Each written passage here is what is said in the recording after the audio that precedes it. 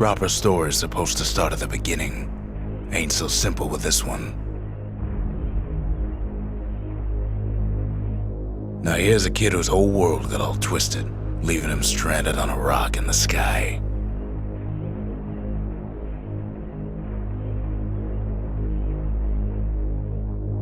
He gets up, sets off for the Bastion, where everyone agreed to go in case of trouble.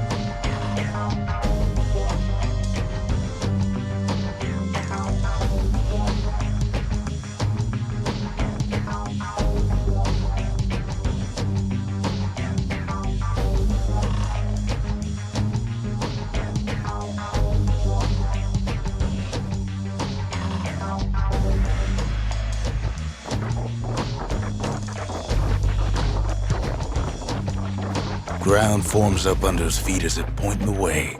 He don't stop to wonder why. Finds his lifelong friend just lying in the road. Well, it's a touching reunion.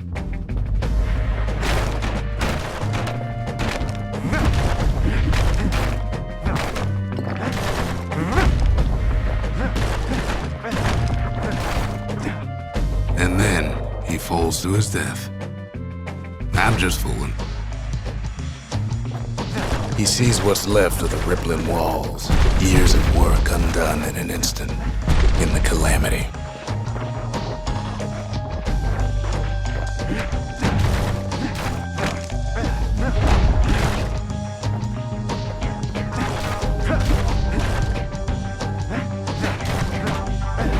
That a survivor? No, ma'am. It's a gas fella, forced out from underground. Kid pops him good. Fella got a piece of him, though.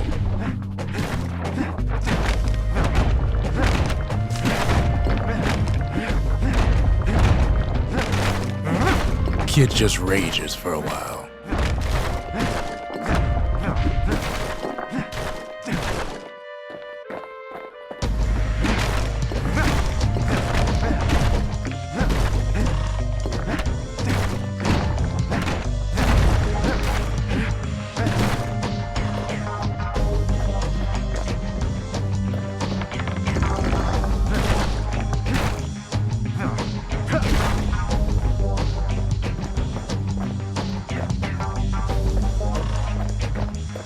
An old repeater falls out of the sky.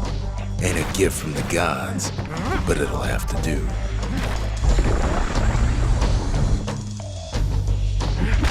Gotta hold her still to spin up the chamber.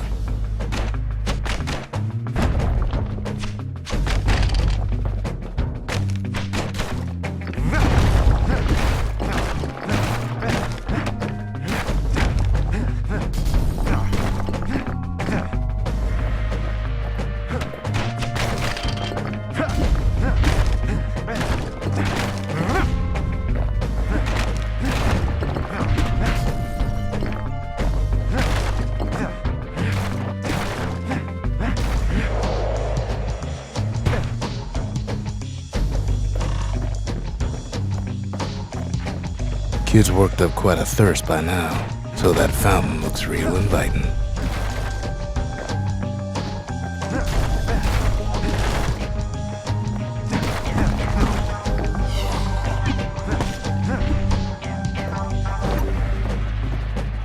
Sometimes you just need a drink. A school of squirts tunnels up around him. Must have fled here from the mines.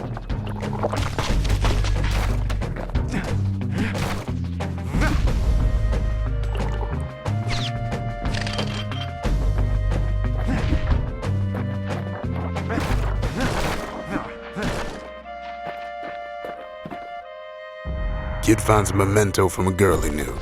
Always used to fancy her. It's a wonder the old saloon's still standing. Used to have the nicest view.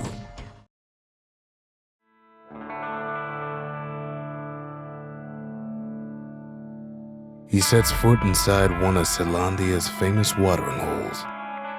Inside's old Rondi, the bartender. The calamity got him before his drinking did.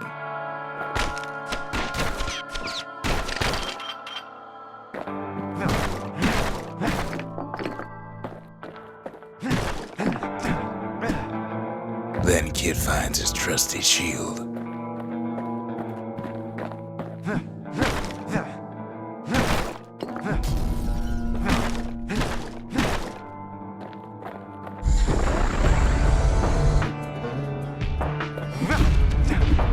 But just as he's getting a handle on it, the security takes him for a petty thief.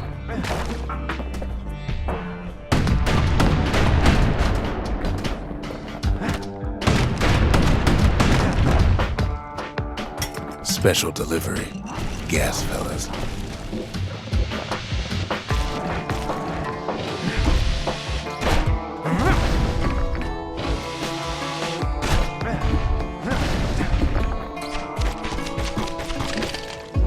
Windbags start turning up for last call.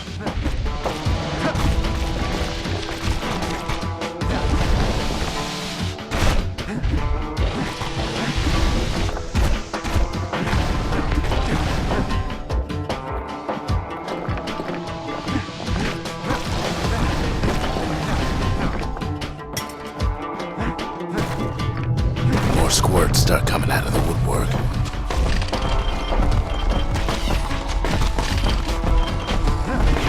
A big old fella pops out in front of the kid.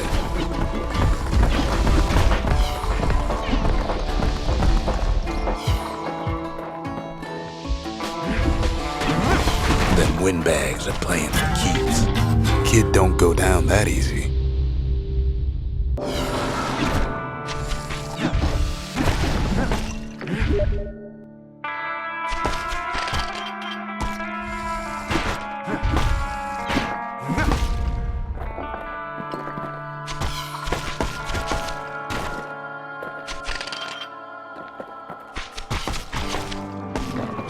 Kid sees the way to the Bastion out the window. It's a bit of a drop. Ronnie always wanted his ashes scattered here.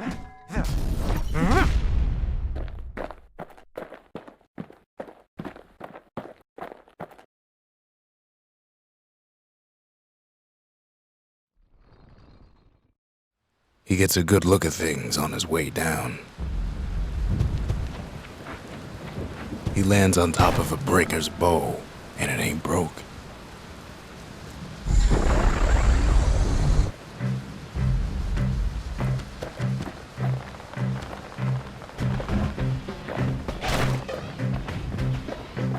Kid spies a good perch for some target practice. He knows he should draw the string all the way back. Wasn't long before the kid could loose an arrow, strong and true.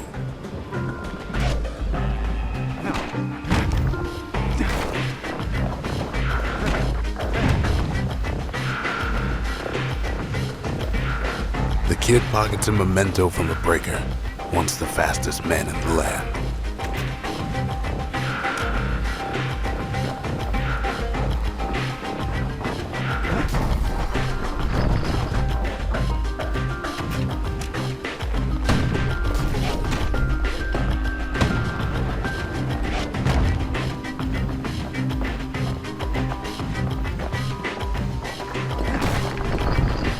good news is the emergency defenses still work.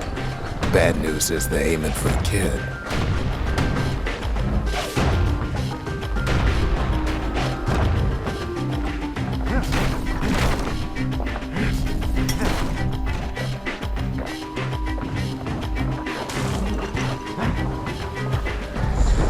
Picks up a few pointers from a dusty old tome.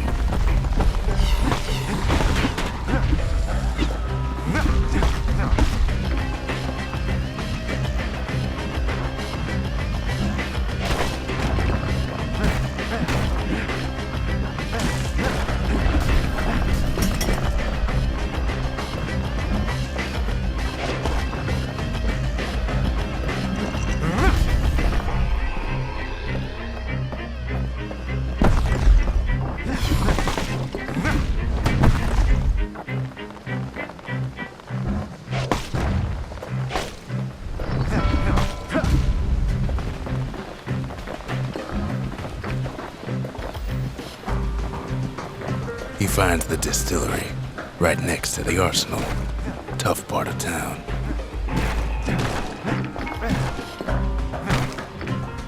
The arsenal's where the kid can pick the best tools for the job.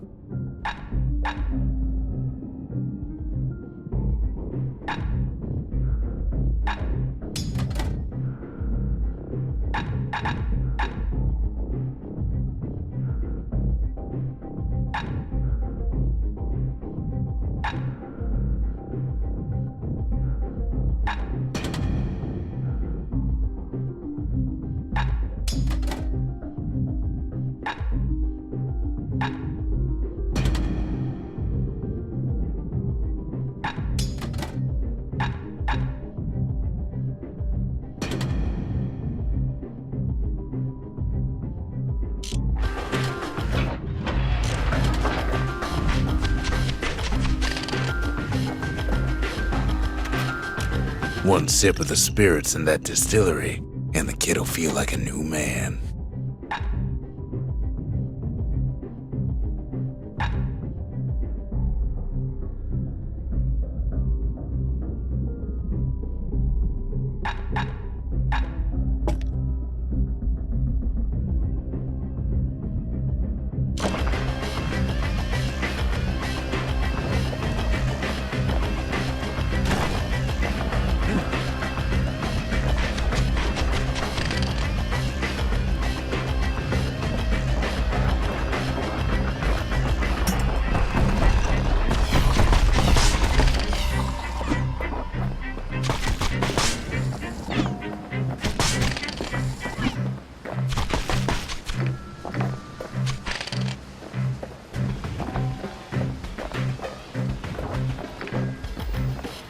Some of them squirts birthing like crazy in a couple of corn bins.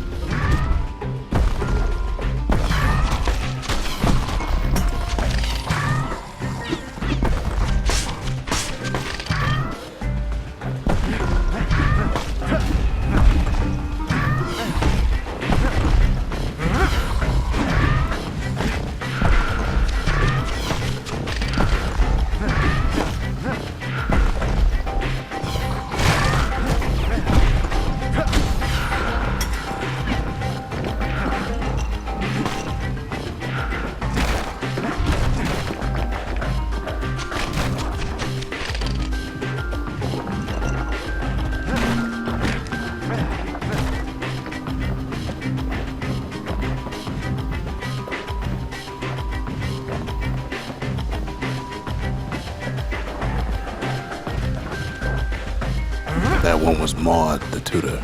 Once taught the kid good manners. He never used them, though.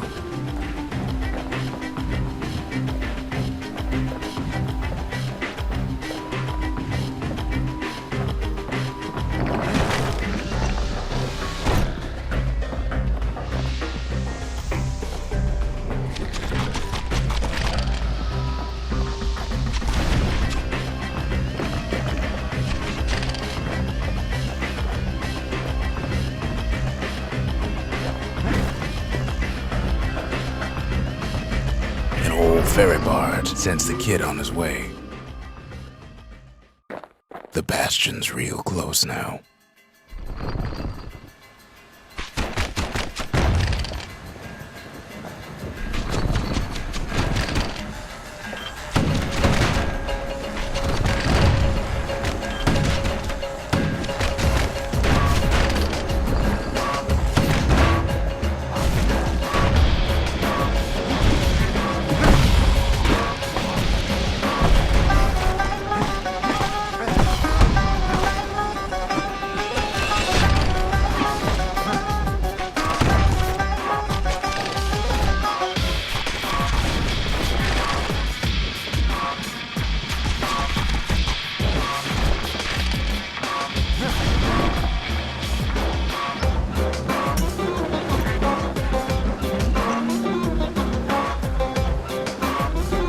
takes a chunk of alloy.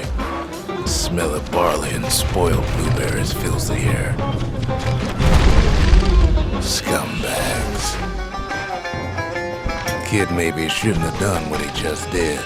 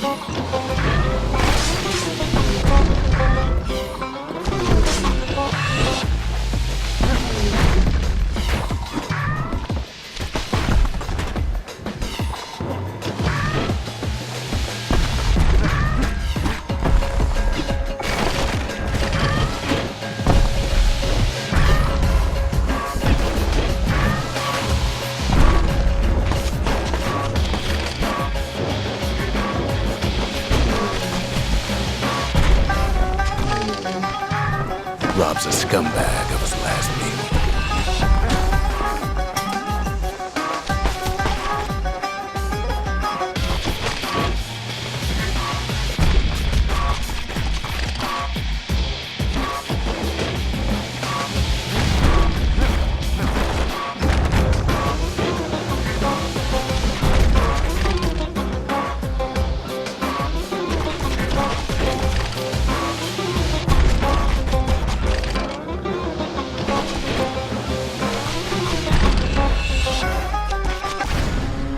Kid puts him out of his misery.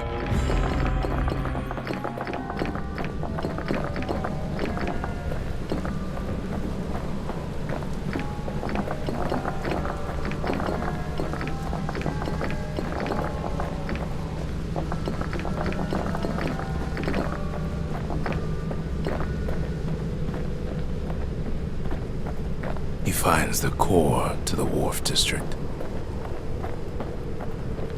He steals the city's heart. Might as well.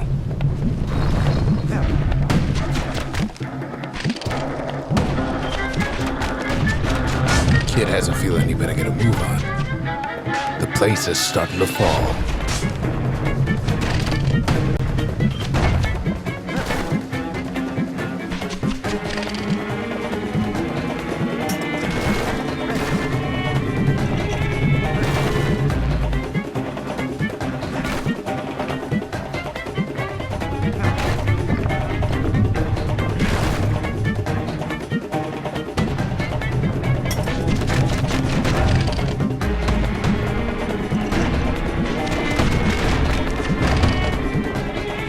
See, that core Kid took was the only thing making this particular rock stay afloat.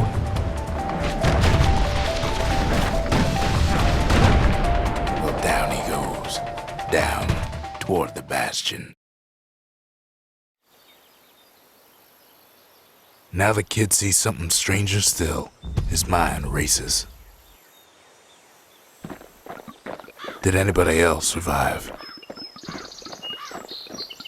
Sure enough, he finds another. He finds me. We talk for a spell. There's a bit of the Bastion's power in that crest, enough to point the way to the cores. All I tell him is to set that core of his on the monument there, then watch. I try to let the Kid down gently. This is the Bastion, all right, except no one else showed up. Ain't always much to say.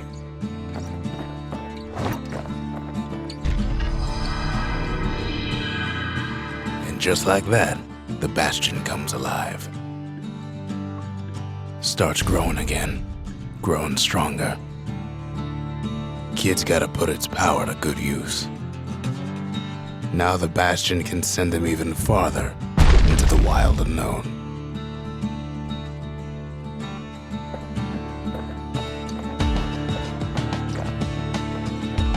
Kid ponders what to build.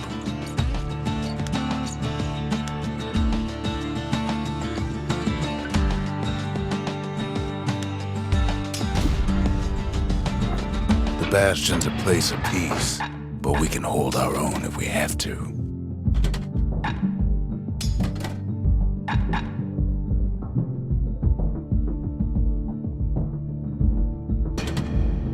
A repeater goes with a hammer better than a box of nails.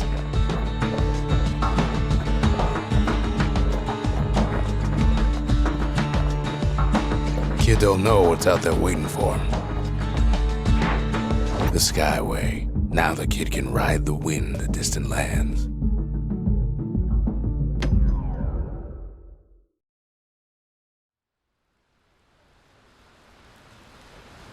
The breakers used to come here for target practice. Used to play a little game. See who could bust the most targets in the fewest shots.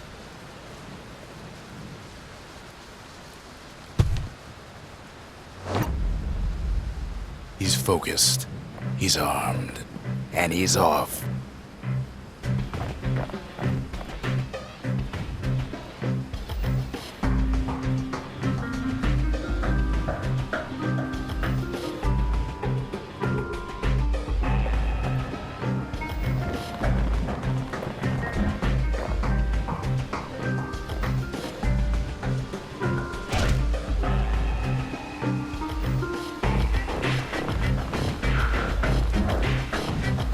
Perfect shot just happens in a flash.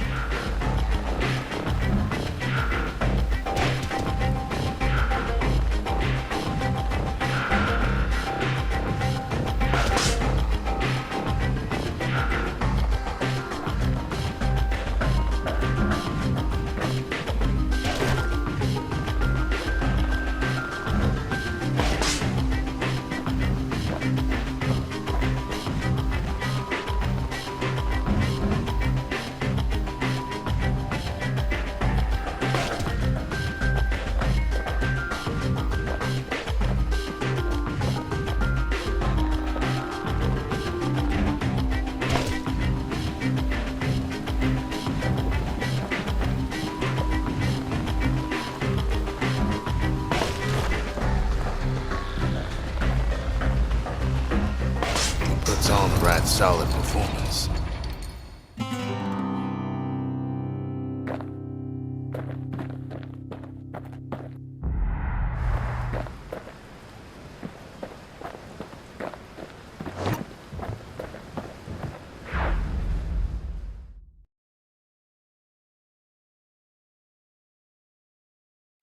He returns with some of the materials we need. Sometimes a single look says it all.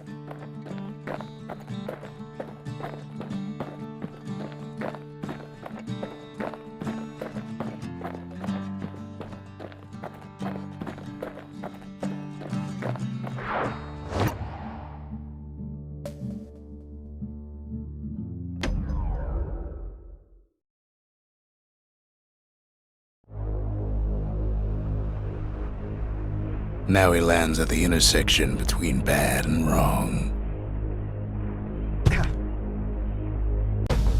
Ought to be a core down one of these twisted streets. But which one? He heads for the squirt steps. Won't be no field trip this time.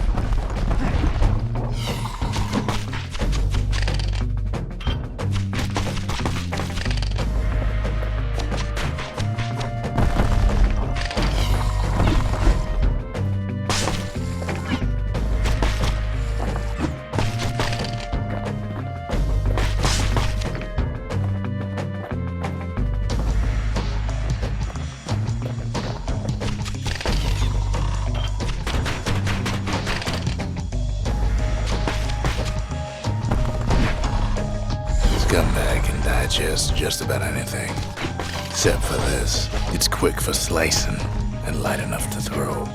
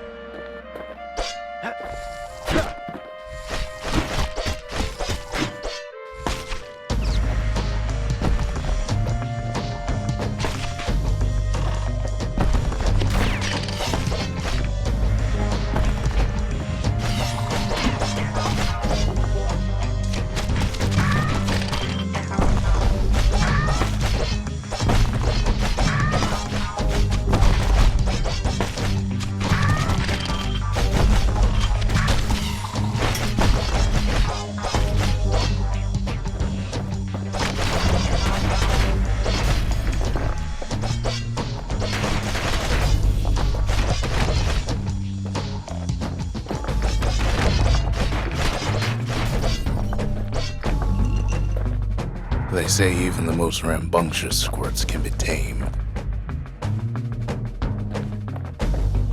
No sign of the core here. At least the kid got something for his trouble. Them squirts just don't know when to quit.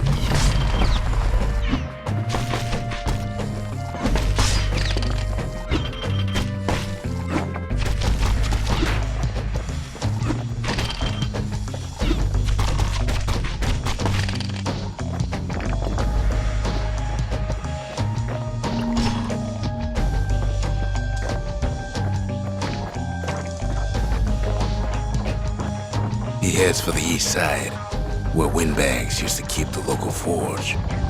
They ain't pleased. No coal or alloy left to pay him for their efforts. Somehow that old forge is still standing. Odd place to find the likes of Percy the Snitch.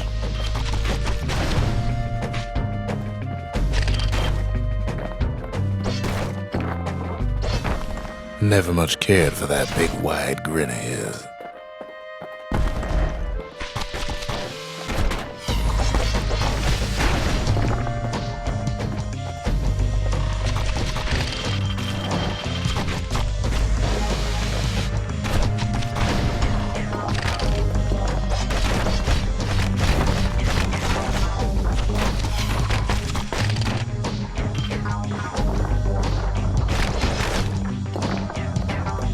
Inside the forge, Key can fine-tune those instruments of his.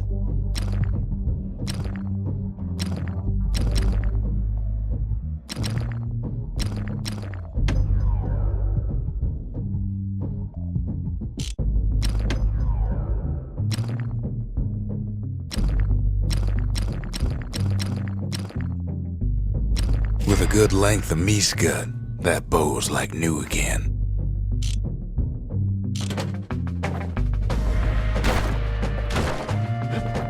Core ain't here neither, so he's gotta guess again.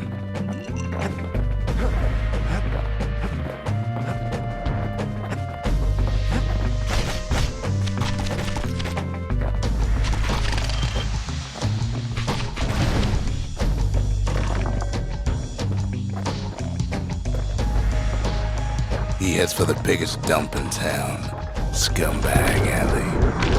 Some scumbag still feeding off the city's own trash.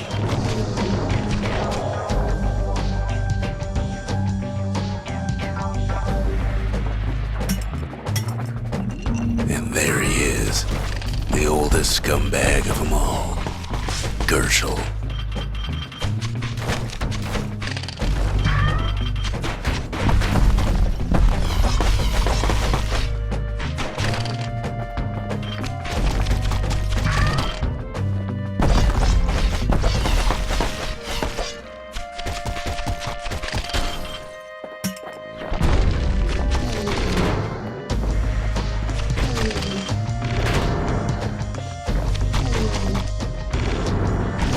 The calamity ain't done much for Gershel's sunny disposition.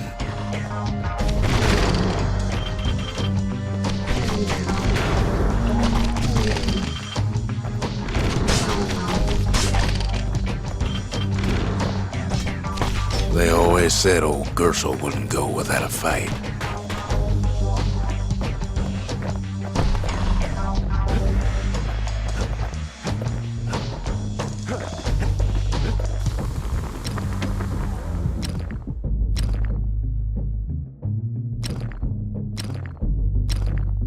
Kid packs a special surprise in every one of those arrows.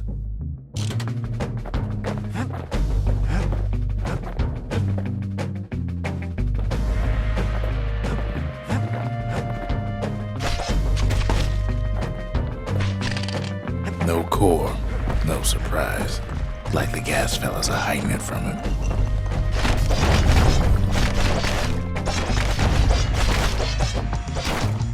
The rest of the path is gone for good, and his city crest won't bring it back.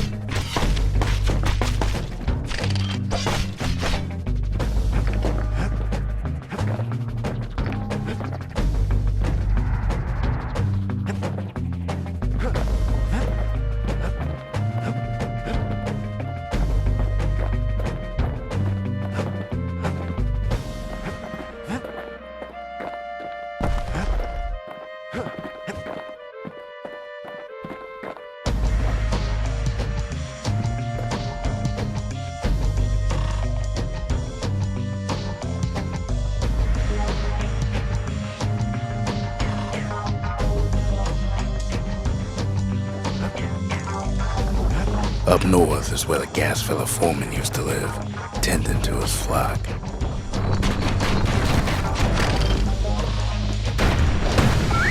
Squirts don't make the best of friends, but they can be useful in a pinch.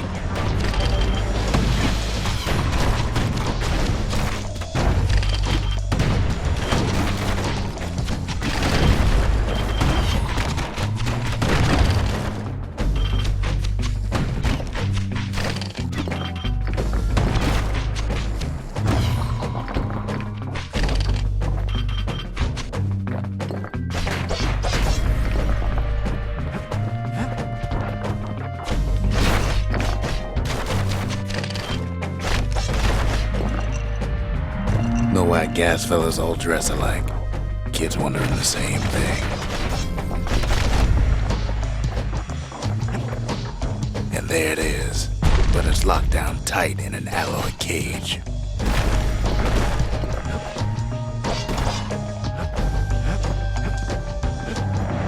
A blustery old foreman's keeping his fellas in check, almost like he's showboating for the crowd.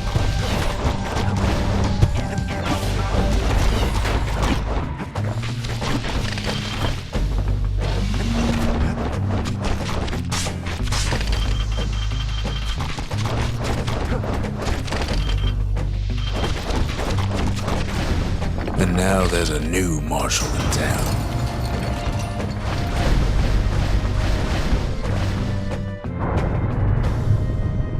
He hears the whole place groan, but it's too tough to fall. Kid's ready to go, and his ticket out's right where he started.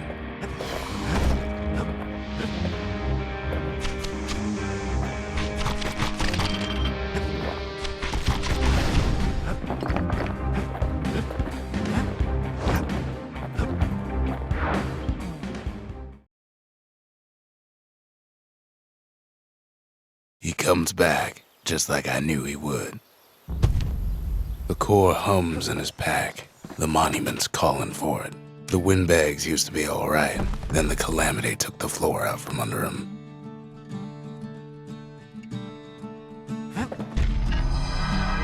Kid does it again.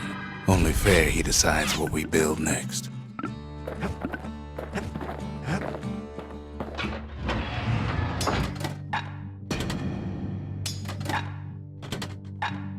A bow and a machete, every bit as effective as the fancier stuff.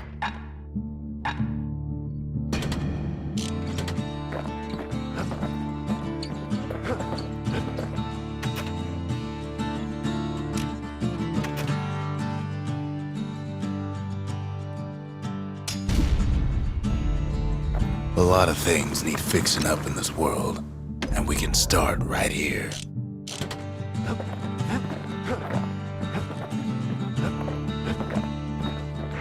Picked up traces of other cores while the kid was out.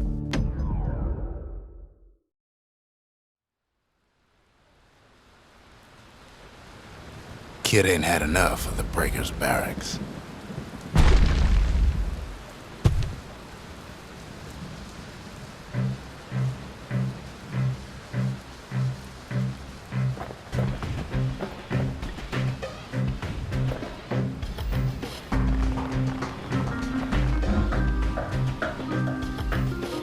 Takes practice, and a mighty strong bow helps too.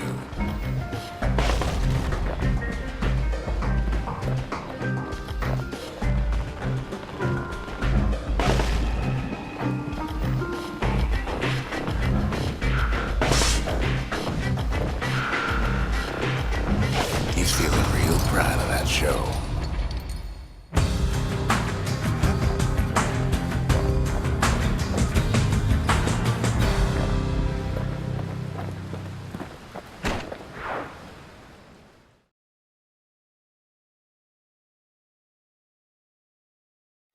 I almost don't believe it when he says he passed the Breakers' challenge.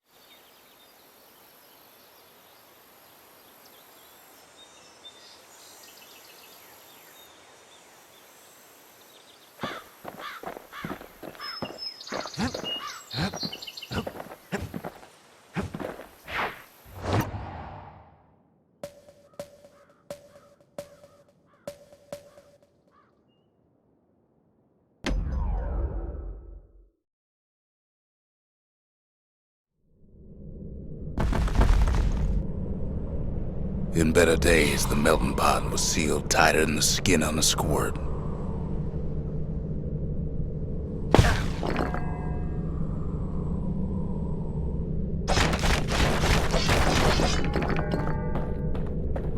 Of all the plans to survive the calamity, it had to be stabweeds. Blasted things hurt like a broken heart.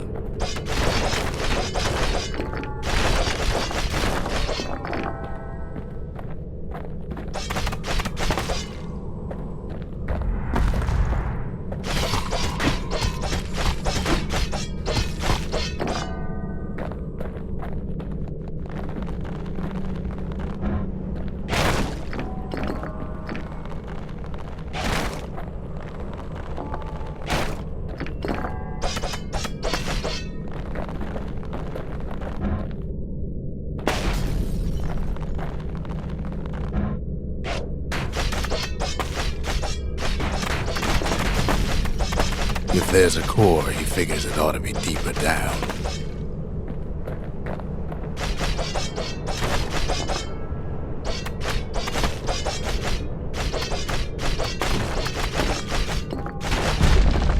Core stuck inside one of those fancy cages.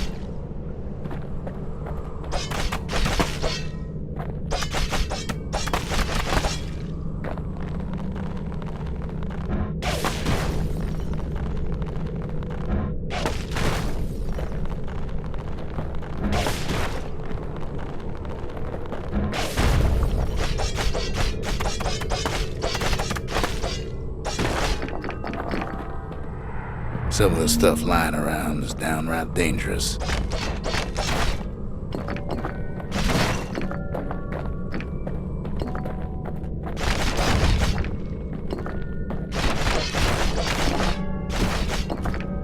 He throws a switch.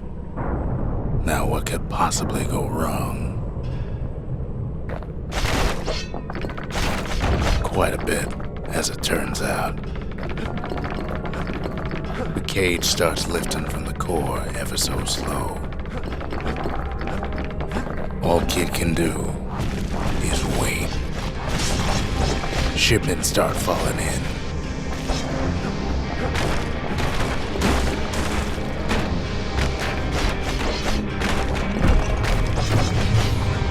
Not every squirt's born bad. Some spring to the kid's defense. Judging by the movement of the cage, it's gonna take a little while.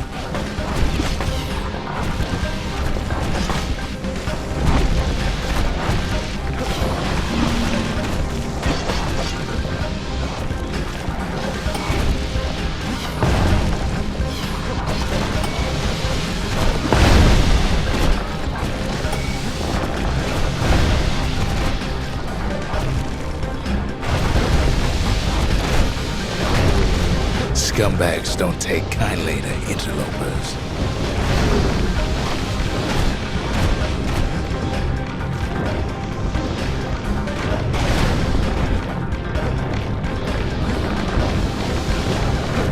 Even some gas fellas take his corner. Birdie popped that mean old foreman.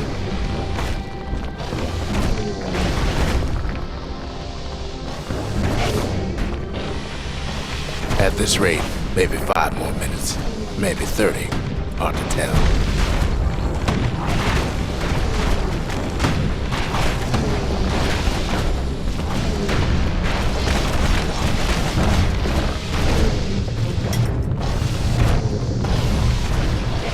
Squirts get real territorial around the core.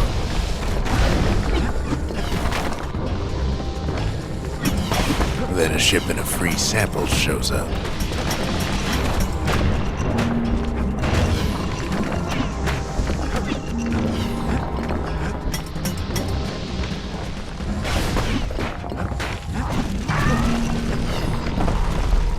One thing's for sure, that cage is awful heavy.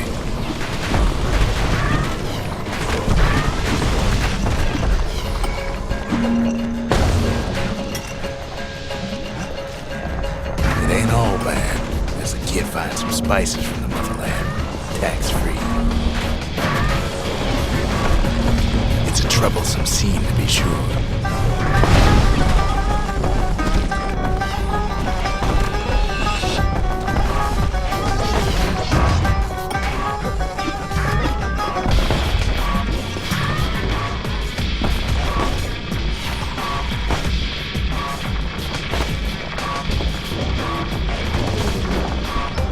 moments left and the core goes free. 10, 9, 8, 7, give or take a few seconds. Finally, the core's within reach. And done.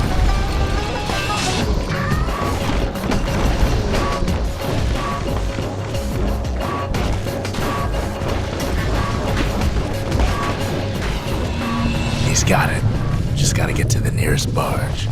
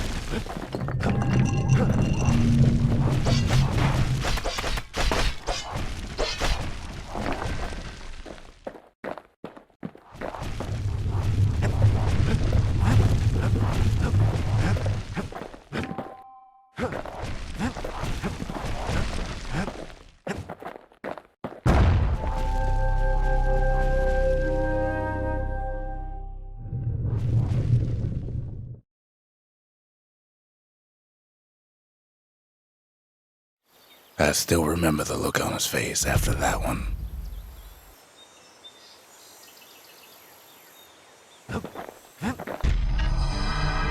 The old world's finished, but the new world's just getting started.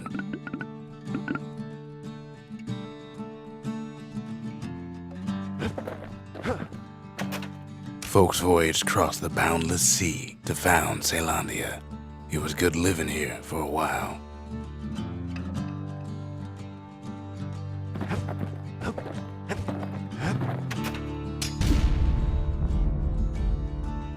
Makes time to sample spirits from my personal supply.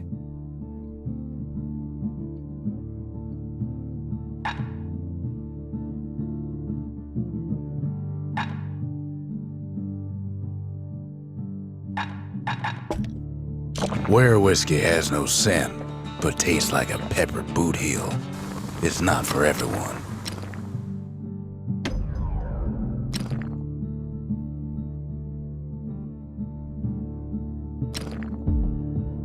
A little Zolwood oil and that blade shines like a light.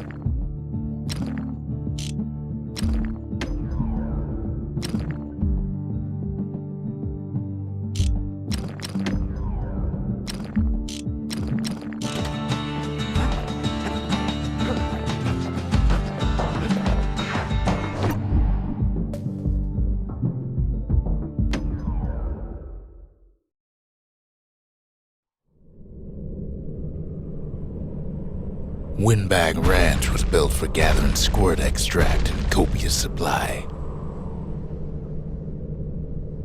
Ain't nothing more healthful.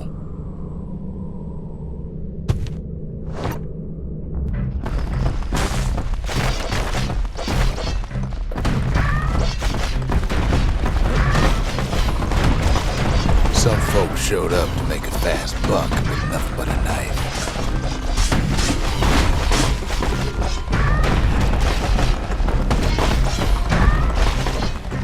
Other folks came to train their throwing arms.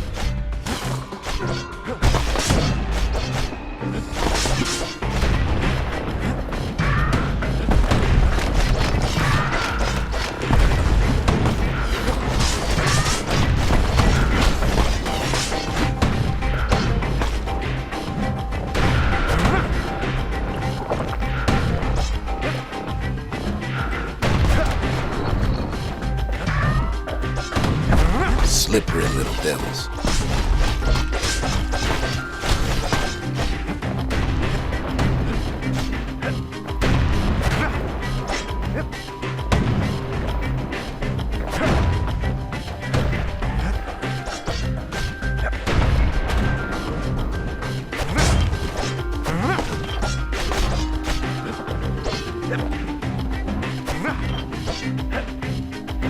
Still others use the place to test their finest blades.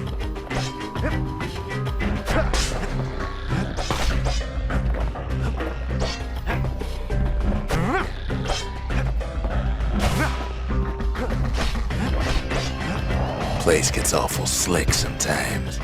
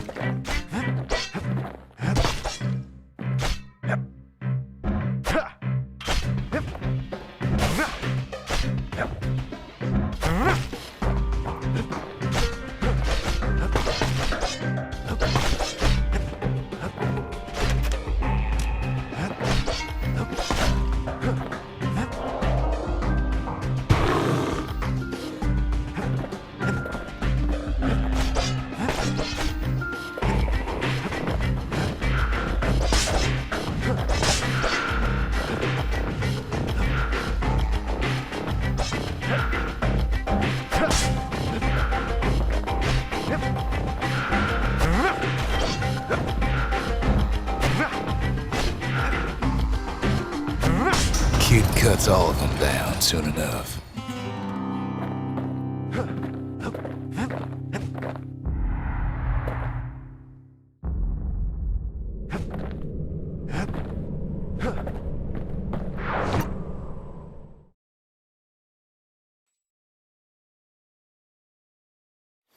Kid comes back from Windbag Ranch, smelling good and ripe.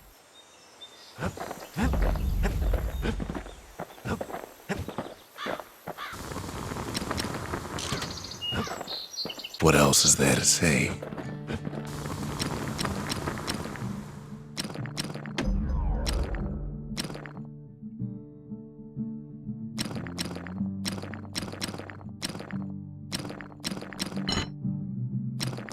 War machetes are so quick, you gotta keep a good grip on them.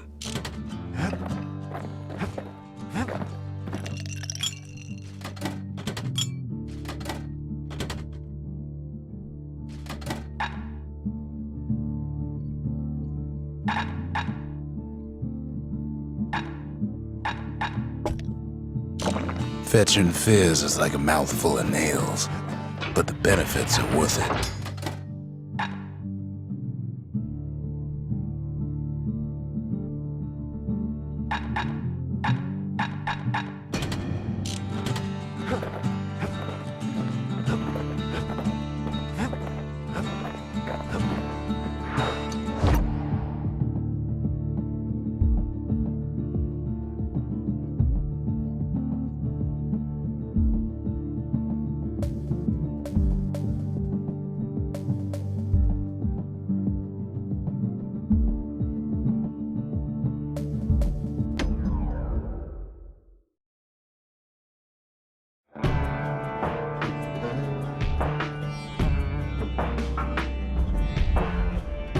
Couples used to walk the sundown path. Kid ain't here for pleasure, though.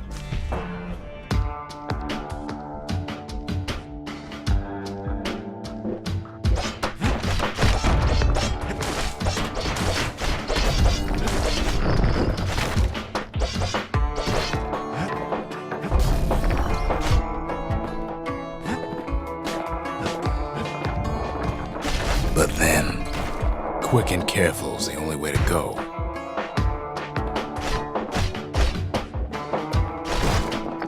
Somebody gets to the core before the kid. The floor starts giving way under the lightest step.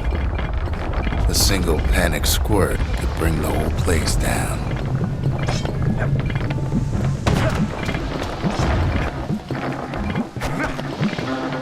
Fragments of the old world rain from the sky.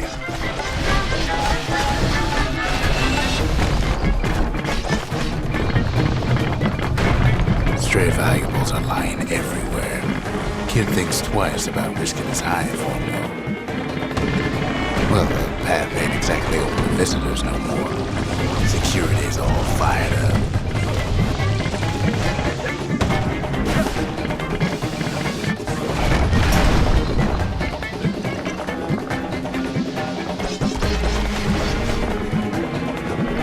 See, the path was intended for leisurely strolling and such.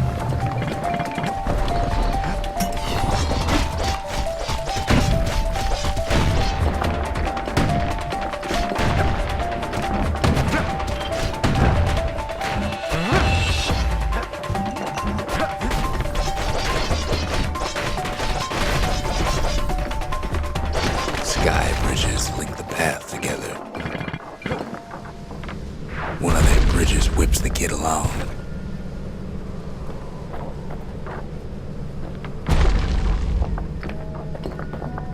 Finds a spyglass, like the ones they'd use to search the stars.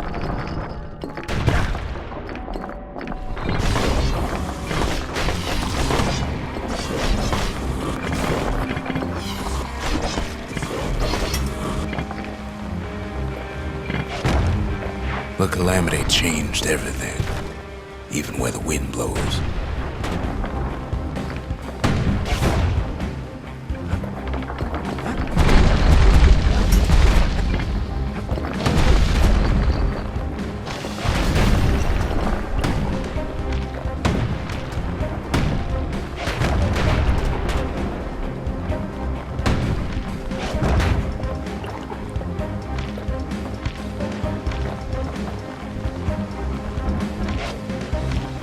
Well, if we mastered the winds in the old days, we can do it again.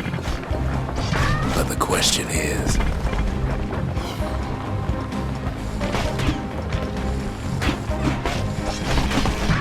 who else could have taken the core?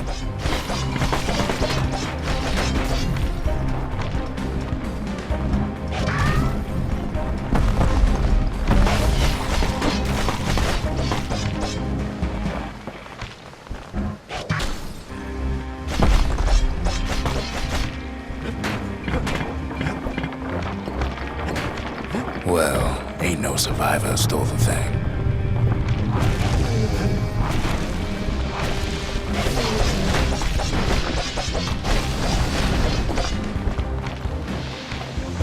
Scumbag ate it by mistake.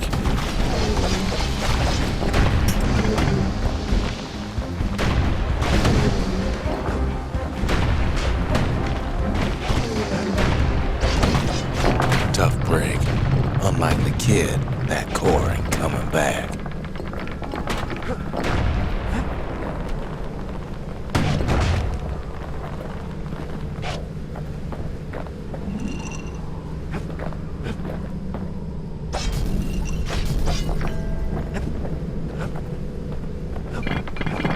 Know they used to ship live munitions down the path. Find time to find them.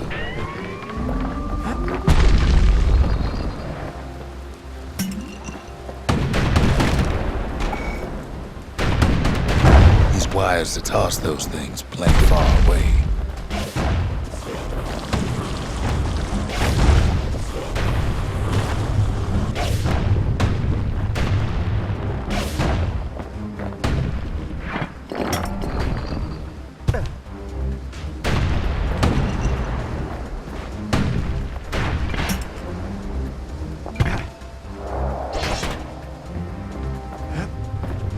Even gas fellas need some shut-eye from time to time. They get real cranky when you wake 'em up.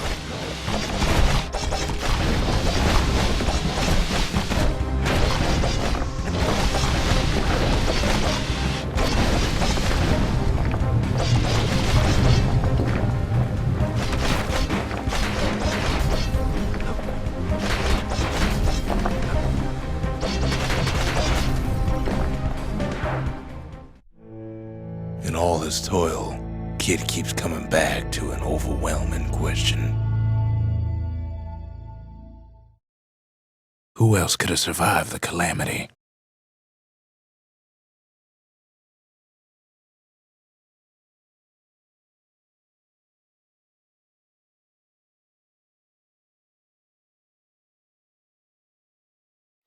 So he didn't find the core that time, but that ain't about to stop us.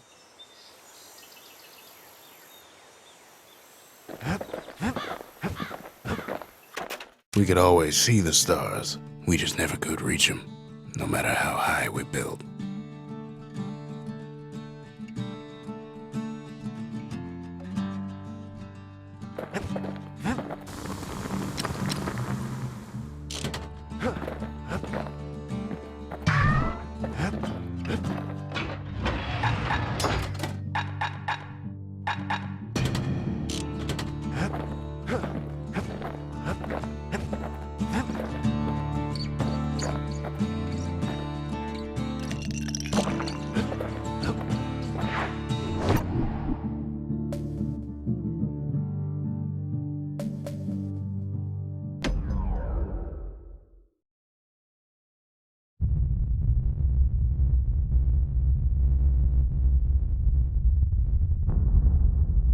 The dead welcome him with open arms.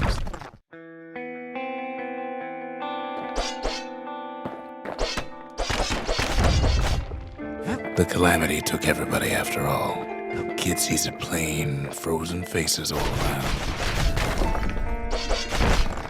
You don't much care to see him. Not like this.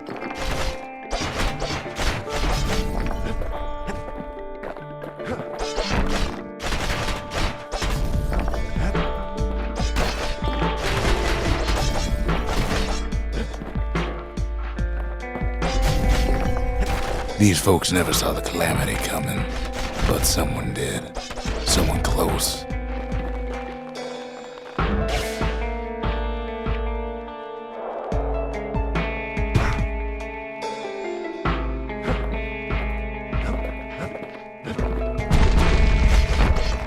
Someone who ain't like Mr. Beckley and his kindly wife.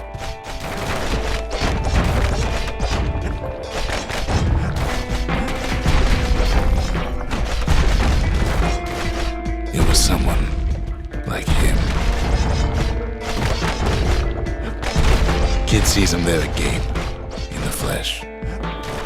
It's a snag or two trying to get to him. He ain't about to stop, no matter what.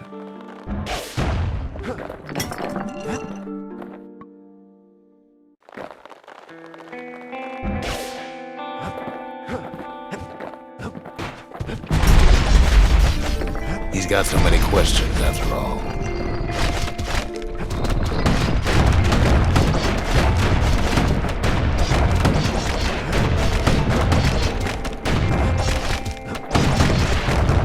Just ain't got time for answers. The Thunder brothers didn't make it.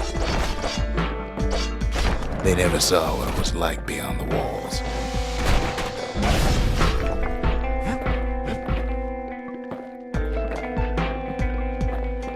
Nor did the bird boy. Didn't make it.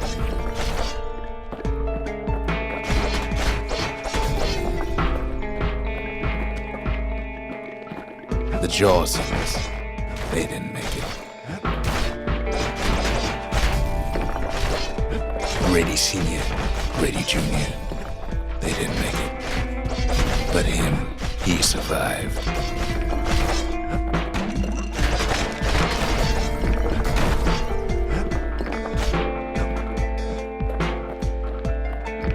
Kid finds proof enough that man ain't from around here. Just think, without that man, we wouldn't be here right now, would we?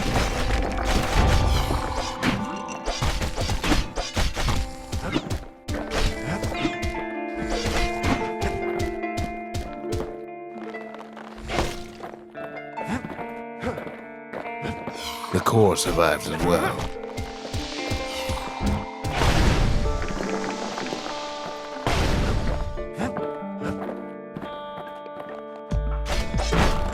Kid does what he has to do. And then, what do you say to a man who's seen too much? Kid hasn't a clue, but he says this. We have to go. Please.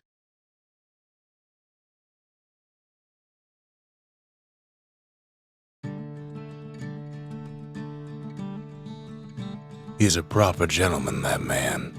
His name is Zolf. No hiding he's an Ura. Folks like him ain't never been a common sight in Caelondia. He's relieved to see a living face or two.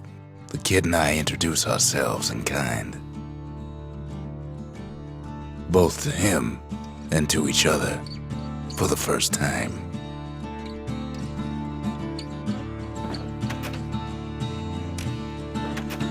We fought the Ura decades ago, but that was then. Things are different between us now. For Zolf, Caelondia was like a second home. He's real worried about his first home, too.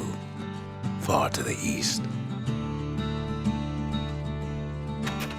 We all lost loved ones in the calamity, he says. I don't know how I'm gonna go on without mine. Zolf offers to help me plot the skyways for the kid. At least the calamity hasn't touched the stars, he says. He was born in the Tazzle terminals. The Ura sent him on a mission of peace to our city, and he's lived here ever since.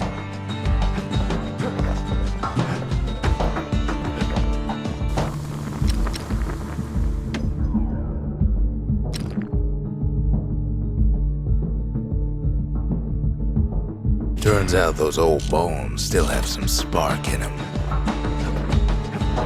Kid ain't finished here yet.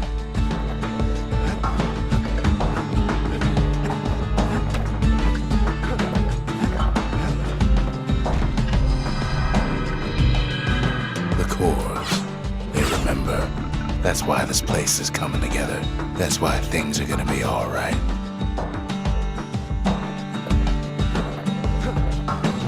Well, look what we have here.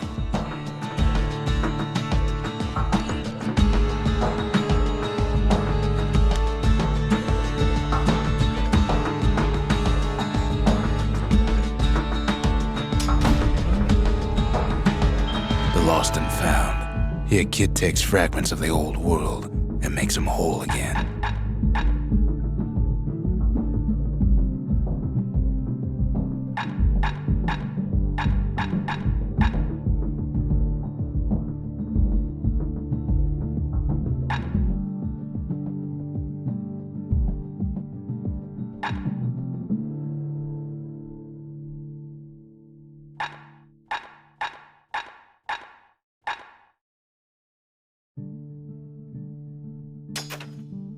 All it takes is some fragments, and the Bastion makes it good as new.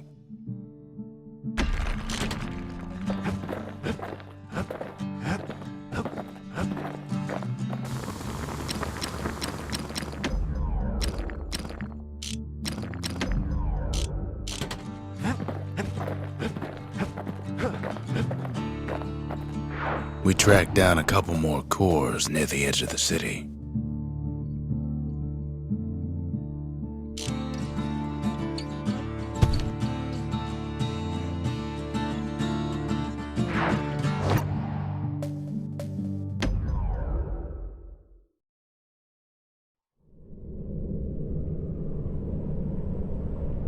No place better than Trapper Shingle for learning to tread light and shoot straight. Trappers had to tread real careful here, else take a nasty fall.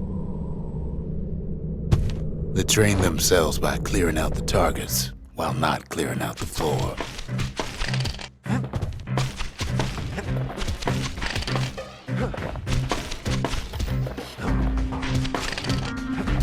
Any good trapper knows never to take a step till the time is right.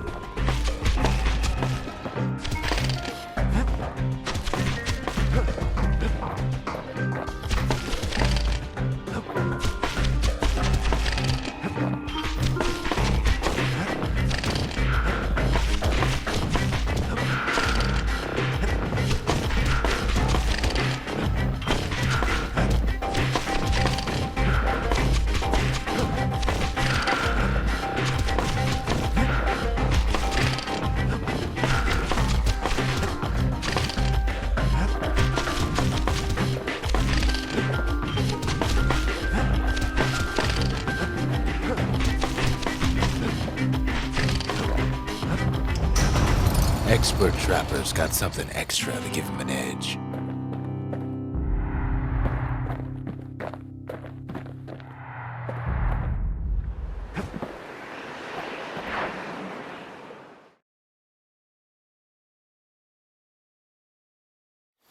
To think a rickety place like the Shingle survived, when so little else did. Kid says hello, but Zolf's lost in thought.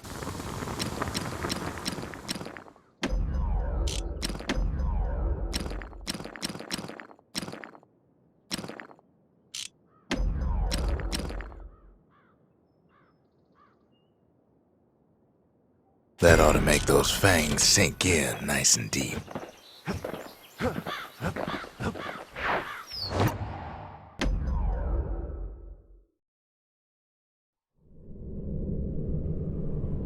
Kid decides to keep working his aim and footwork on the Shingle.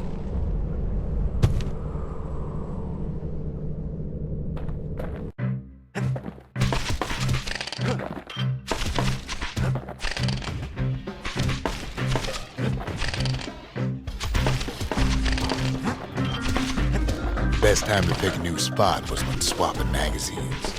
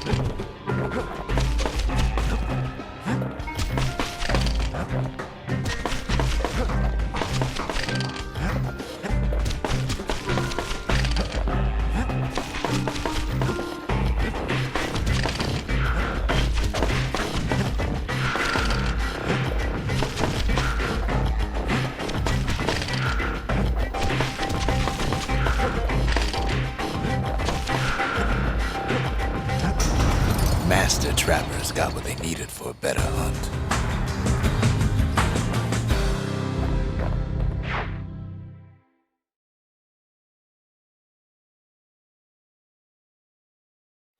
The trappers would have been impressed with how the kid handled the Shingle.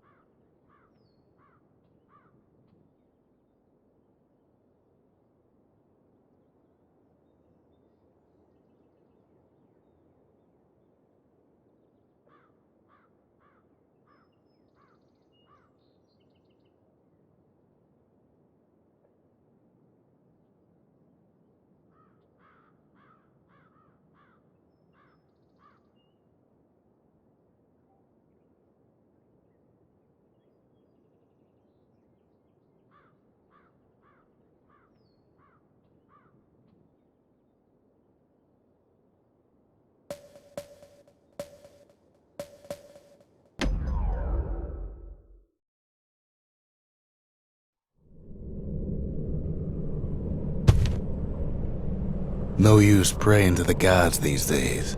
No time for it either.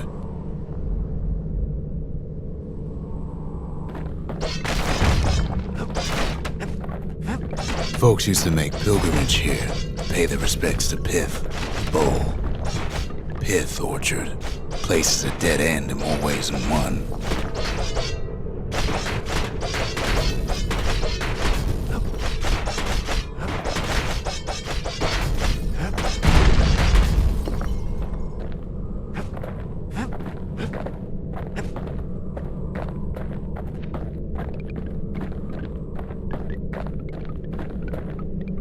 Well, the gods are long gone now, and the orchard core is long gone too.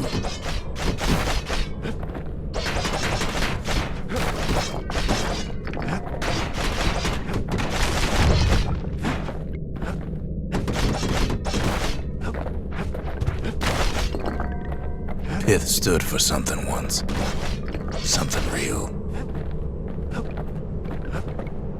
In time, though, the bull stopped being a symbol and started being decoration. He couldn't even save his loyal subjects.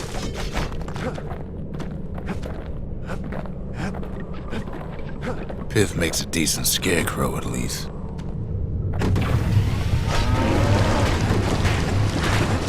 Then Pith lights up like a rodeo.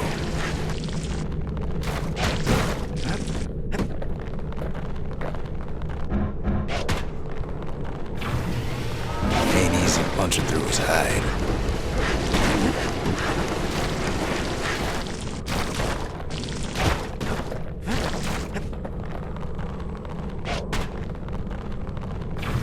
Kid breaks him to bits. Must have been guarding that shrine. So what'll it be? Invoke the gods? Or tell them off?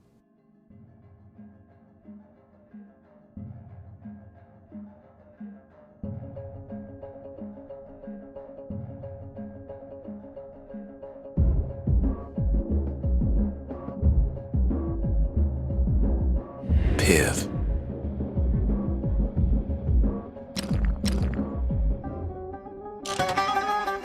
Kid decides to press his luck.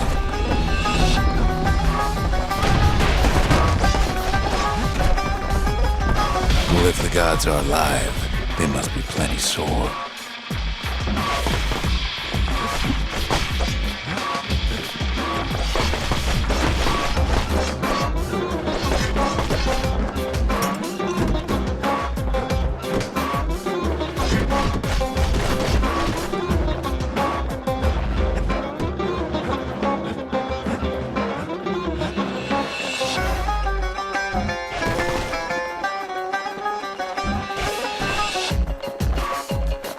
Kid ain't never seen windbags that quick. Maybe old Pith put a scare in him.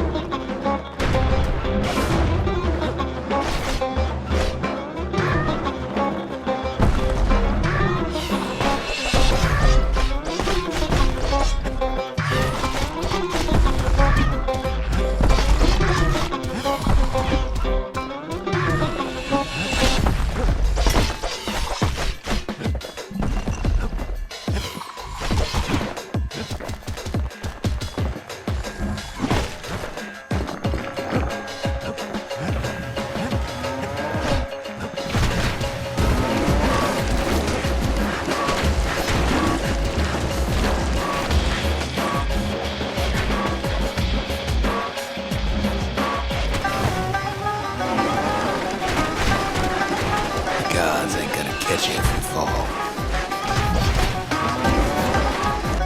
Kid passes Pith's trial, and he's richer for it.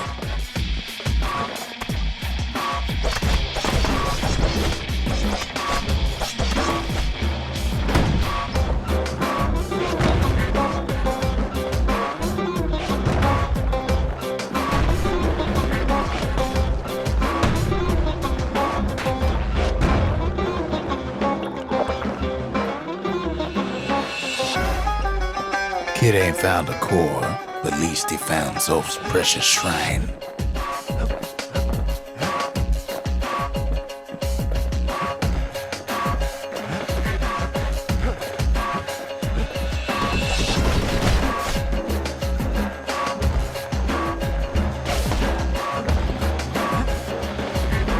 The gods don't care about trinkets, but the kid ain't no god.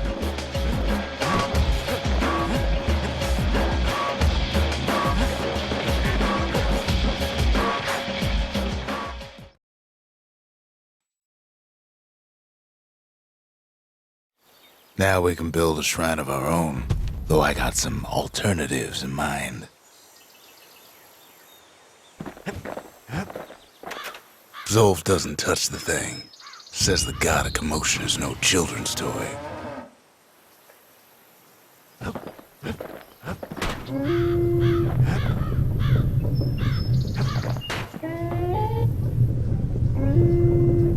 Turn him round and round all you like. Pit's still gonna be ugly.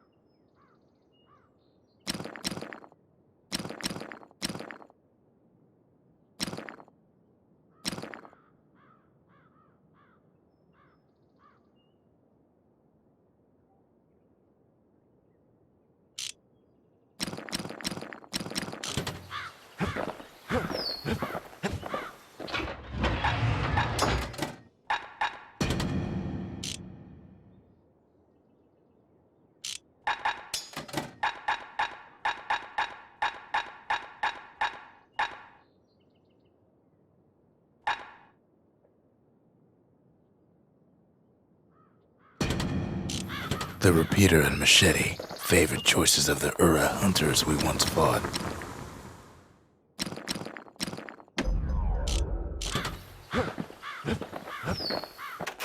The Ura feared the gods. We turned them into toys, put their faces on our walls.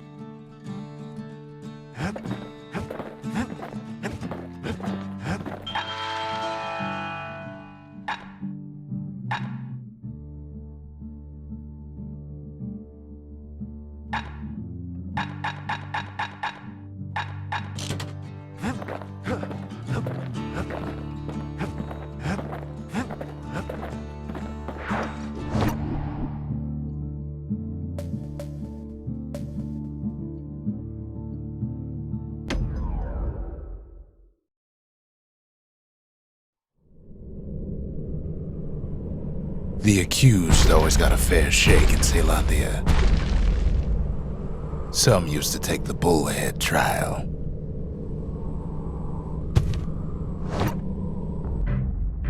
Survive the trial without taking a scratch, you'd walk away a free man.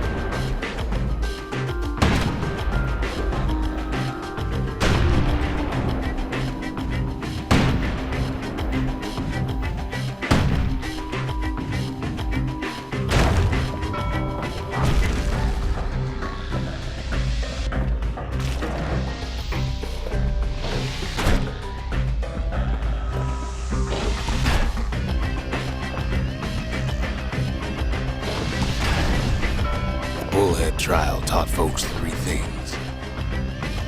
First, a good defense is a good offense. Second, you gotta always watch your back. Third, ain't no godlike bull up there gonna save you.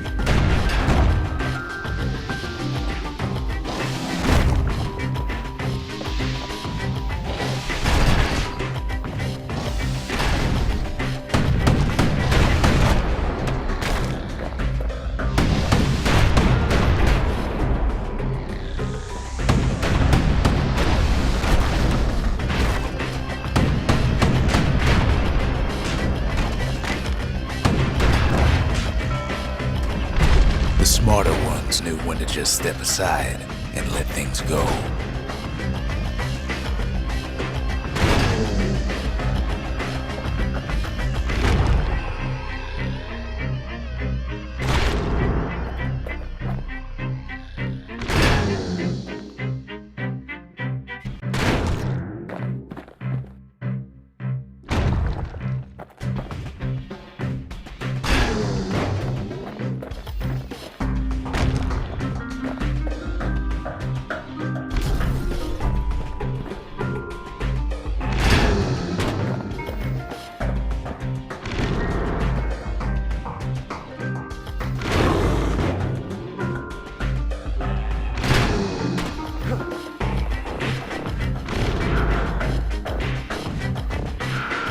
Kid makes it out in one piece.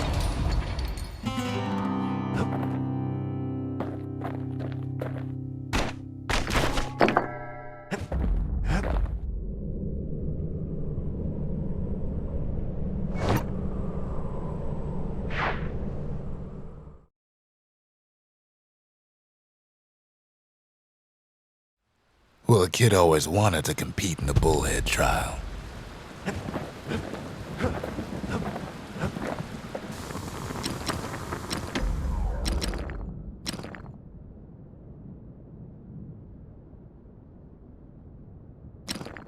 Points just don't get any sharper than that.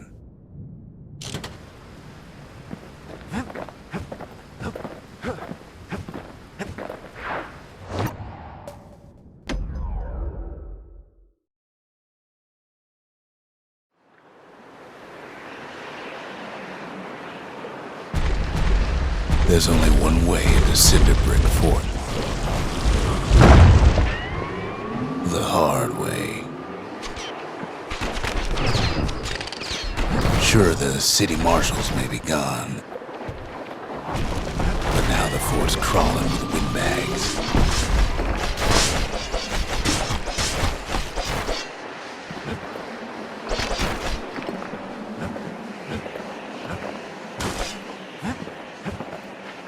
The calamity was mercy for normal folks.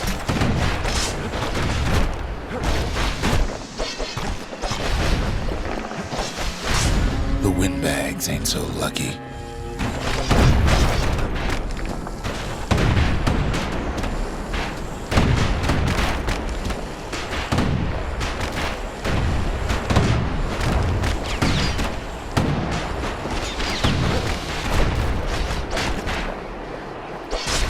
They've been left to freeze or starve or face the kid.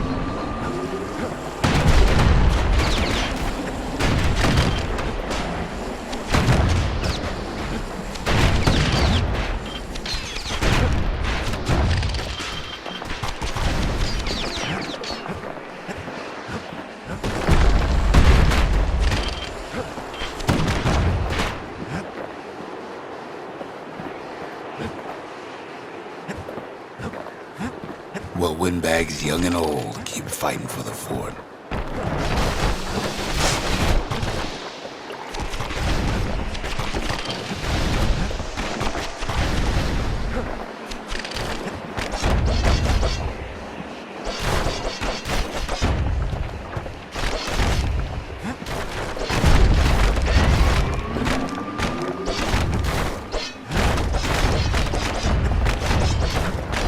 Windbags ain't much different from normal folks.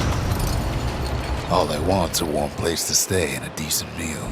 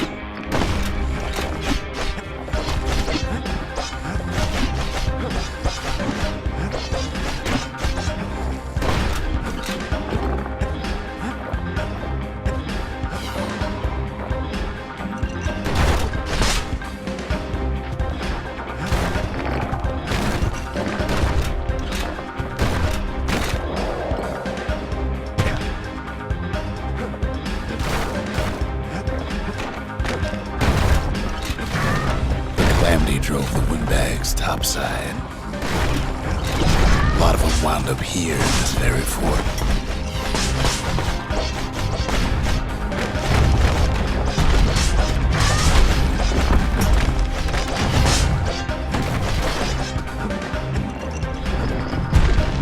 Could have been minding the business underground like in the old days.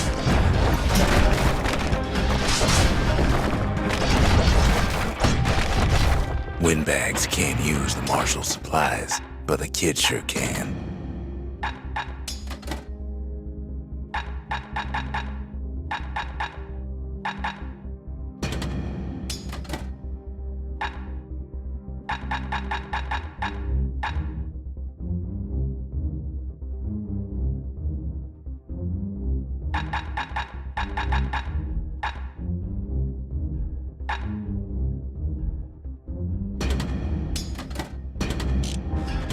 He stashes the marshal's prize, goes back to something more his style.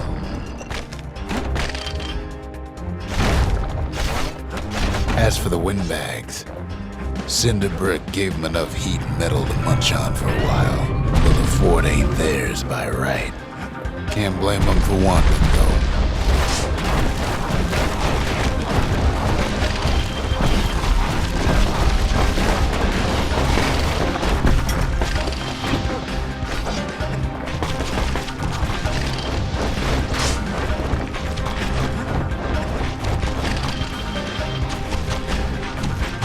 So many of those sorry things holed up inside that old fort.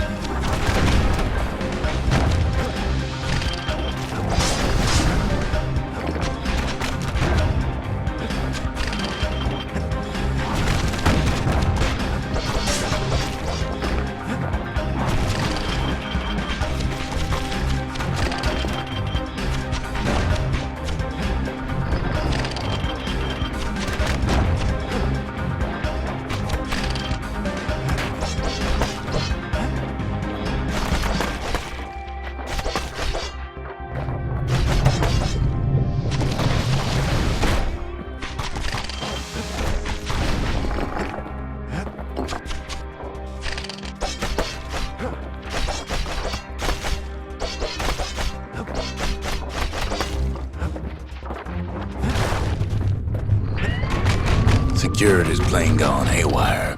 Windbags gummed up the works.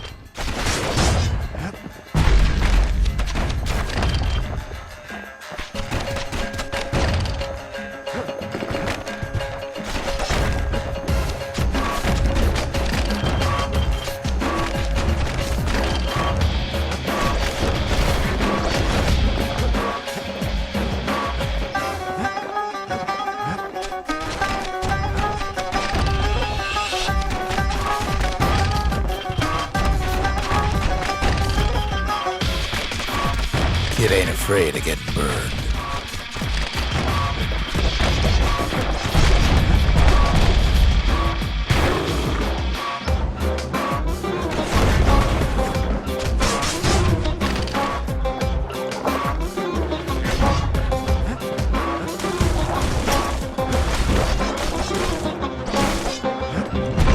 They trapped the kid in the middle of the fort's parade grounds.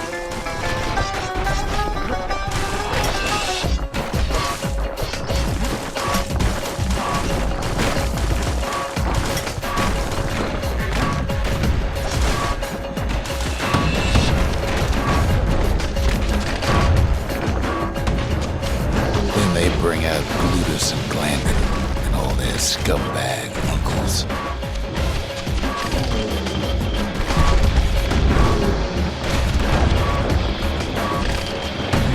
They got something to gain and only their sorry hides to lose.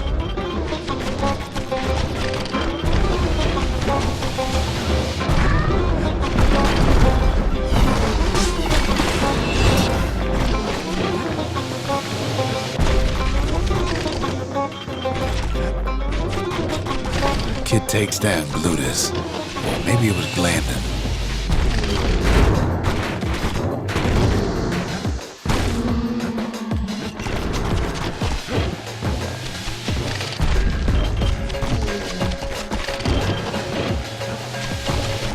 The other big fella soon joins his brother, wherever they are now. The Windbags finally get the message.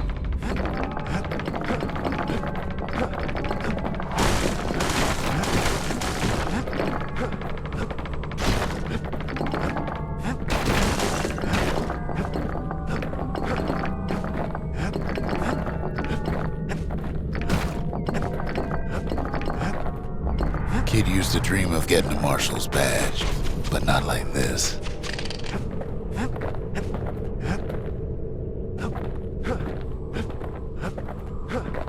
The Skyway's a welcome sight after all that. And now ain't nothing left for nobody down at Cinderbrick Fort.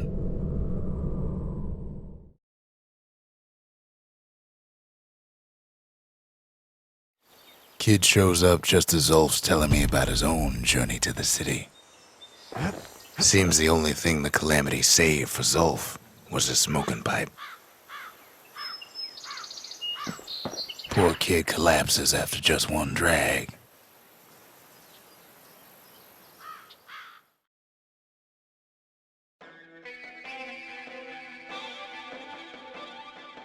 The past. Only good thing ever come out of the past is history.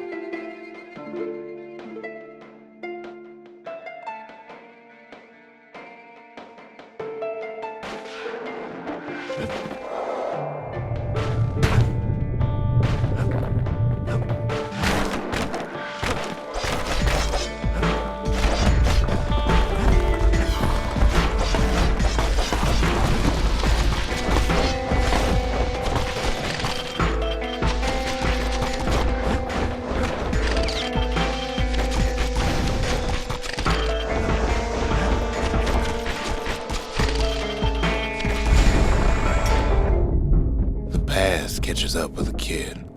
Hardly had a moment's rest since all this started.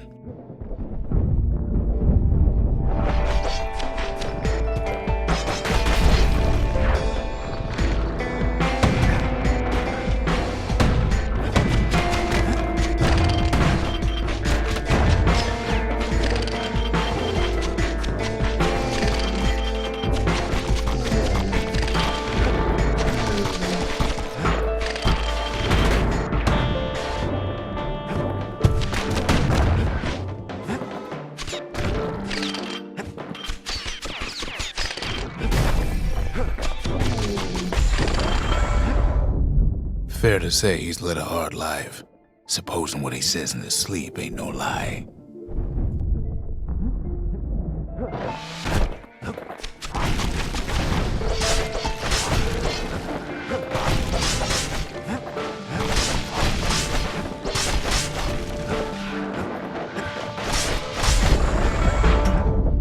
He never knew his old man, but he had his mama to take care of. Frail thing with pure white hair like his.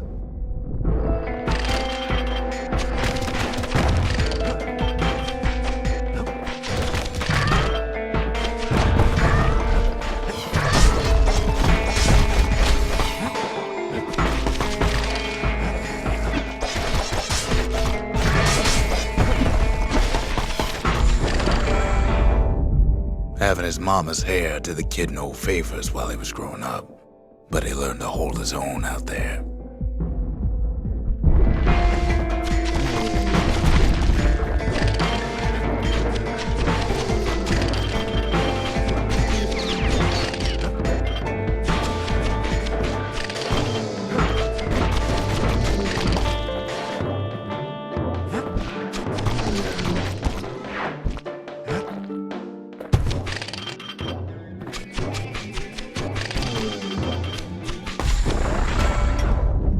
School ain't working out, so the kid signs up for a turn on the rippling walls.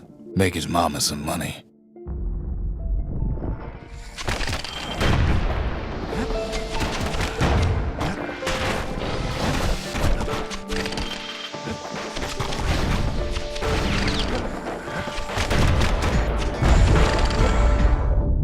Thanks to folks like the kid, the walls kept Ceylondia safe from whatever's out there. The elements, the Ura, you name it.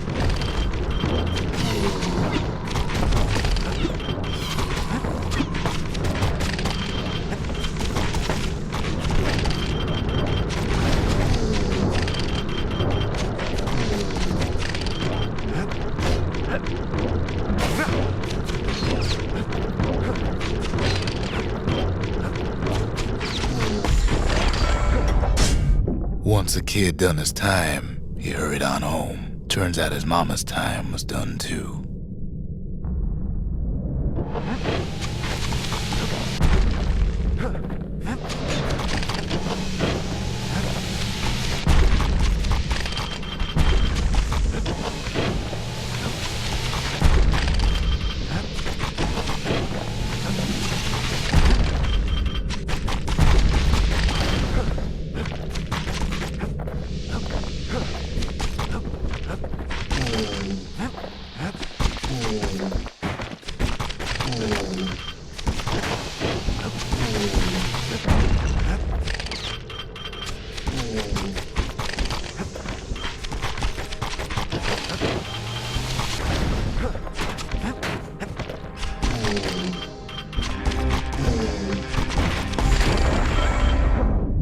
The city had nothing for him. The money he'd been sending home was nowhere to be found either.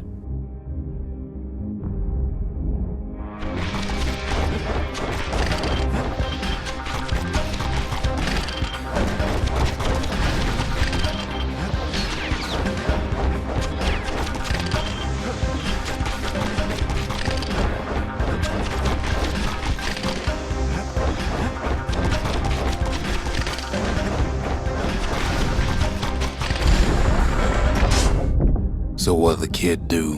Why, he went right on back to the walls for another 5 years.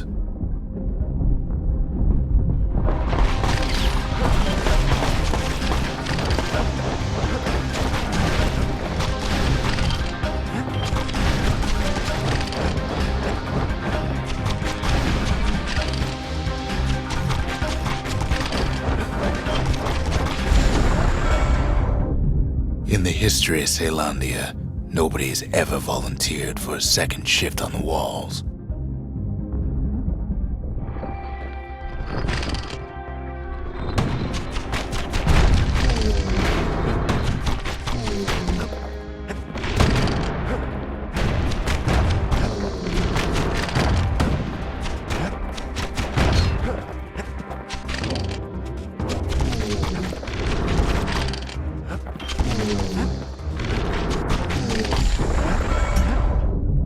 Out there, kid learned to fend for himself, learn to build, learn to break.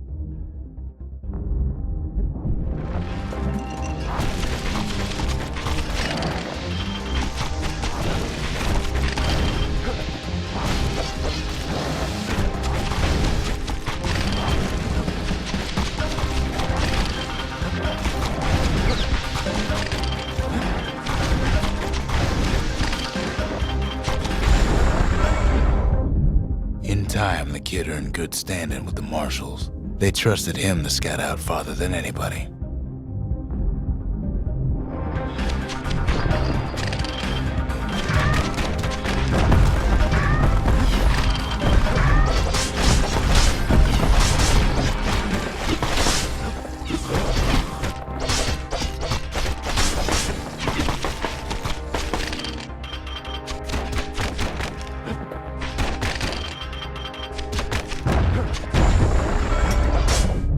One night, on one of his expeditions, the ground beneath him shuddered, cracked, and split apart.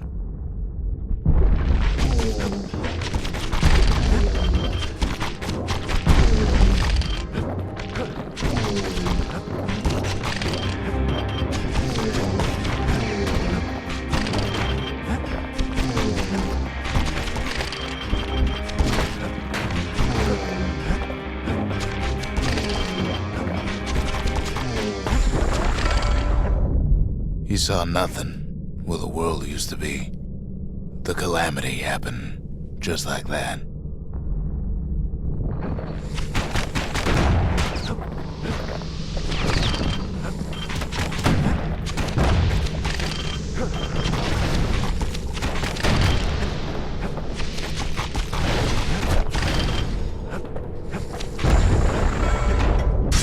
All the kid had to work with was his hammer and the clothes on his back.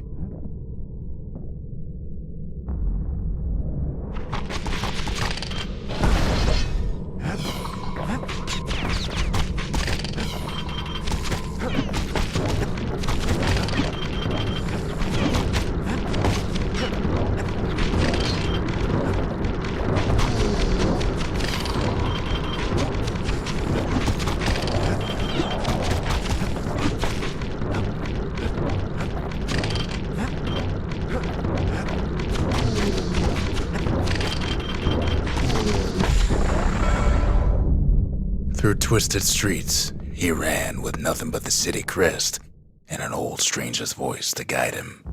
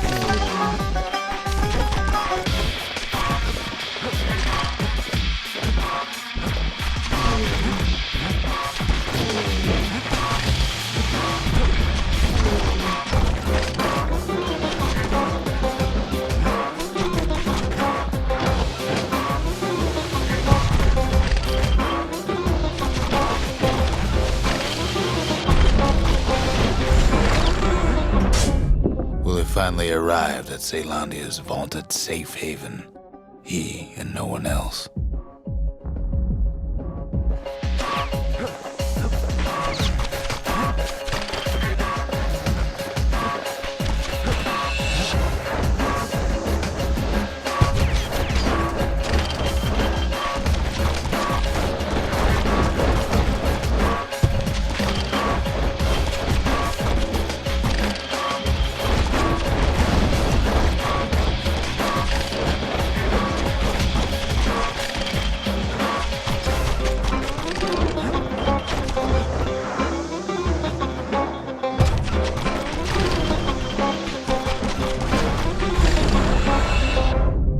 But then, all he got was more thankless work from a man who ain't even asked his name.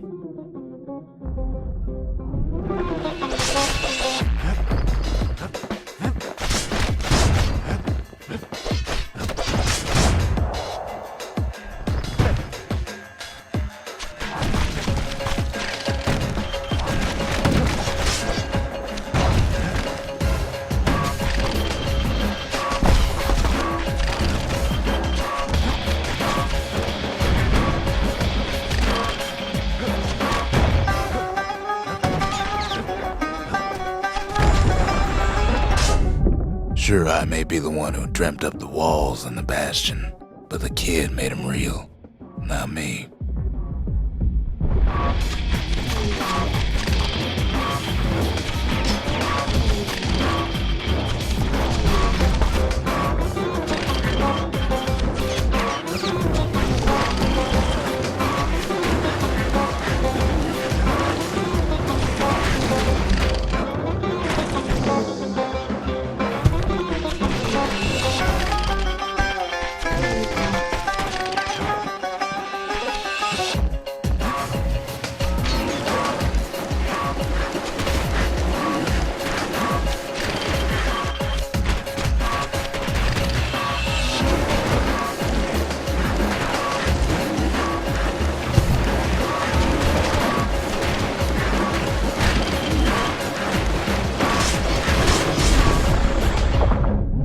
I'd like to say I'll never forget him, or what he's doing, what he's done.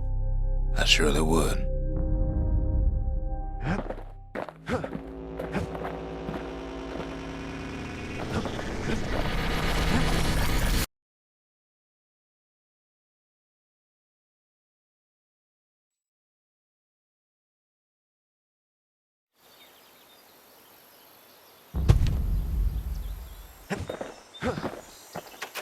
The marshals seem like good men, he says. They treated him with dignity. Zolf brought his antique smoking pipe all the way from the terminals.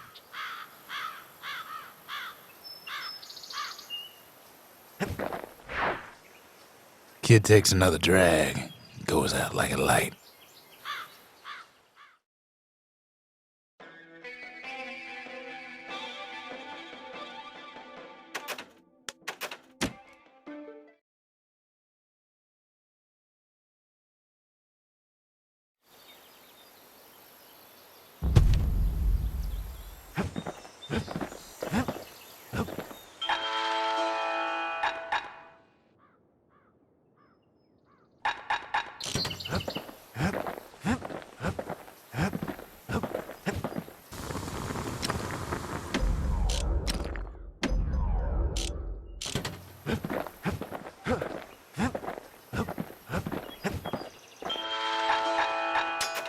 Finders keepers.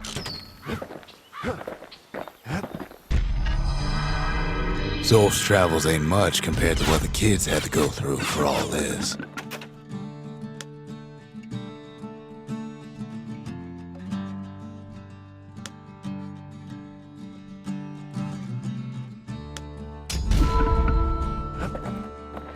The memorial. Here a kid can pay respect to the old world and earn it in kind. The valediction. Just another one of my sketches. Nothing more.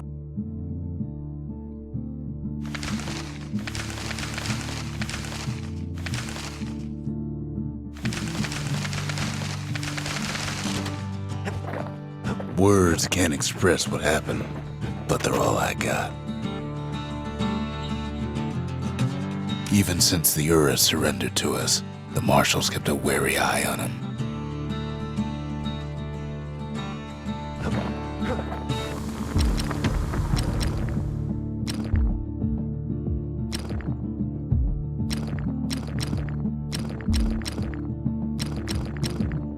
Now he can shoot that fang repeater all day long.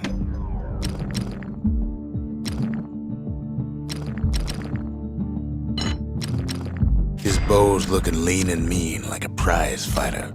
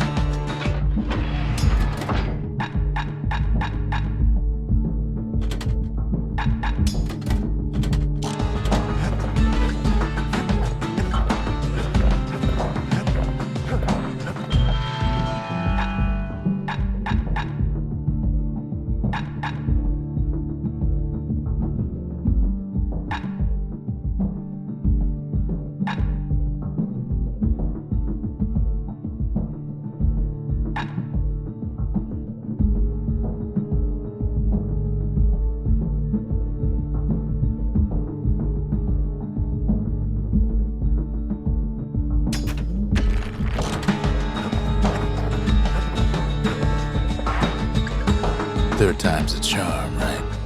Wrong.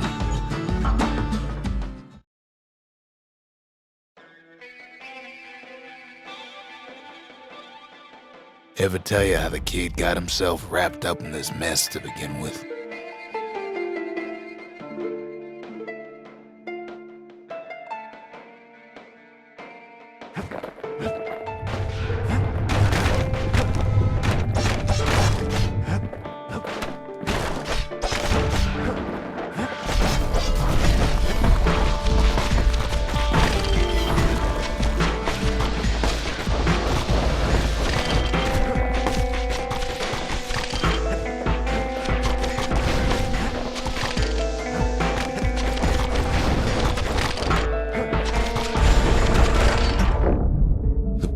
Catches up with the kid. Hardly had a moment's rest since all this started.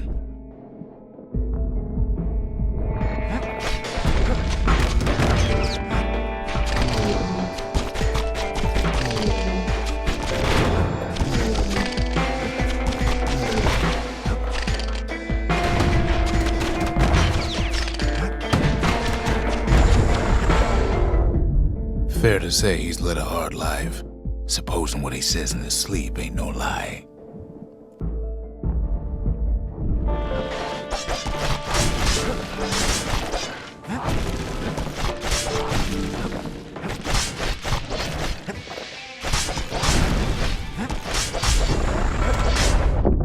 He never knew his old man, but he had his mama to take care of. Frail thing with pure white hair like his.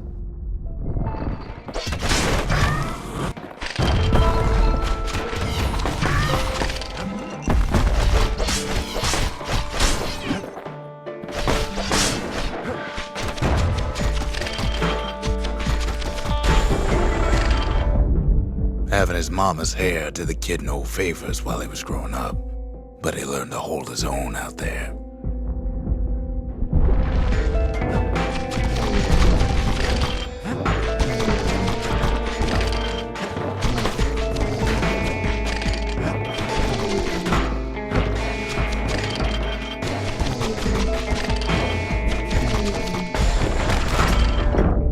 School ain't working out, so the kid signs up for a turn on the rippling walls. Make his mama some money.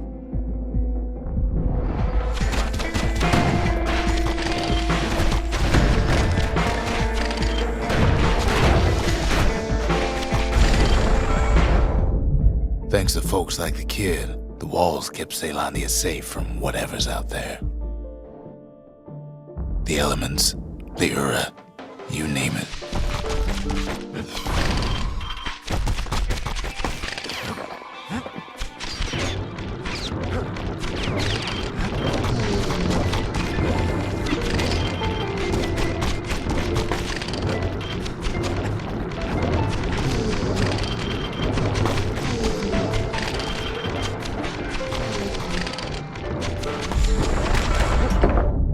Once the kid done his time, he hurried on home.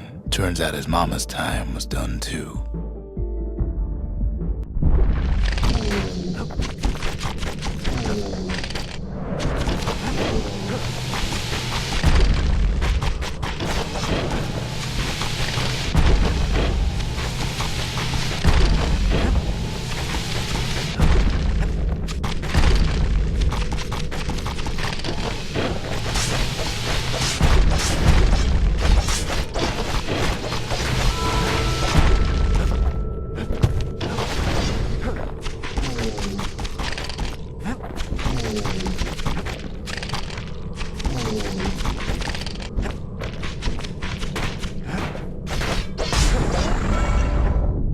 The city had nothing for him. The money he'd been sending home was nowhere to be found either.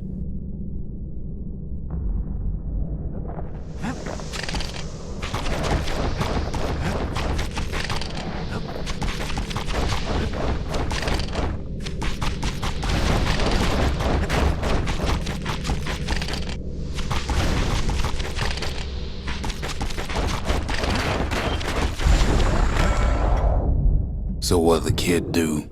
Why, he went right on back to the walls for another 5 years.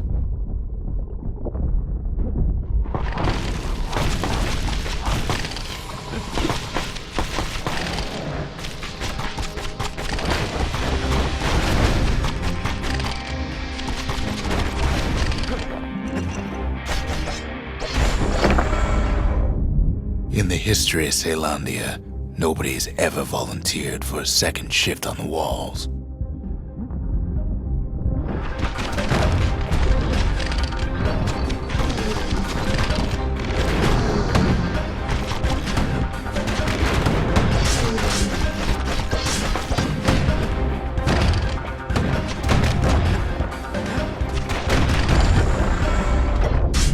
Out there, a kid learned to fend for himself, learn to build, learn to break.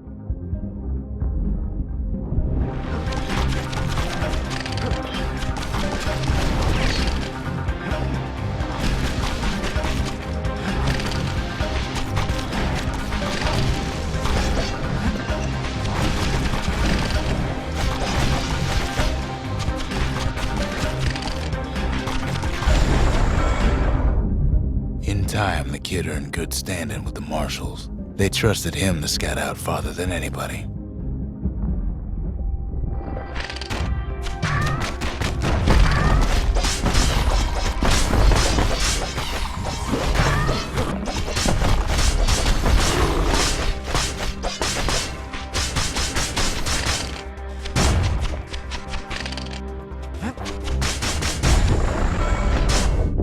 One night, on one of his expeditions, the ground beneath him shuddered, cracked, and split apart.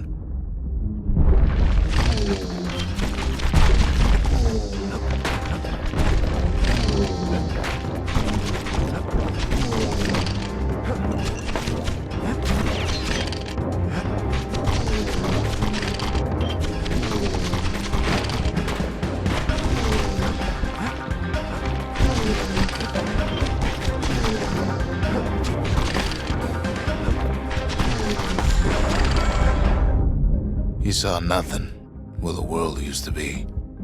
The calamity happened just like that.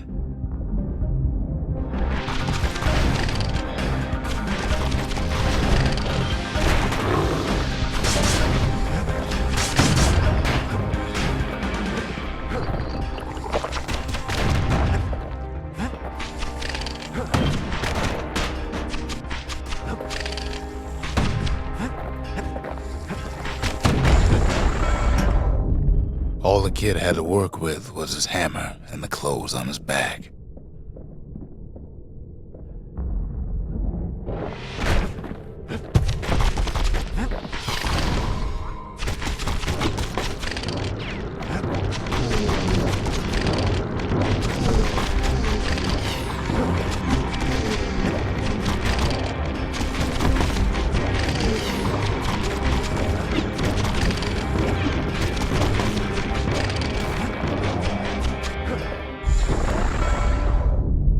Through twisted streets, he ran with nothing but the city crest and an old stranger's voice to guide him.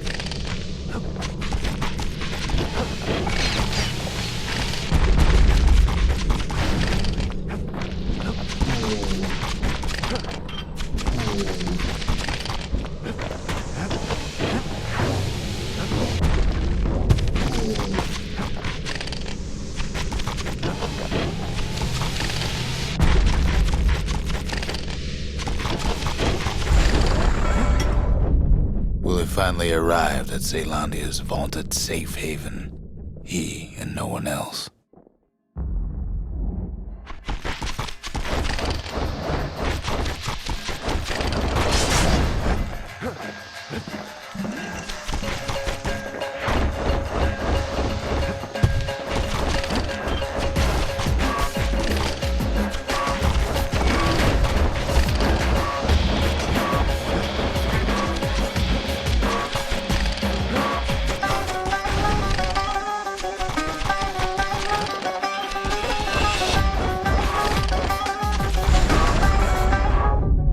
But then, all he got was more thankless work from a man who ain't even asked his name.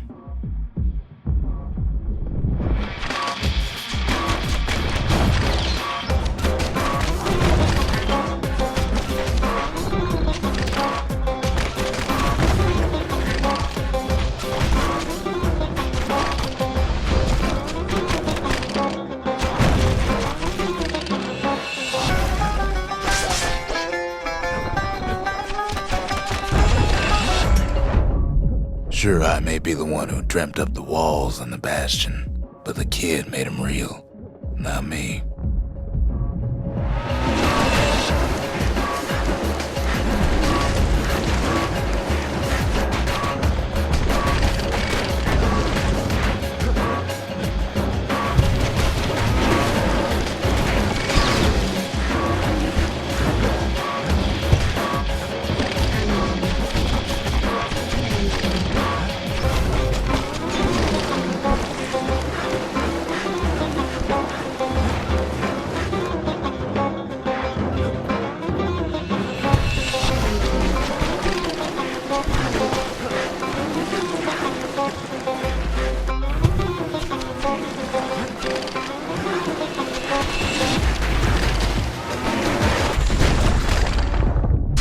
I'd like to say I'll never forget him, or what he's doing, what he's done.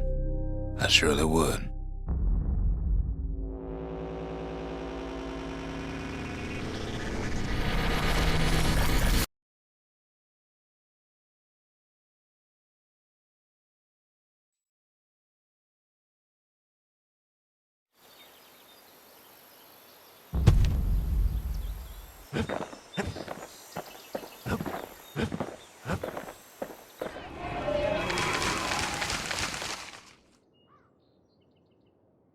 The trappers, daring bunch of fools. They'll be missed. The gravers, the arm of justice. They seemed unstoppable.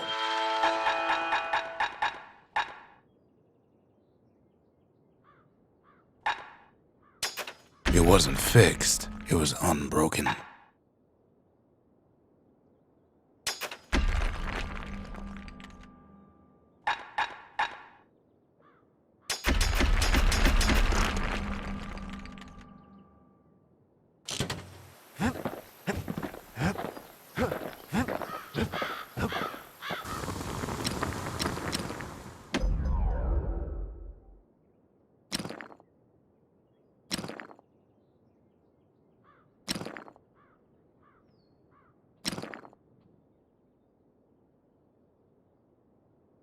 You want to tune a scrap musket, you start with the barrel.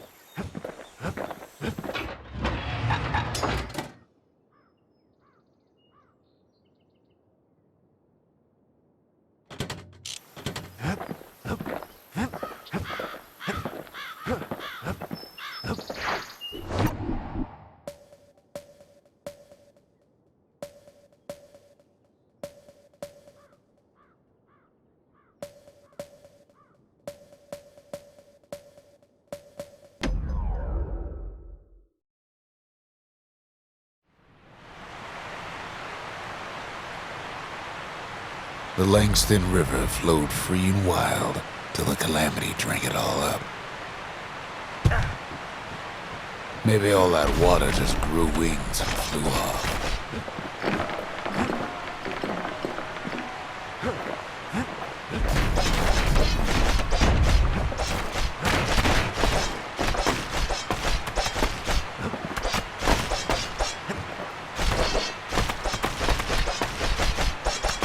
Riverbanks swarming with windbags.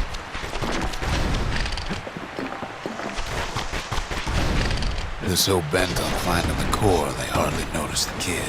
Lucky for him, a certain famous ferry barge is still afloat. Weepin' Nellie. She sent some squirts crying home as she leaves port. Maybe Nellie knows the way to the core. Maybe she can slip right past all the clamor on the coast. Or maybe not. A security skiff pulls up portside. Nellie's just another windbag to those guns.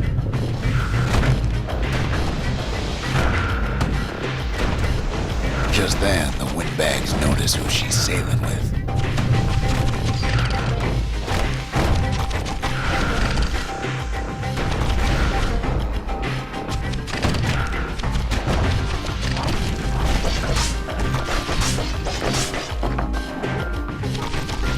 They try to cut her off.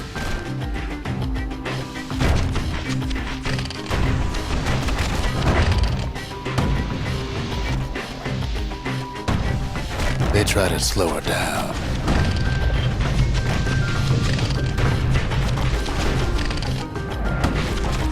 They try to knock her out.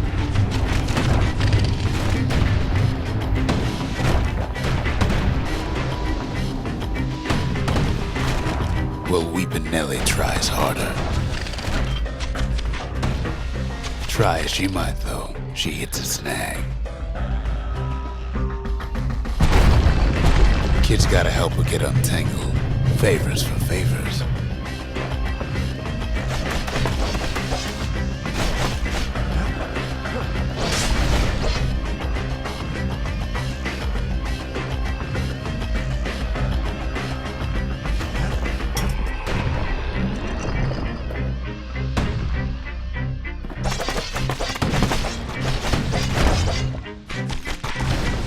At least she picked a good spot for a break, 'cause the core's right there.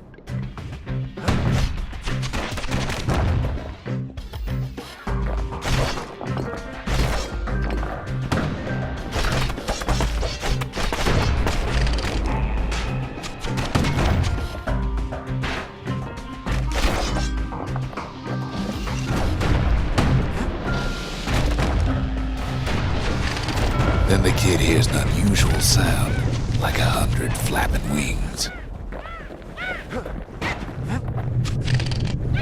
Peckers.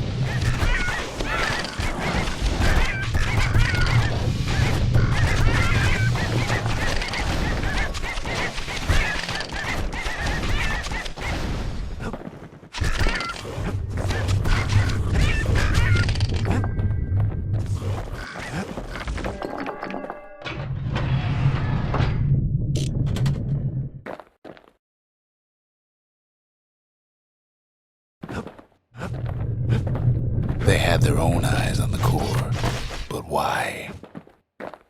Well, kid ain't got time to think it over just yet. He finds Weepin' Nellie raring to go.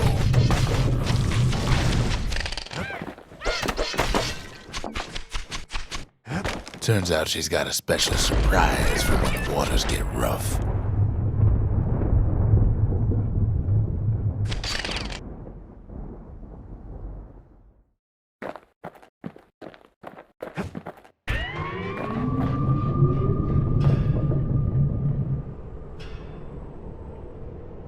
She's gonna need a little help with all them peckers. Crafty things think they're king of the roost now. Rest of us only wish we could fly in times like these.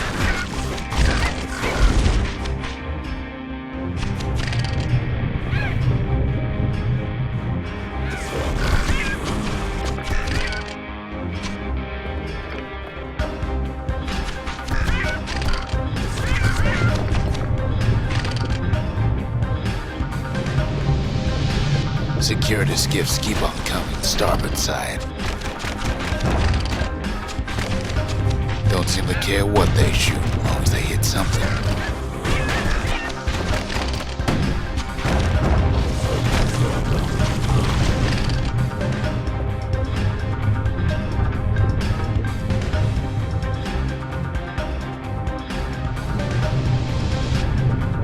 The windbag's getting even better idea.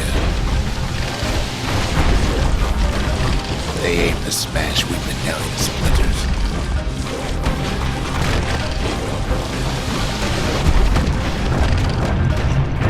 Well, it all proves too much for poor Nellie.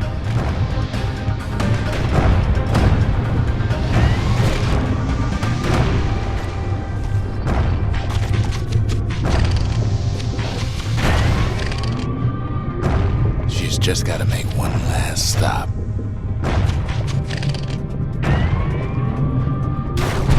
With her last breath, Nellie gets the kid to solid ground. Solid ground in pecker country. They want that core real bad. Seems the calamity ain't hurt the peckers' appetites. Kid shoos them off, knowing they'll be back. Know how many times Kid nearly fell off the barge back there? 3 times.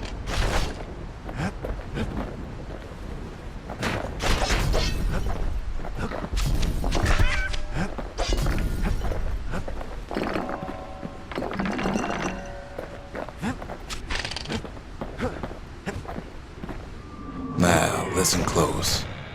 You should remember this next part.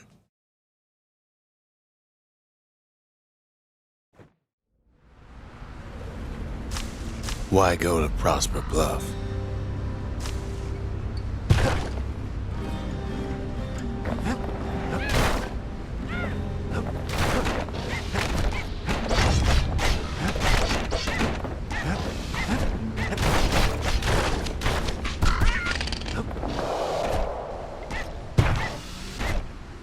Used to take an enterprising man or a plain old fool to venture out that far.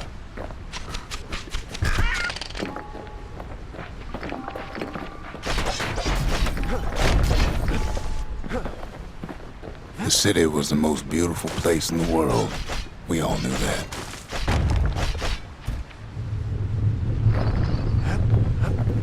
But on the other hand, some folks just yearn to see the things they're told they can't.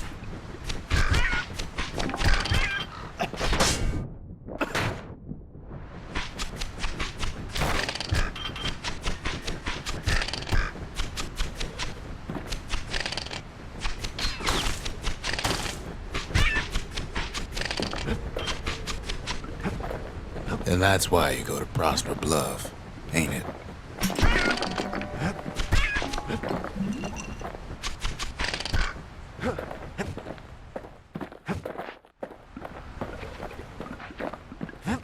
There the kid hears something he ain't heard in a long while.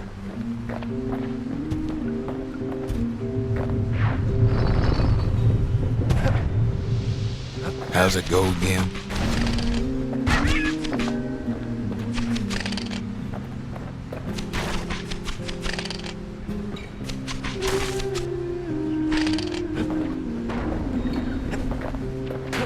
Yeah, that's the one.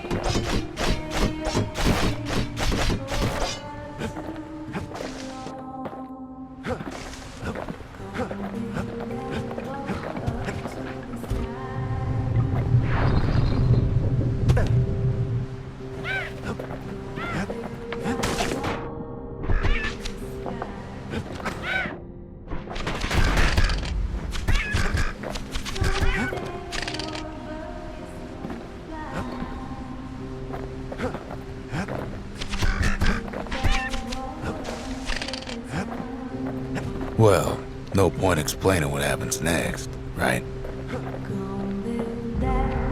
Suffice it to say, kid ain't coming home empty-handed.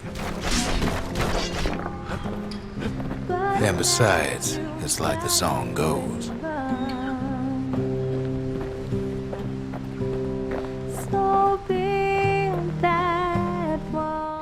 They'll be here before too long.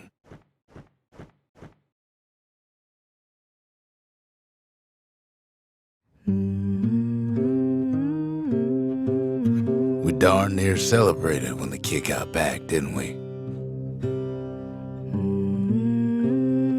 Zolf never thought he'd see a fellow Ura again.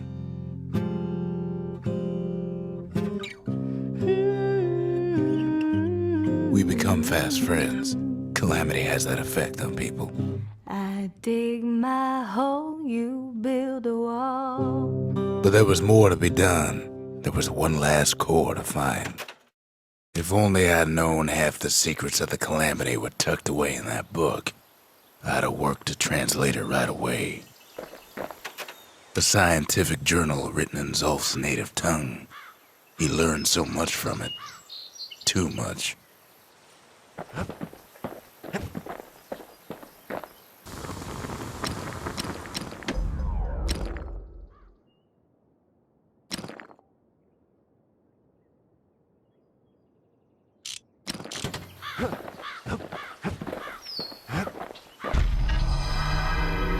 Kid's surprised when I tell him there's only one core left. I shouldn't have believed it either.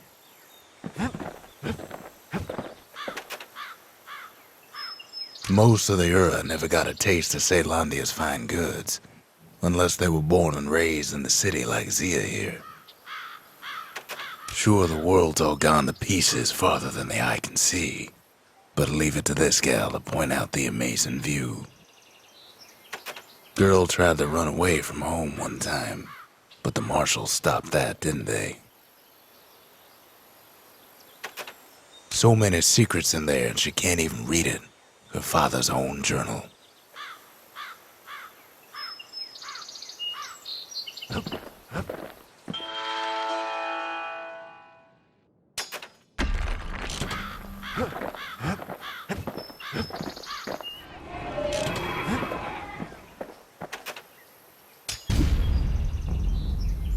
Behold, the Pantheon.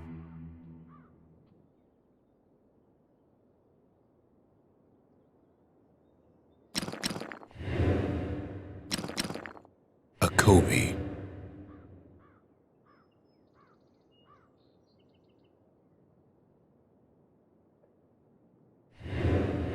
The gods never liked competing for people's affections.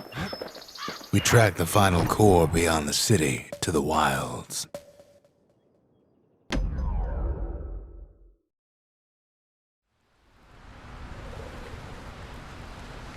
Ever felt a soulwood gourd, like picking up broken glass barehanded? At Zolwood Grove, marshals learned to make every shot count.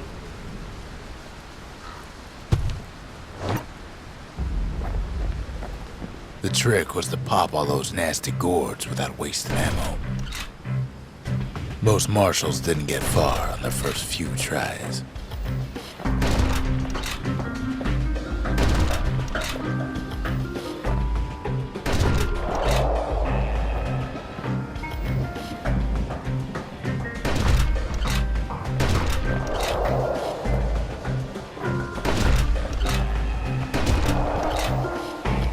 A man who fell on his hindquarters in the grove wouldn't soon hear the end of it.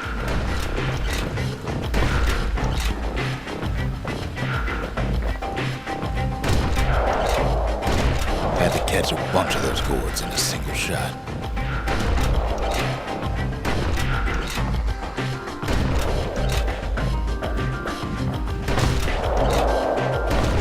Funny thing thing about muskets is they work best up close. It took a keen eye, not an itchy trigger finger.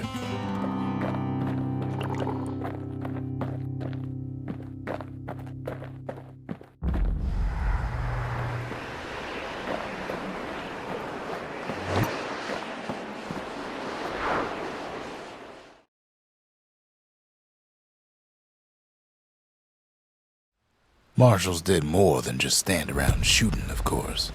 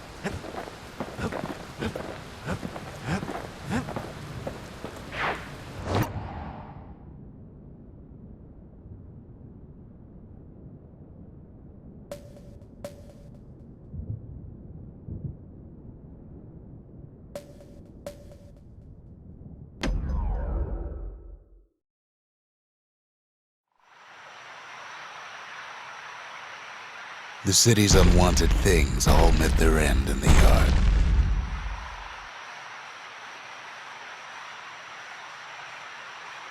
Folks who fouled up would do their time here, smashing things to bits. The quicker they worked, the sooner they could go.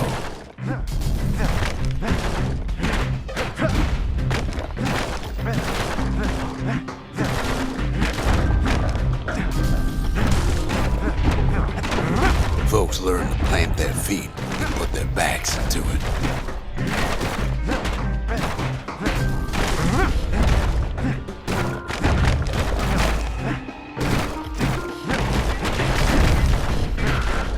Others would plot a course to navigate that sea of junk.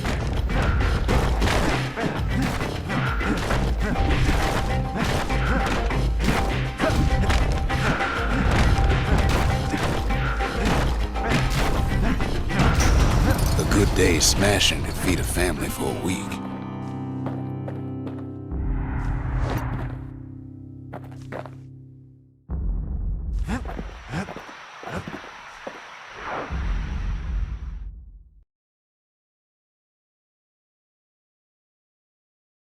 Ever want to just smash things for a while? You know where to go.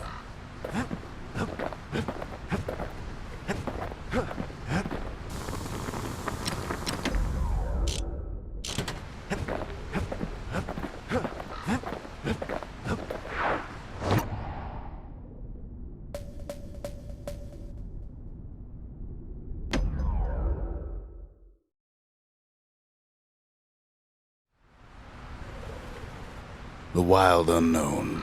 Place can eat a man alive. Place is so raw, even the Calamity couldn't cook it. Not all of it.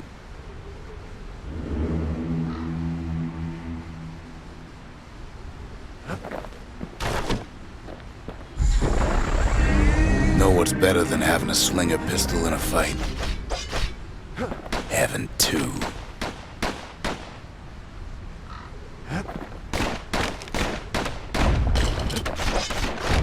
Savage things lurking at every turn.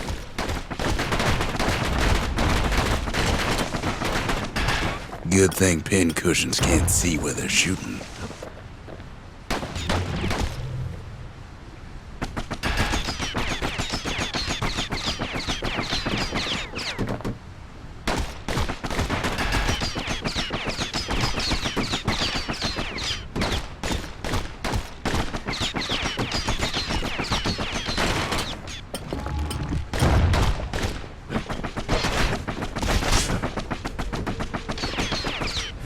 Pecker's got the core, like they're building a Bastion of their own. The welcoming committee scrambles to attention. Didn't expect the kid so soon. Kid's faster than a slinger with those guns.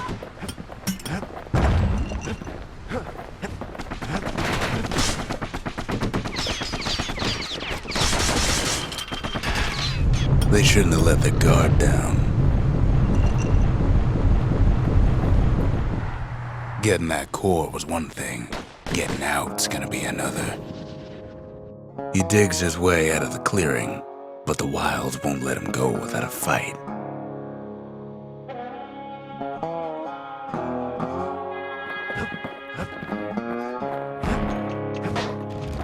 Wallflowers survived the calamity. It toughened him up.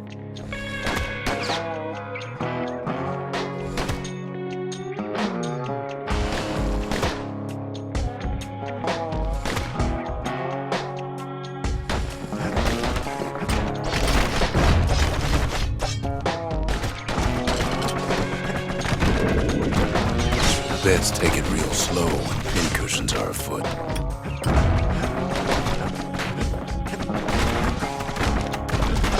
Kid learns the hard way not to touch those things. A handful of windbag shipments made it out this far. Kid's seen the last of them.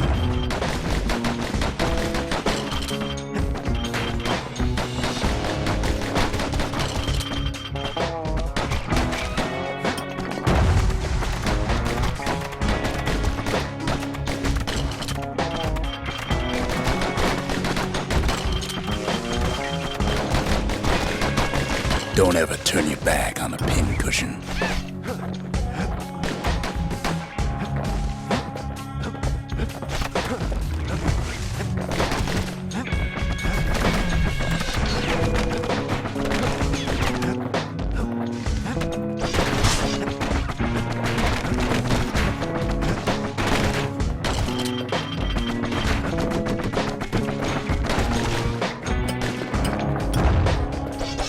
Slinger Jawson's old outpost is all that's left of him. Kid sticks to his old standbys.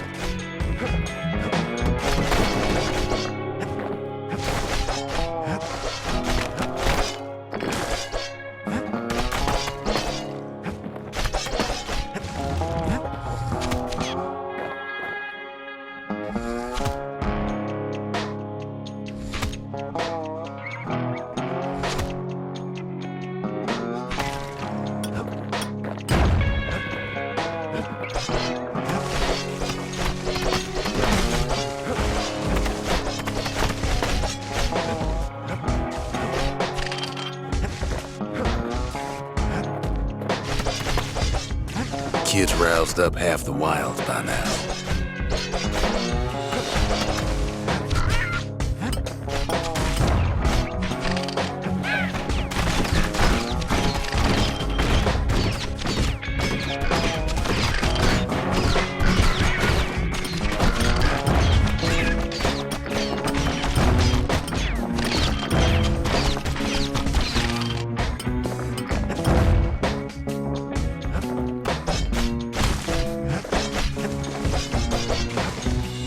Then Kid gets the feeling he's being watched.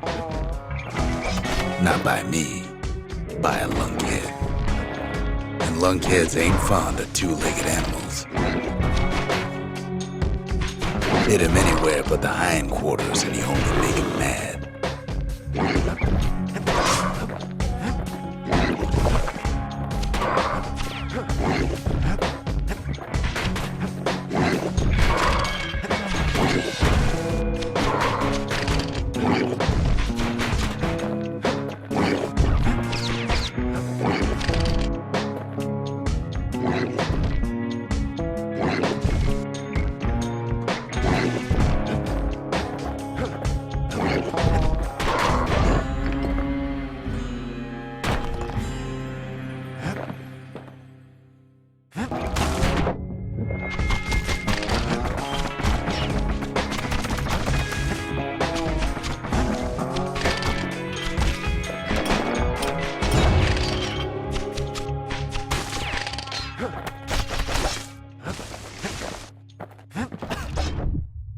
Hardly any signs of the old Charleston camp.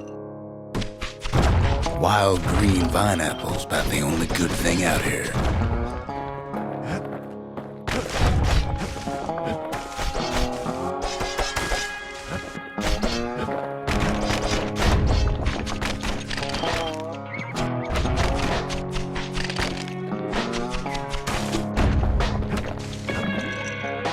The Wild's already reclaimed this place.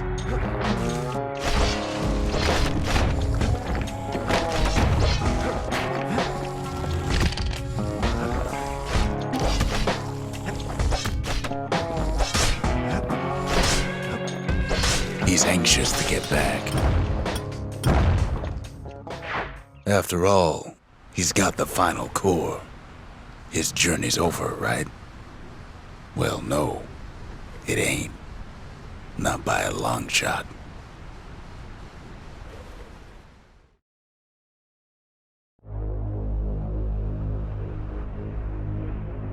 Kid knows something's up when we ain't there to give a warm welcome.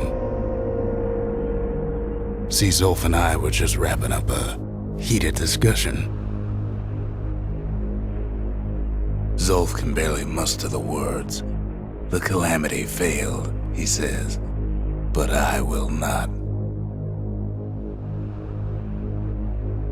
And with that, Zolf leaves us here, alone. Zolf cursed the city, cursed the Bastion, cursed me, said he was going home.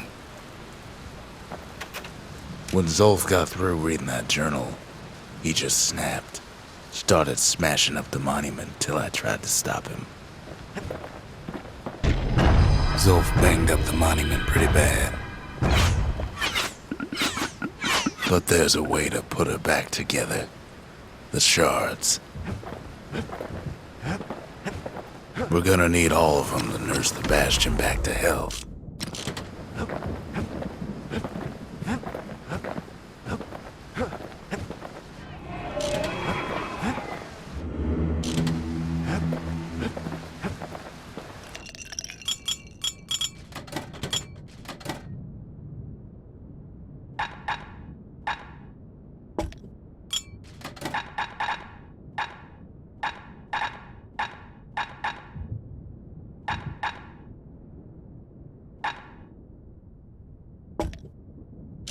Stay absinthe is like drinking a cool breeze. Just don't go spitting needles everywhere.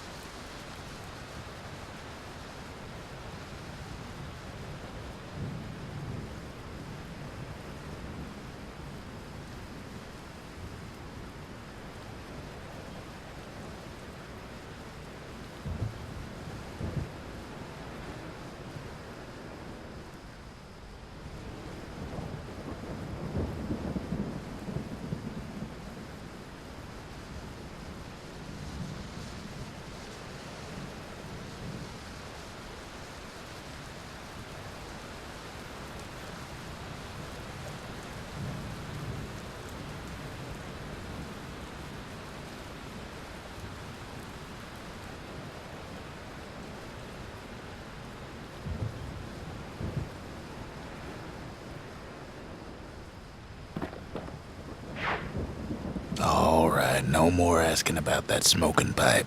Deal?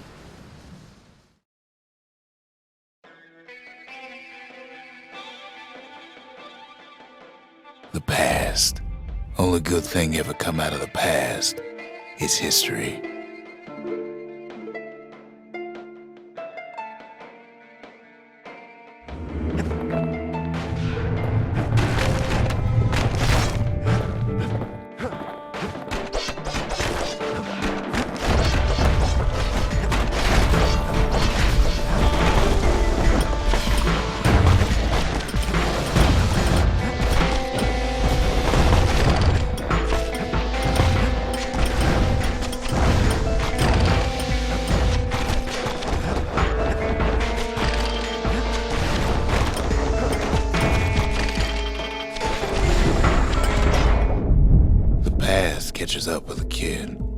Hardly had a moment's rest since all this started.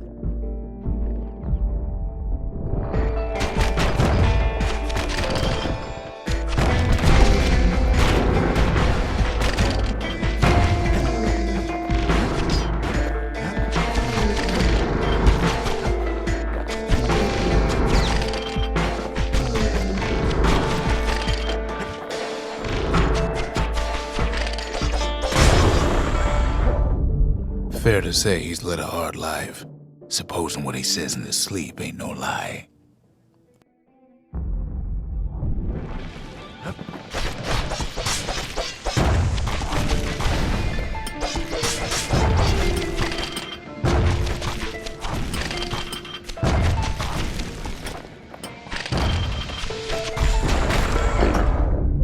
He never knew his old man, but he had his mama to take care of.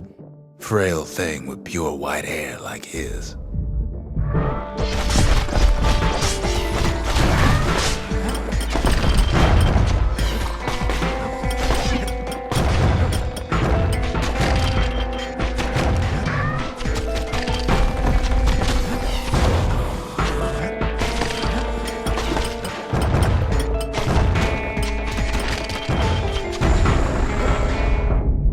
Having his mama's hair did the kid no favors while he was growing up, but he learned to hold his own out there.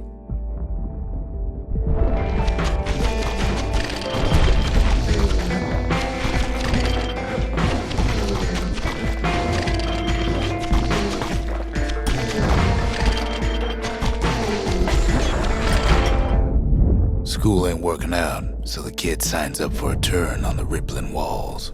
Make his mama some money.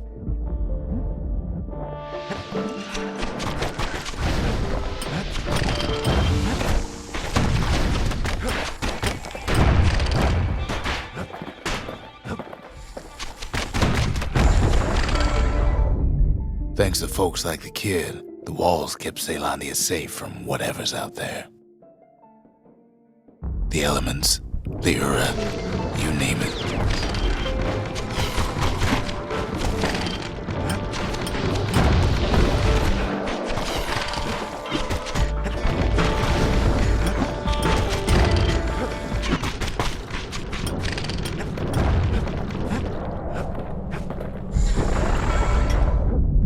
Once the kid done his time, he hurried on home. Turns out his mama's time was done too.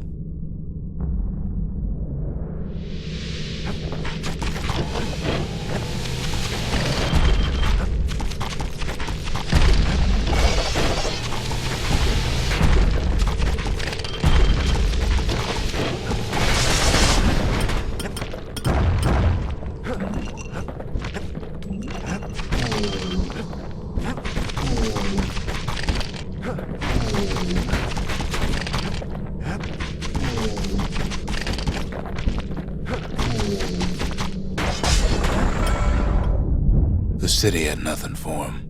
The money he'd been sending home was nowhere to be found either.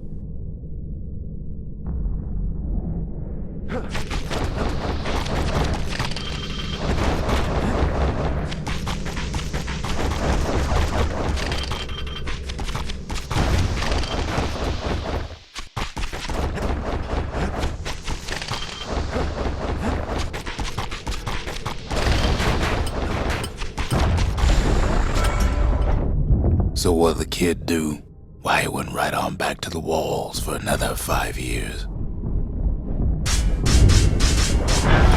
What was I saying? Anyway.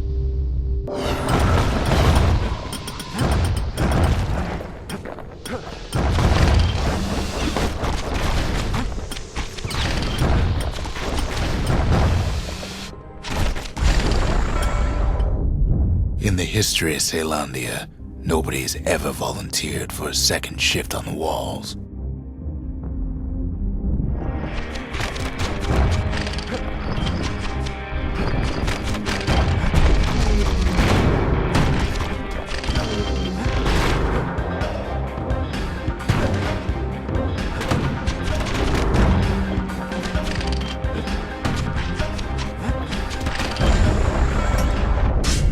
Out there, kid learned to fend for himself, learned to build, learn to break.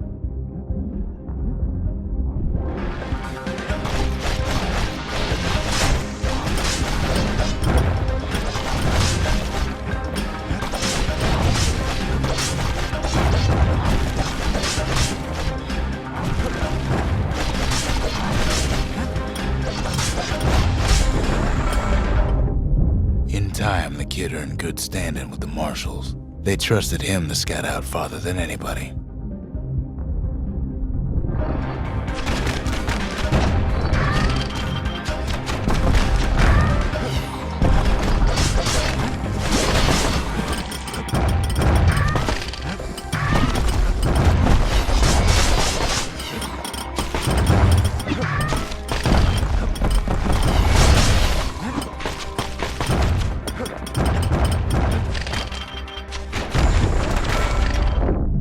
One night, on one of his expeditions, the ground beneath him shuddered, cracked, and split apart.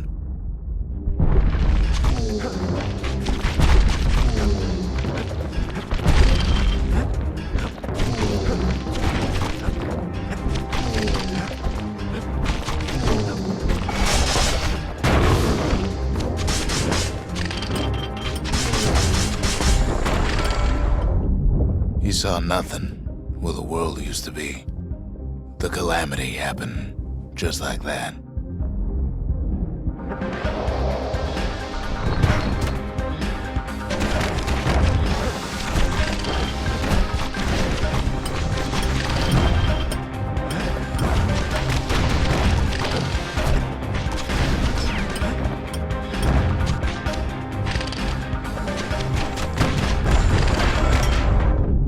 All the kid had to work with was his hammer and the clothes on his back.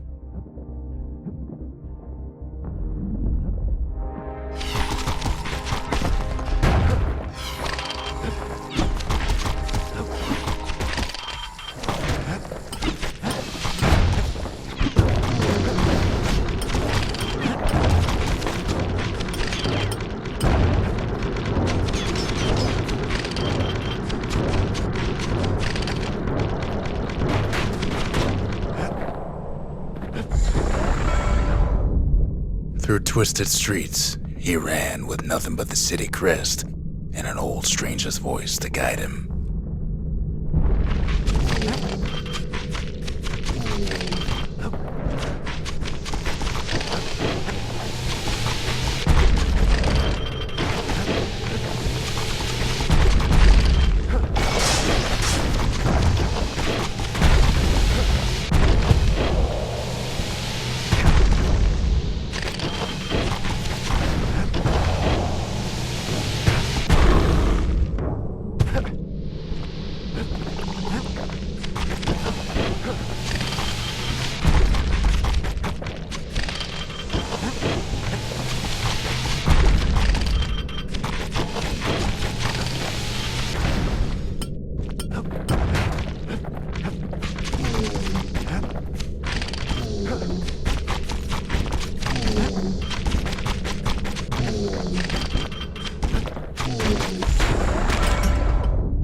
Will it finally arrived at Celandia's vaunted safe haven? He and no one else.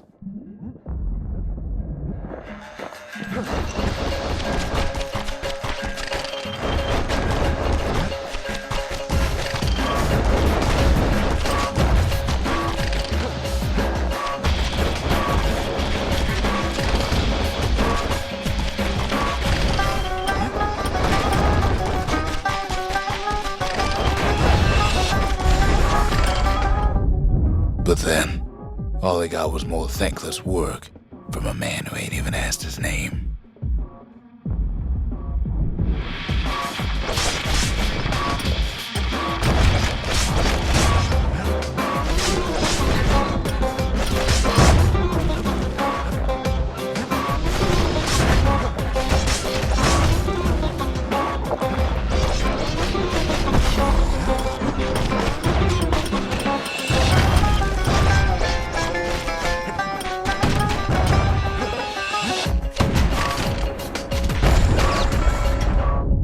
Sure, I may be the one who dreamt up the walls and the Bastion, But the kid made him real, not me.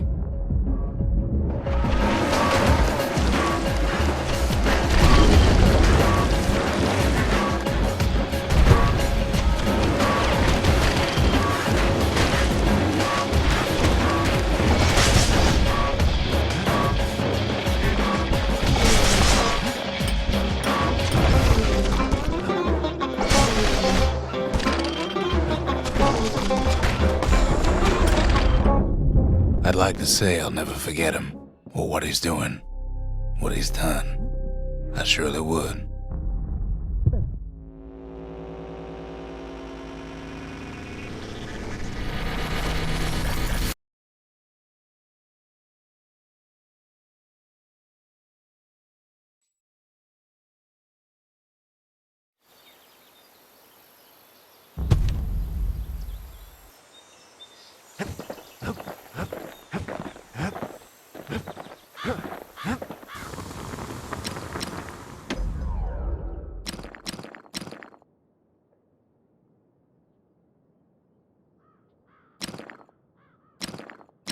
Takes a lot of moving pieces to make a dependable sidearm.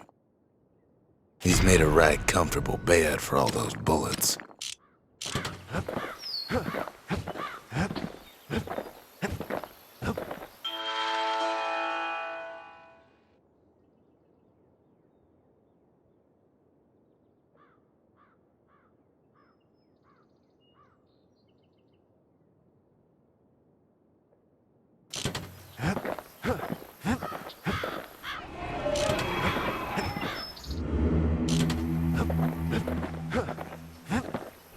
The city brought the shards to the wilds.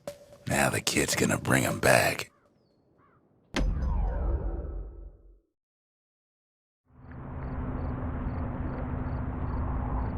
You have to think fast to survive the wilds, and none thought faster than the slingers.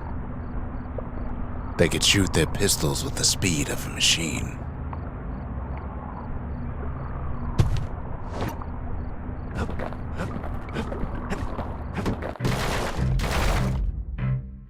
They knew just when to start shooting and when to stop.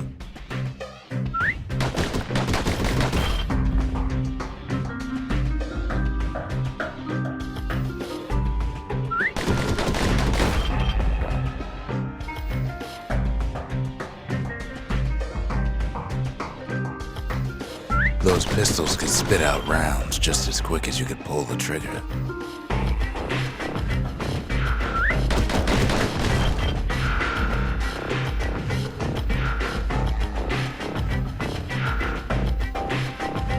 Learning to hold your fire could be its own challenge.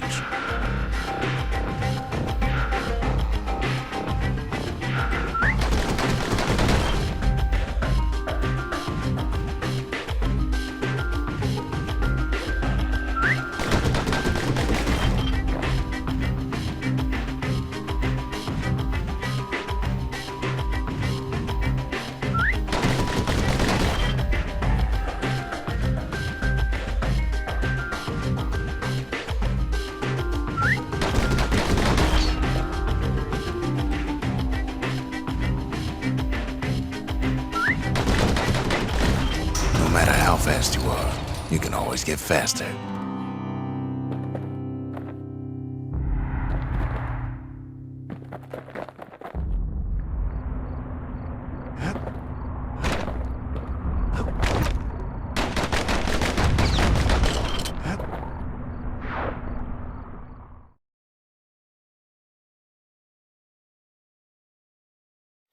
Well, even the slingers weren't quick enough to escape the calamity.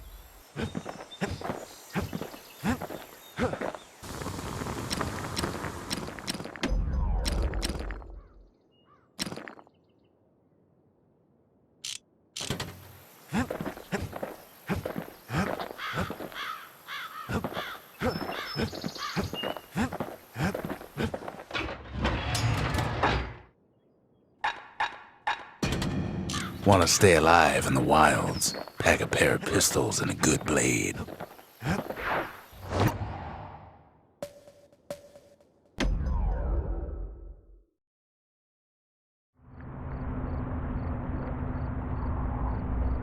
After Zolf's little episode, Kid sets off in search of shards. First stop, Jawson Bog. You'll get lost in that bog, I told the kid, and I won't be able to guide you back. Well, I let him go. What else could I do? What could any of us do?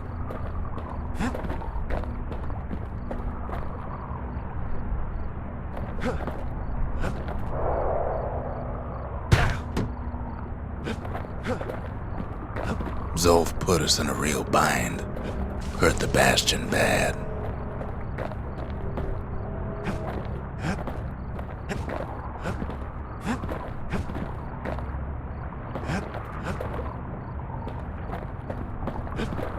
But the shards can make it better.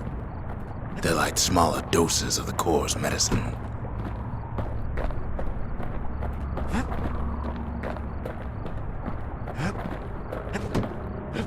Shame the only place to fill that prescription is out here in the wilds.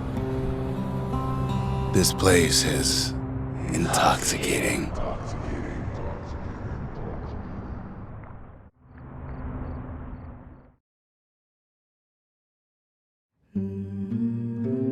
Don't know where he's gone. Might be gone for good for all I know.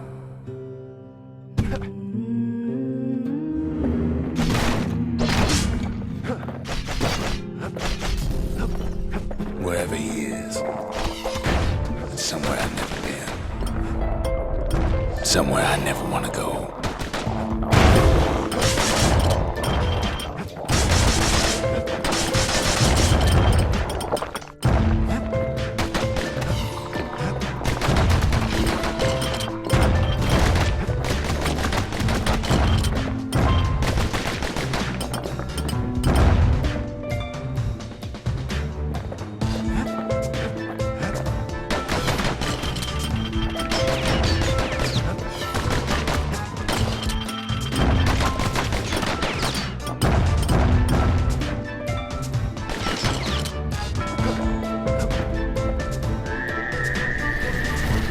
The dead welcome him with open arms. Kid pops him good.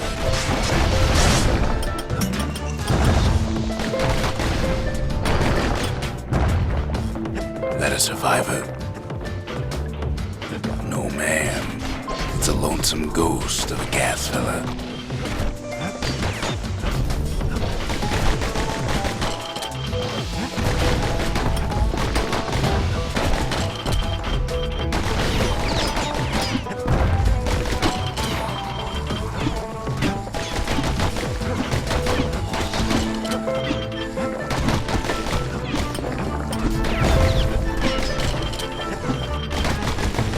What do you say to a kid who's seen too much?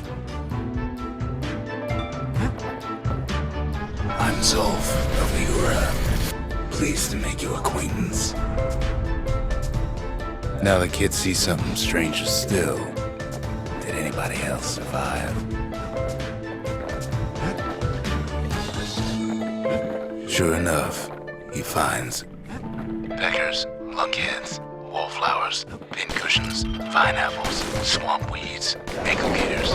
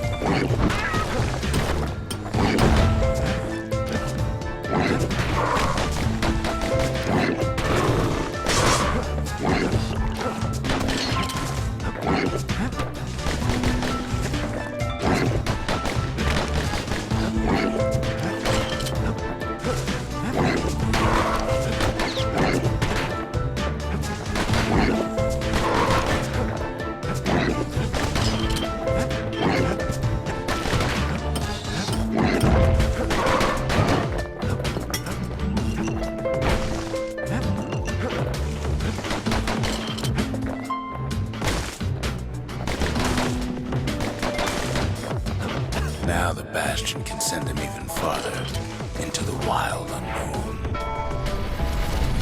It sets foot inside one of Ceylondia's famous watering holes.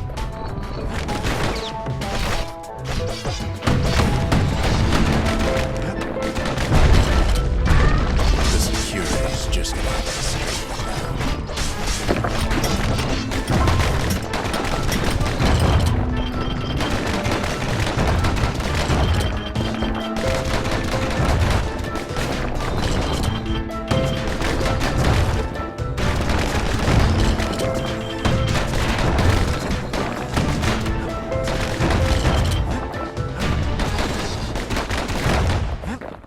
Succeeds where the calamity failed.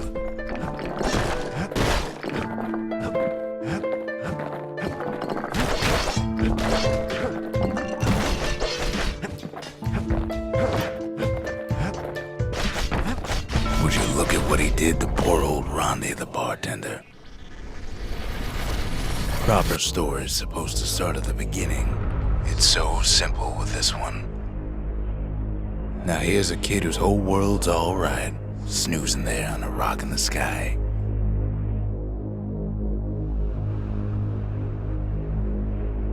He wakes up. I'm just fooling. He sees what's left of the rippling walls, years of work undone in an instant. He sees what's left of Pith, the bull, the gods, they're all undone. He sees what's left of his lifelong friend. His friend, he's come undone too.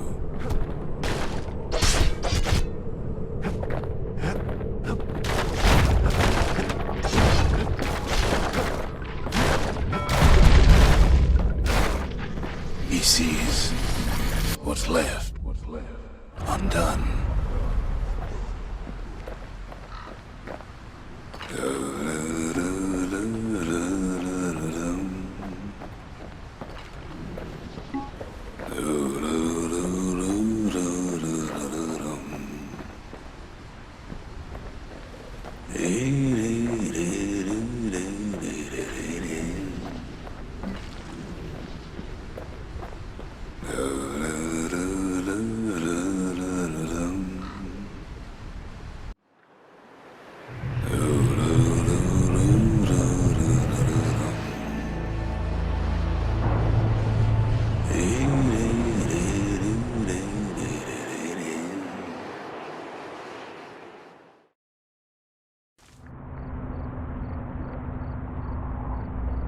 Thought we'd lost him, but he finally comes to.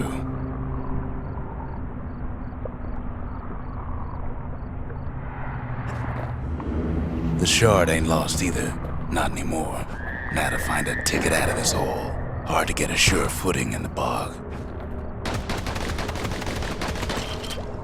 Disgusting things.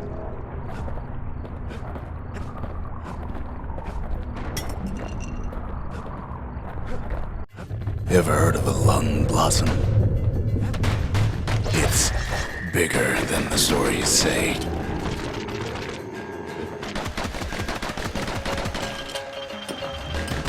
Bootlickers dig their nasty thorns into his heels.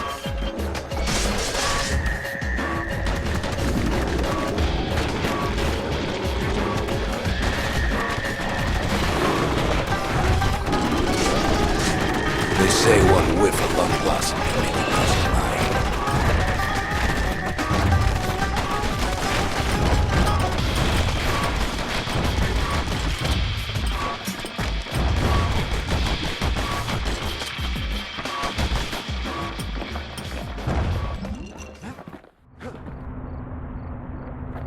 Mother only knows what happened in the bog. Kid never much cared to speak of it.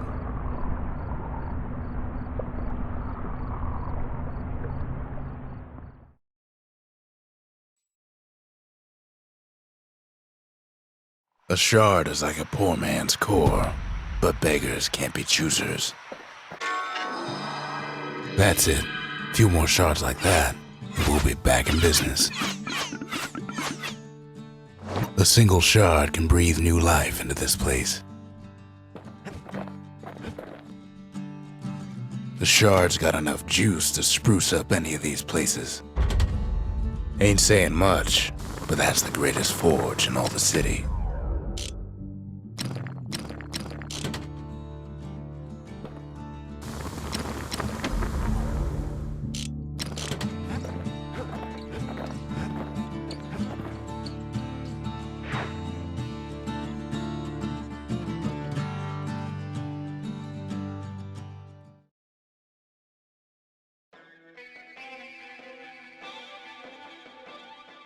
Ever tell you how the kid got himself wrapped up in this mess to begin with?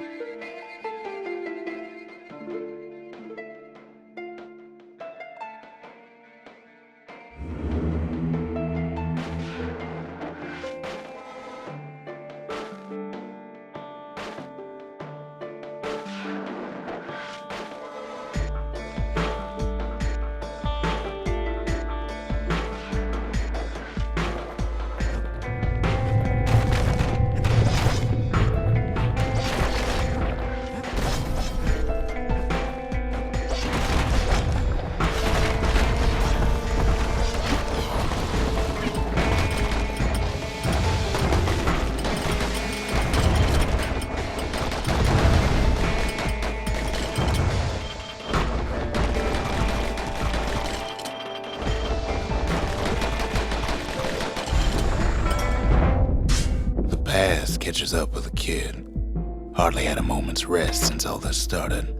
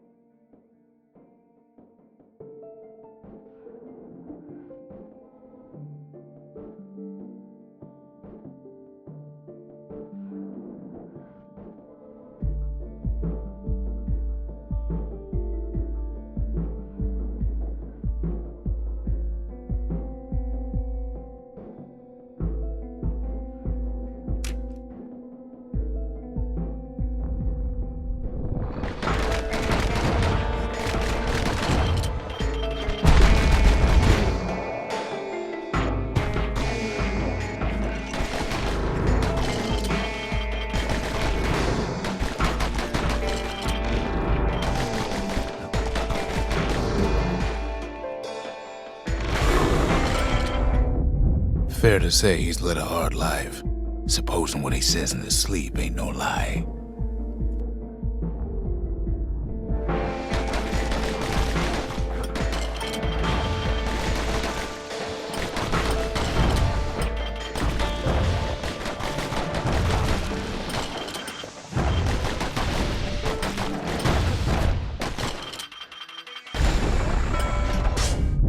He never knew his old man, but he had his mama to take care of.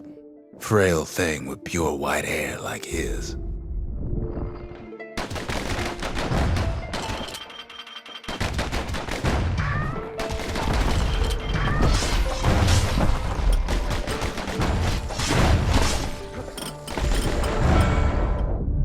Having his mama's hair did the kid no favors while he was growing up, but he learned to hold his own out there.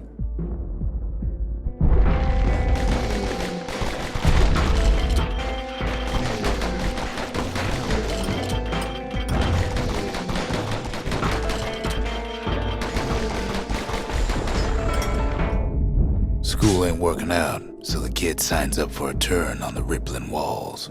Make his mama some money.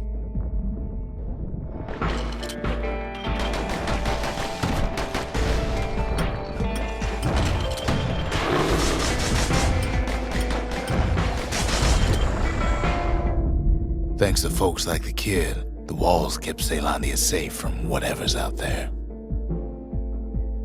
The elements, the Ura, you name it.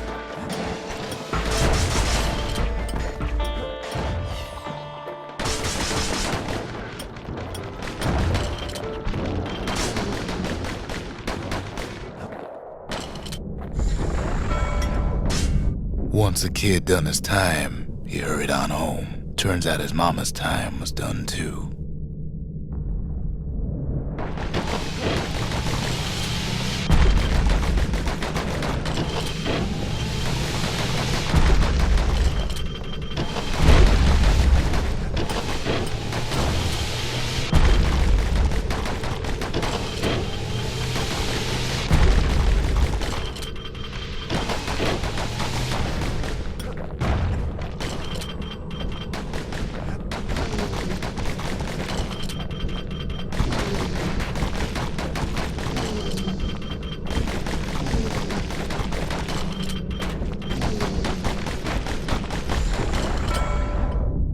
The city had nothing for him. The money he'd been sending home was nowhere to be found either.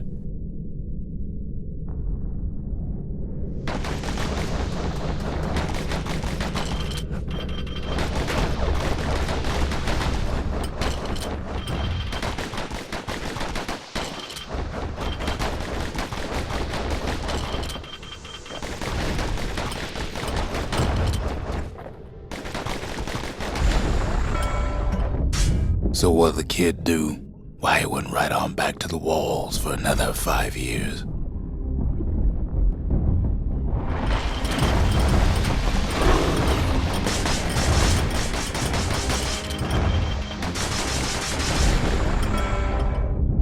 In the history of Ceylondia, nobody's ever volunteered for a second shift on the walls.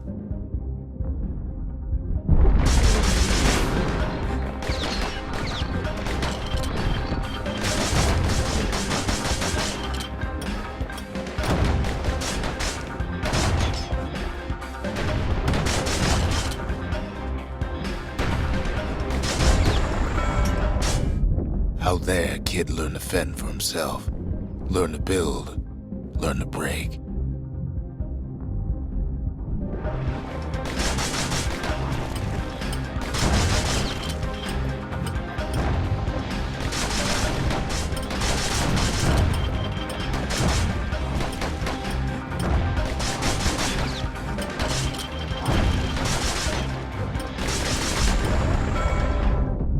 In time, the kid earned good standing with the marshals. They trusted him to scout out farther than anybody.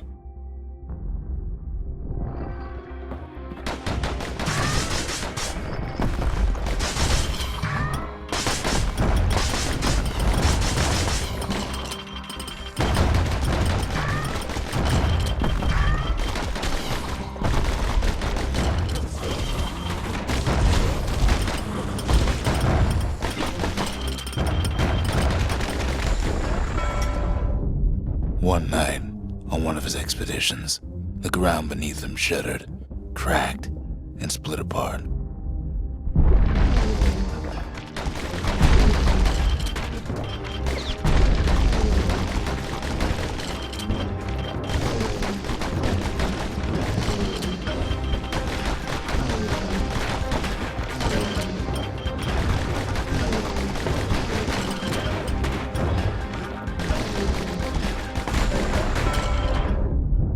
saw nothing where the world used to be. The calamity happened just like that.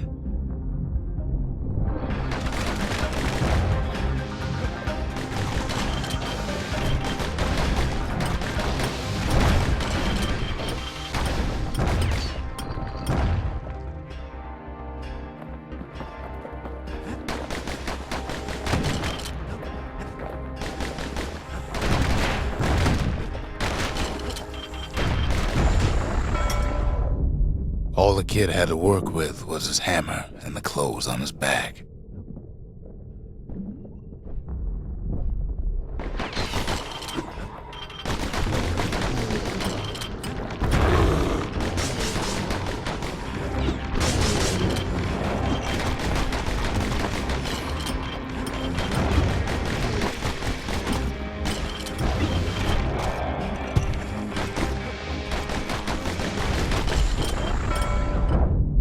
Through twisted streets, he ran with nothing but the city crest and an old stranger's voice to guide him.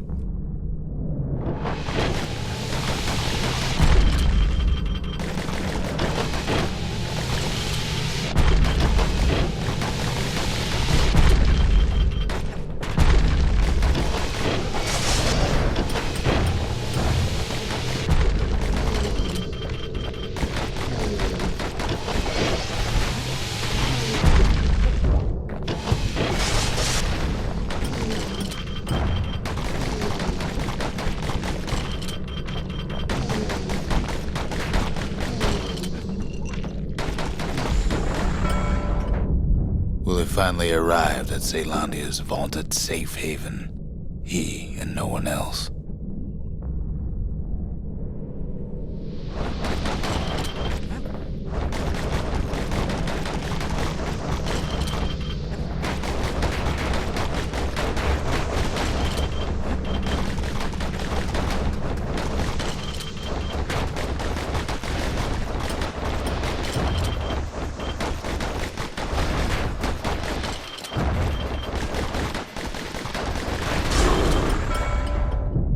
But then, all they got was more thankless work from a man who ain't even asked his name.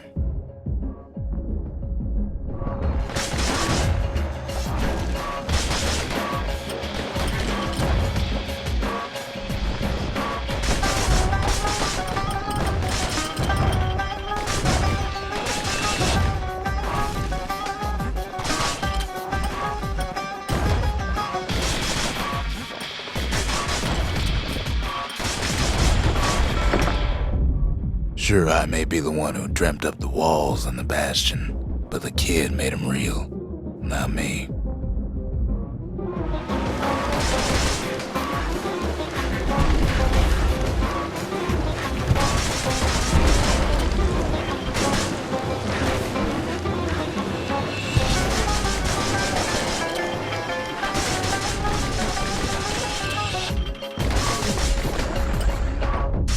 I'd like to say I'll never forget him, or what he's doing, what he's done. I surely would.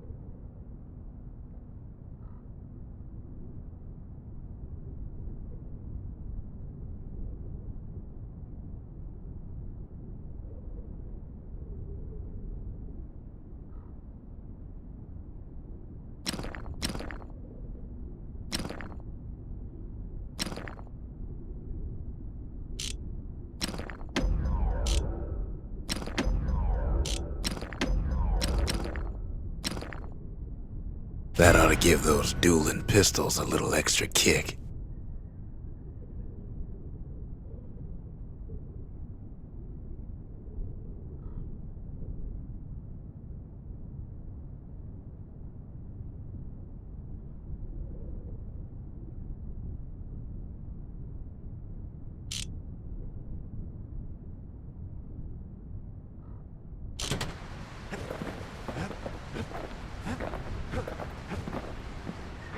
The city tried to use the shards to stake out the wilds.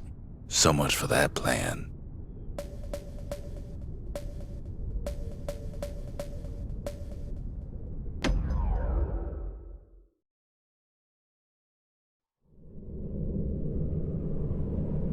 Always time for juice and squirts, they used to say.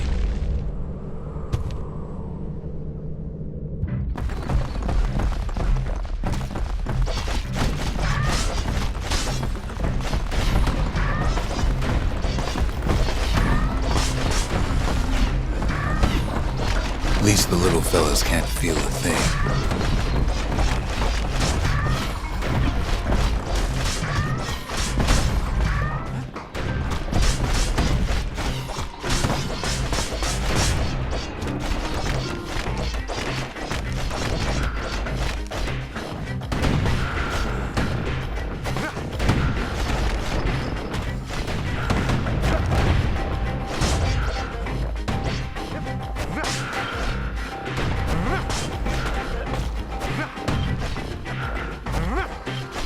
Some squirts tried to flee on instinct.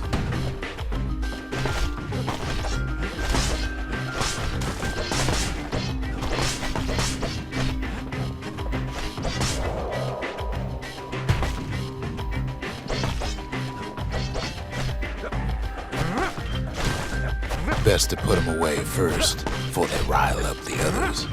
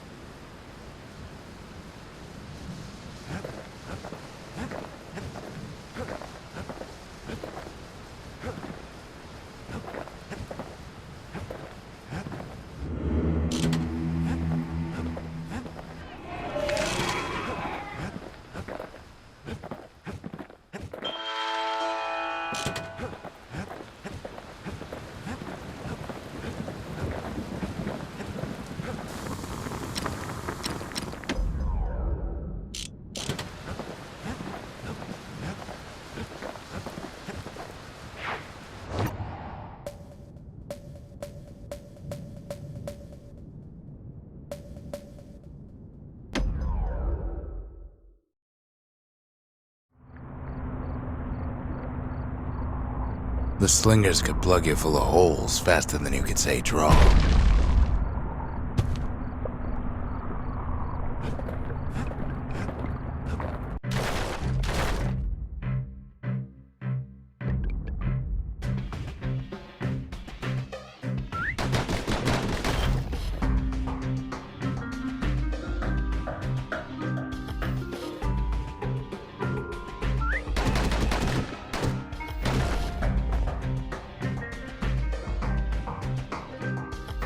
The slingers like to edge each other out using customized pistols.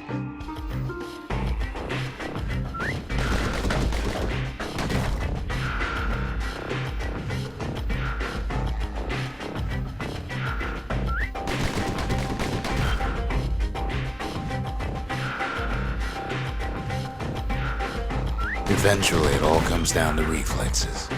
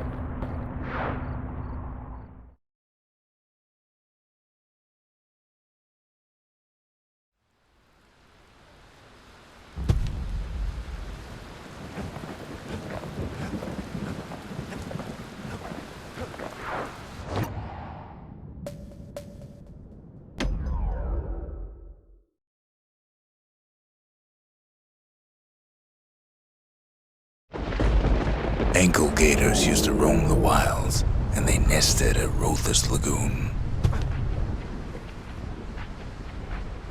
Many a tale folks used to scare their children straight originated here.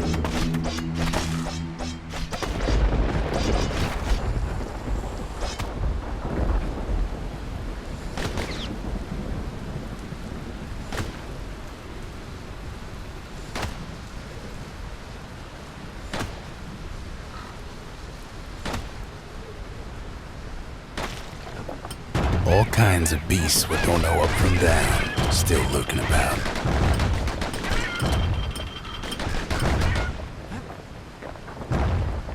Only the city's brushers knew their way around the lagoon.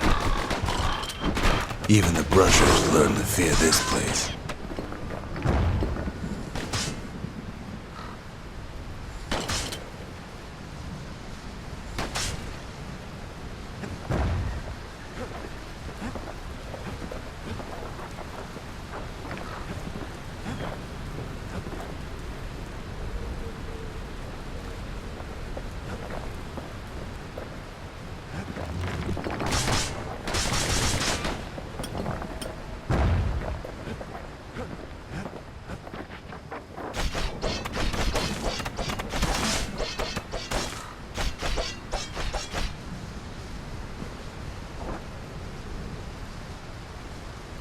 They used to think that ankle gators were extinct. Well, they ain't. One of them's been living in the tall grass. They called her Queen Anne.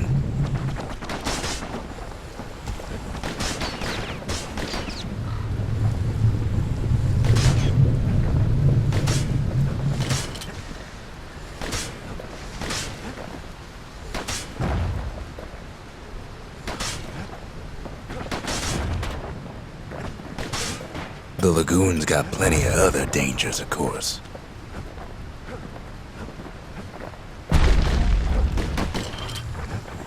Turns out Queen Anne got a hold of a shard. Ankle gators love shiny things.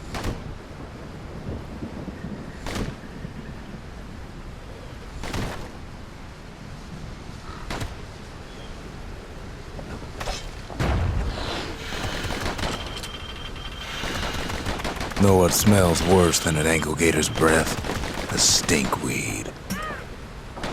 Ain't time for pecker hunting, but the kid can't resist.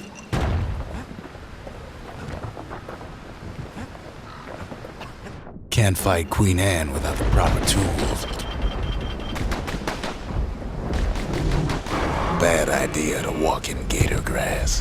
The brushers use their pikes to keep their distance around here. Now the kid can do the same.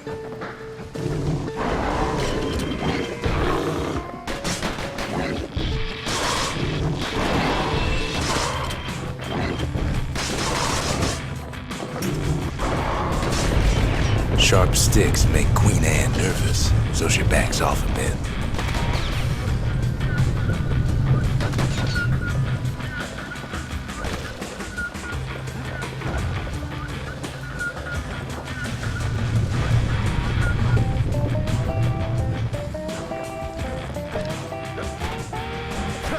Kid's got a mean throwing arm.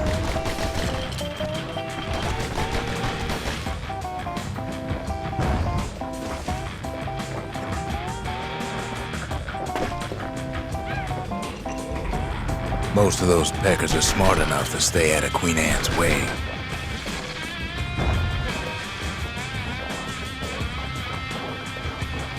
Those pincushions been living off the ankle gator's scraps. Queen Anne can't fit down some of these narrow paths.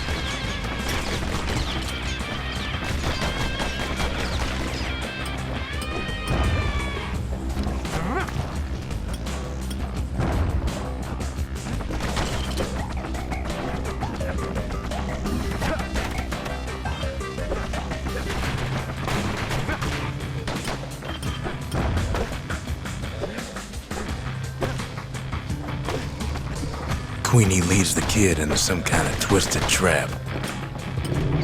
Queen's got one mean bite. One bad step in that tall grass and he's Queen Anne's lunch.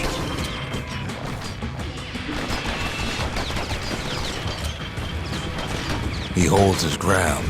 Seems the Queen's running out of options.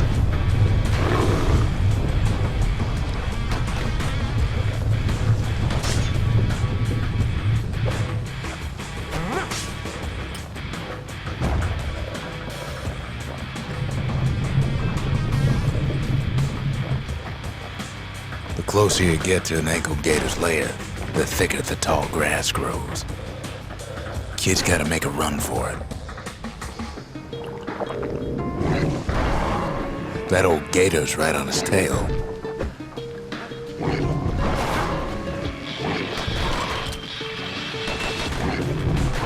They make a tasty snack.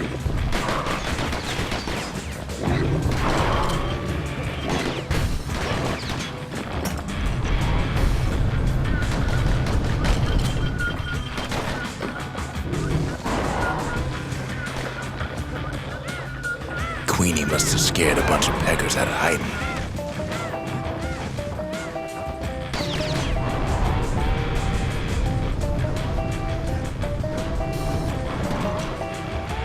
Ankle gators don't much care for their young. That's why there ain't many around.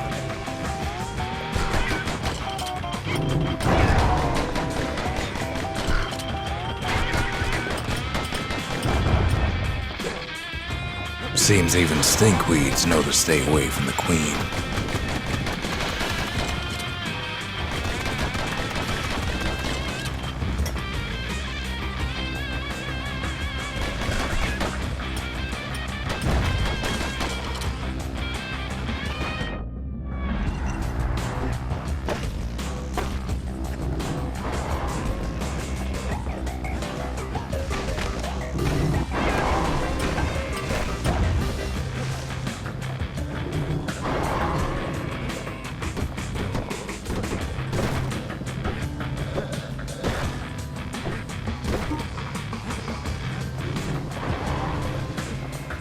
Want to know how to find an ankle gator lair? They use a kid as bait.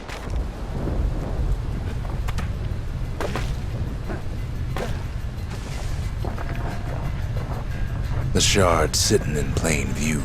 Now she's coming for him. She's got nowhere else to go.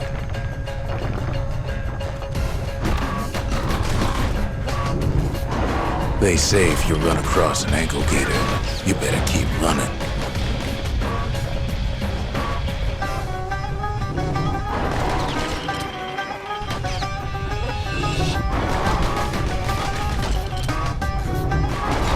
She's starting to get annoyed.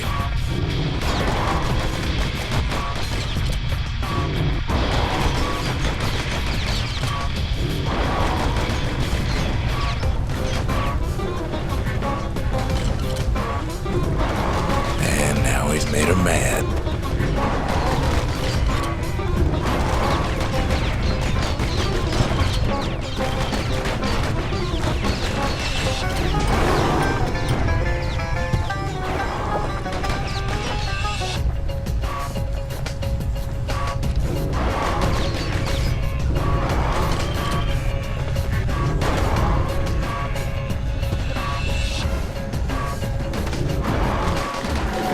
Rest in peace, Queen Anne. That was for the brushers.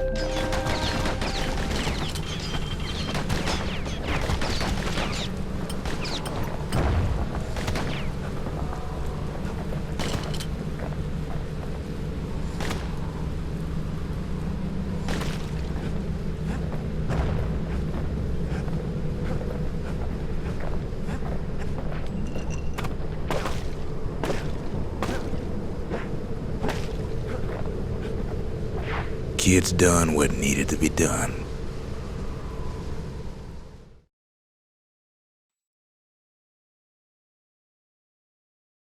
Queen Anne's reign is over. We even got a crown jewel.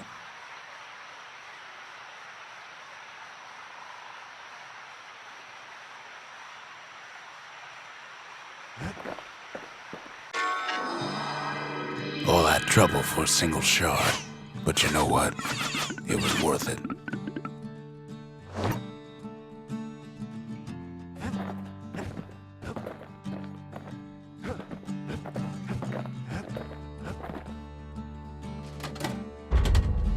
The arsenal's complete, in case we need protection.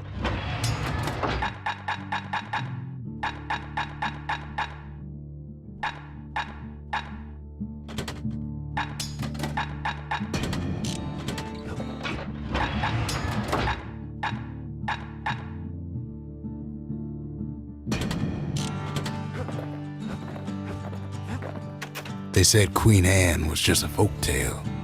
Now there's living proof she ain't.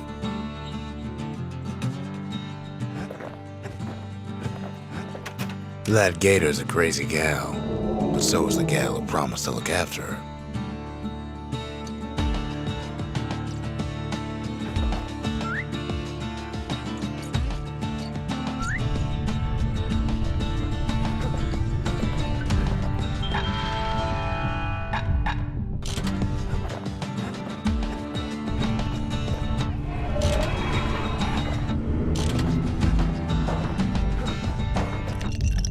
If you're feeling low, count on the buttery flavor of our own Bastion bourbon.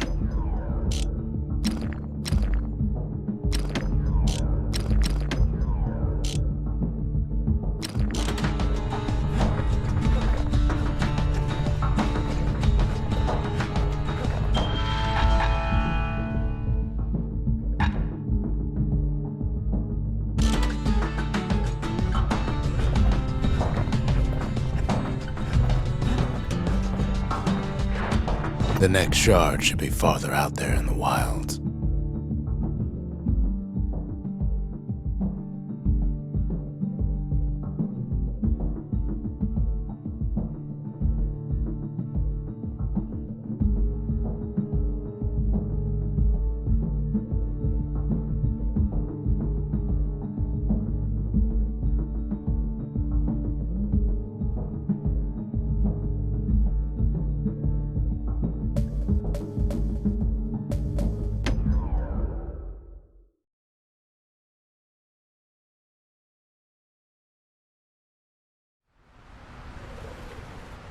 Know how Caelondia became the richest city in the world? 2 words. Point Lemaine.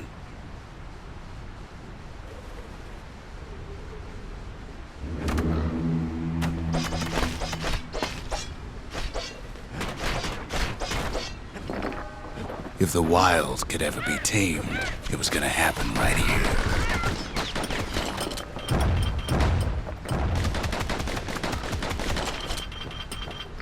The Army's triggers once had the place on lockdown, but now, the greatest outpost past the city line is nothing but a freak show.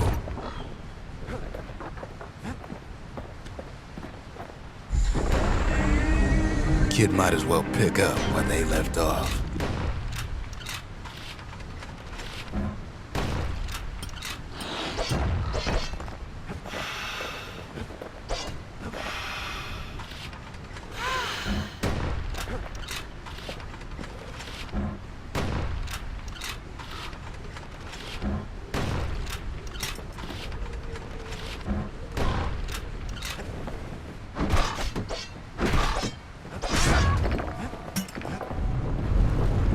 Point Lemaine seen better days for sure, but it ain't done.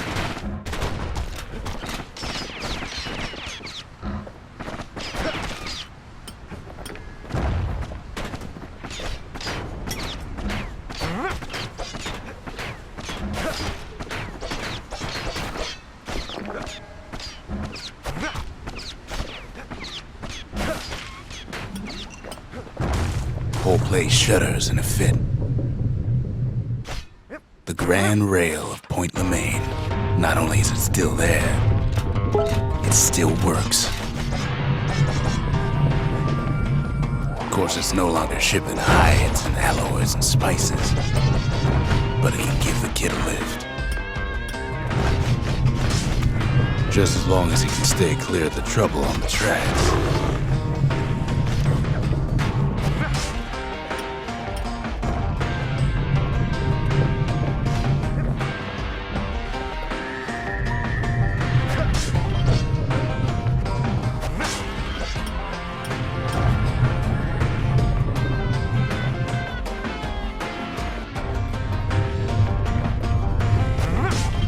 Grand rails all grown over with things the Calamity chewed up and spat out. Things eager to take back their turf.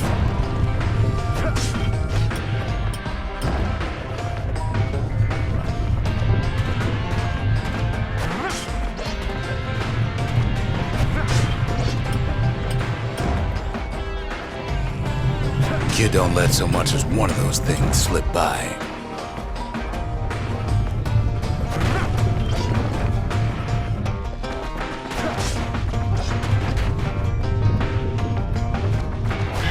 Ceylania lost many good men on the rail.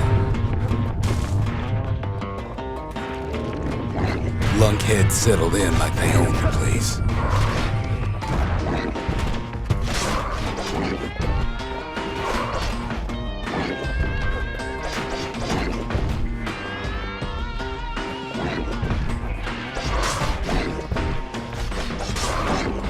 Not much wiggle room up there near the rail.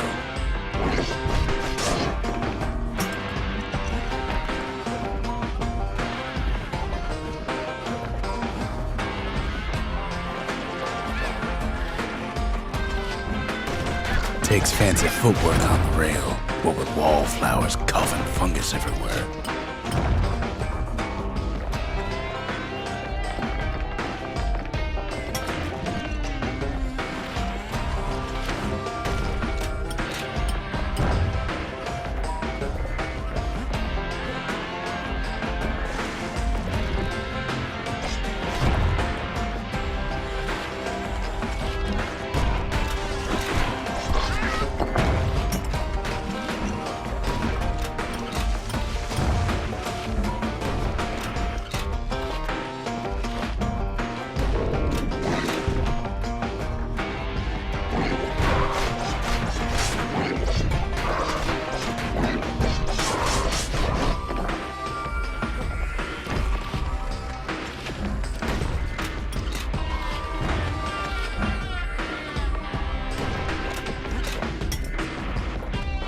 Place used to be closed off, but now it's split open like a rotten pineapple. Of course, the Grand Rail's seen much more fighting in bygone times. Near on 50 years ago, first shots fired in the Ura-Ceylandian War.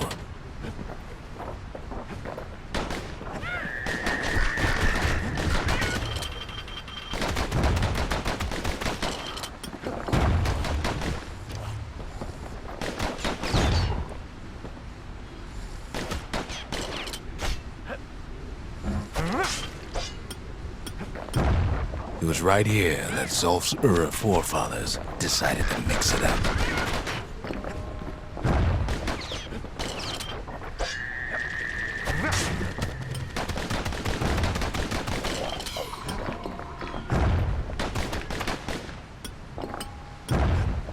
Okay, so maybe we didn't get their sign-off on the whole Grand Rail thing.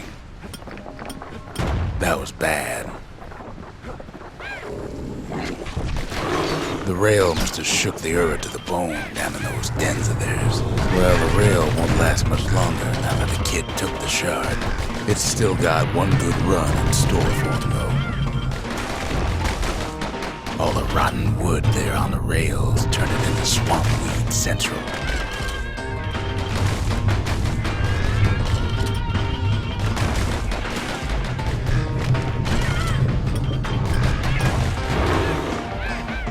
Ever tried dancing side to side while holding your breath?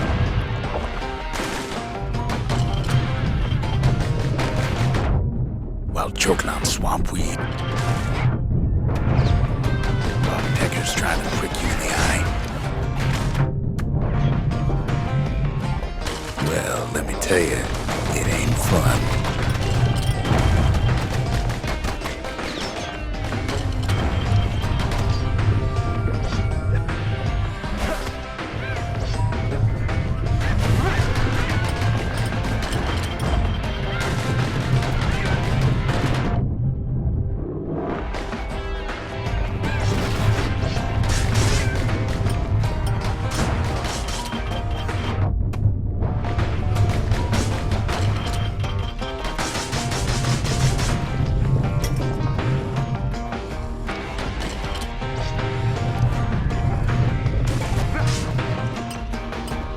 At last, it's the end of the line. He'll be picking swamp weed out of those boots for days. Turns out he's got company up at the rail station, waiting for him.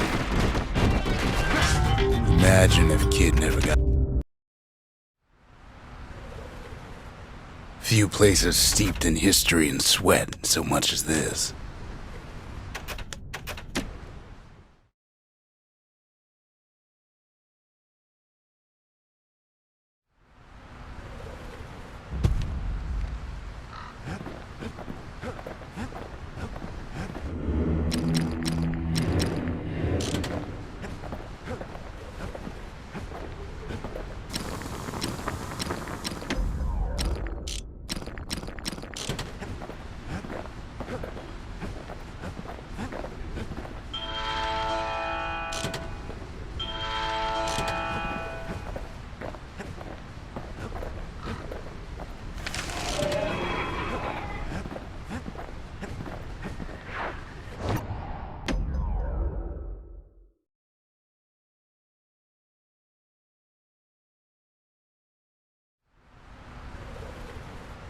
Few places steeped in history and sweat so much as this.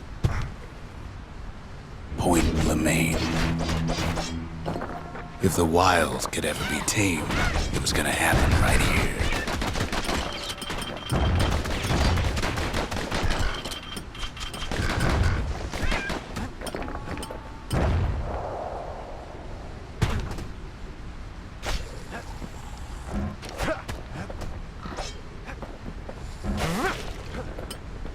The Army's triggers once had the place on lockdown.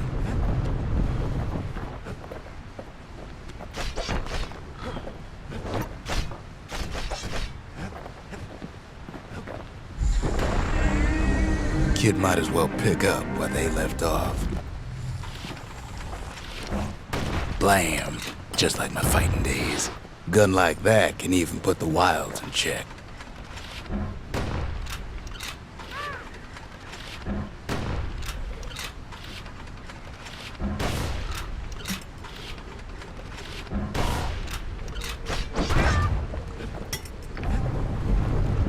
Point Lemaine seen better days for sure, but it ain't done.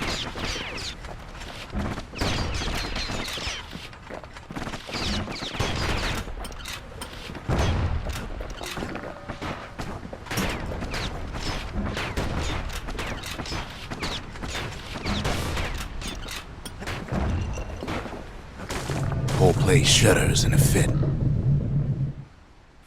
The Grand Rail of Point Lemaine, not only is it still there, it still works. Of course, it's no longer shipping hides and alloys and spices, but it can give the kid a lift. Just as long as it can stay clear of the trouble on the tracks.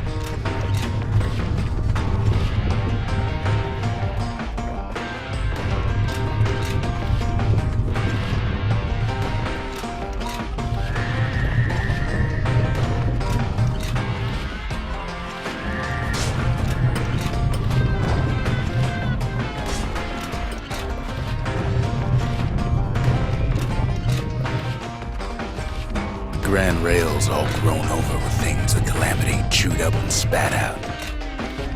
Things eager to take back their turf. Zealandia lost many good men on the rail.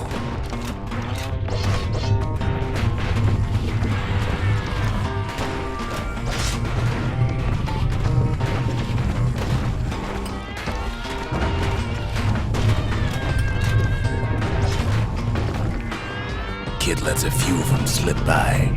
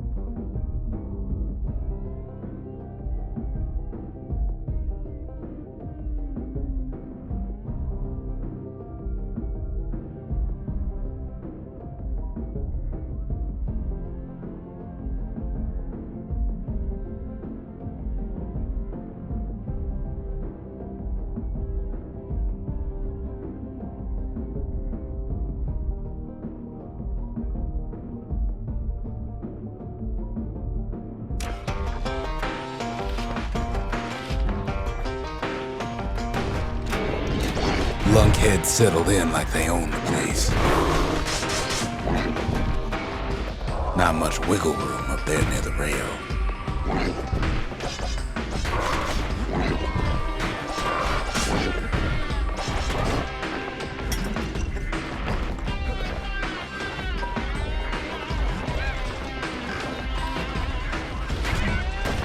Takes fancy footwork on the rail, what with wallflowers coughing fungus everywhere.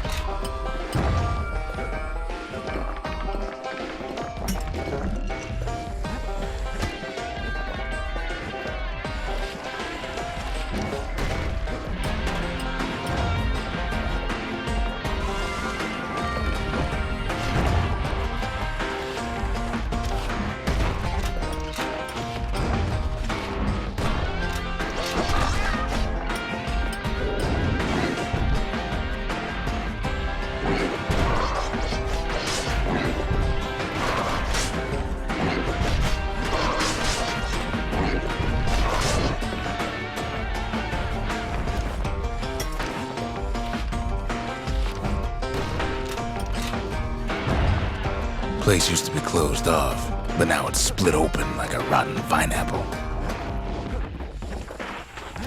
Of course, the Grand Rail's seen much more fighting in bygone times.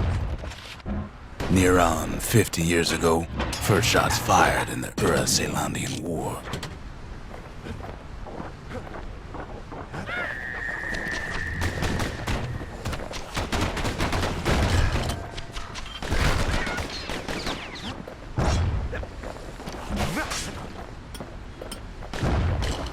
It was right here that Zulf's forefathers decided to mix it up.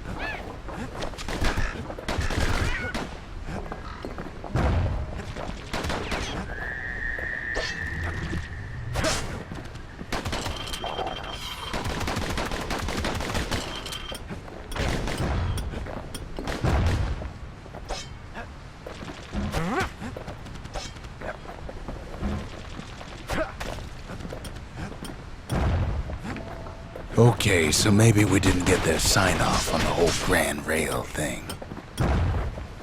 That was bad.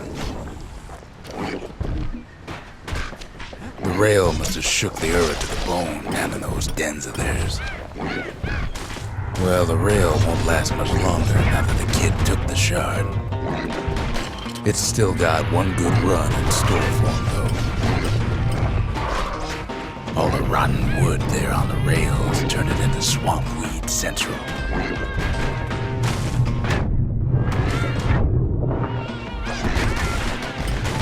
Ever tried dancing side to side while holding your breath?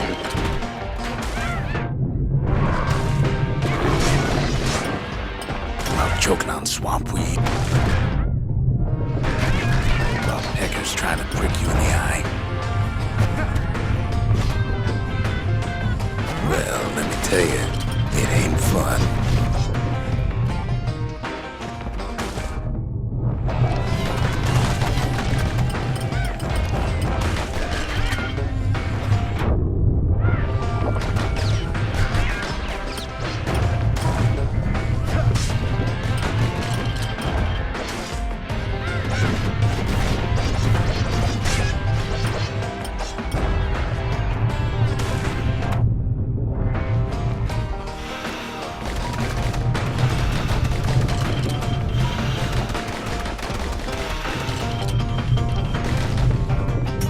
But then, at last, it's the end of the line.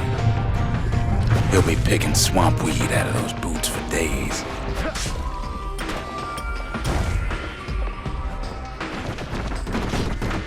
Turns out he's got company up at the rail station, waiting for him.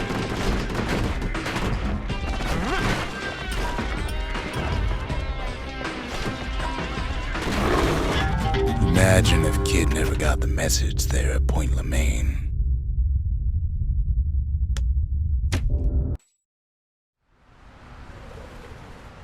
Few places steeped in history and sweat so much as this. Point Lemaine. If the wilds could ever be tamed, it was gonna happen right here.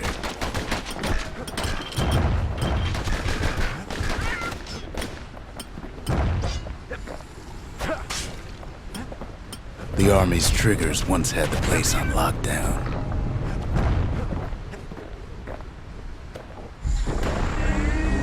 Kid might as well pick up where they left off.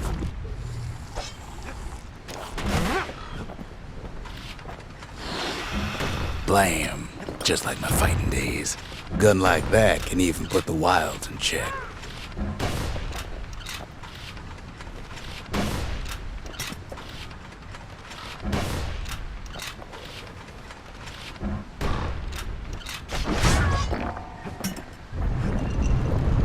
Point Lemaine seen better days for sure, but it ain't done.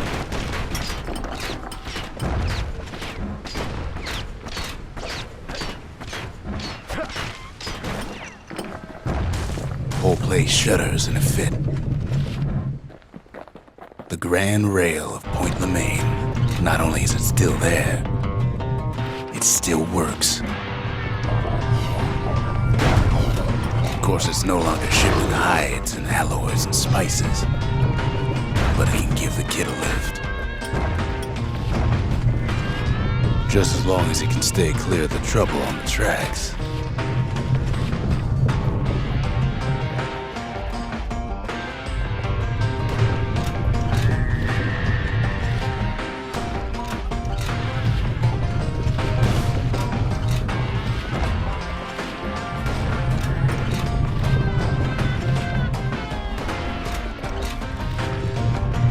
Grand rails all grown over with things the Calamity chewed up and spat out.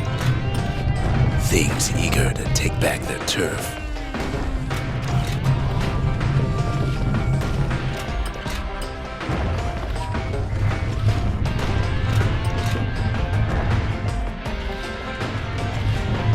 Kid don't let so much as one of those things slip by.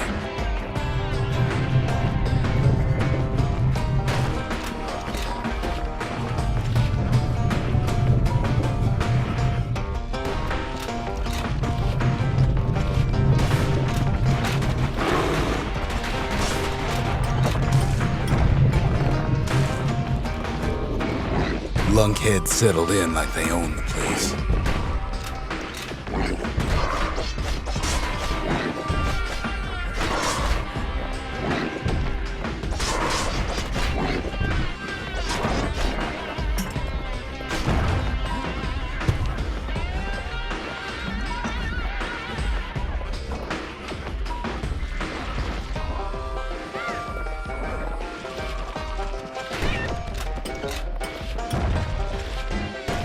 Takes fancy footwork on the rail, what with wallflowers coughing fungus everywhere.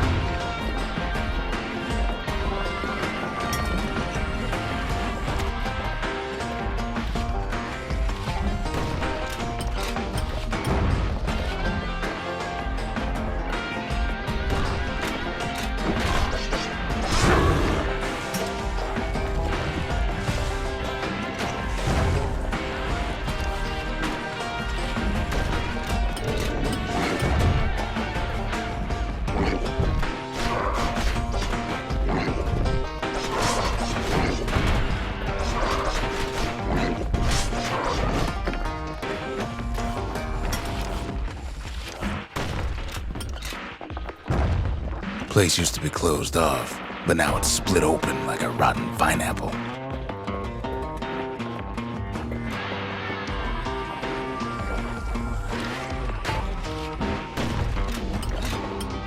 Of course, the Grand Rails seem much more fighting in bygone times.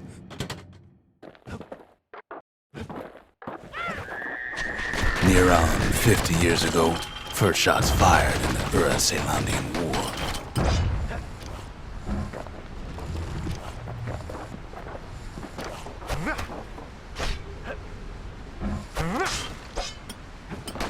It was right here that Zolf's Ura forefathers decided to mix it up.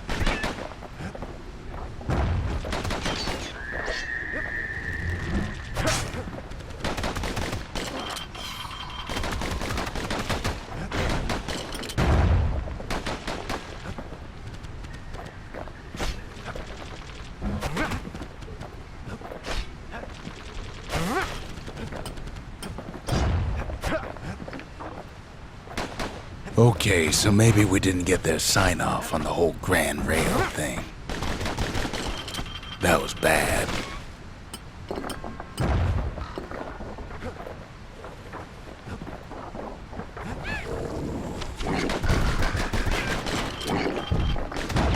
The rail must have shook the Ura to the bone down in those dens of theirs.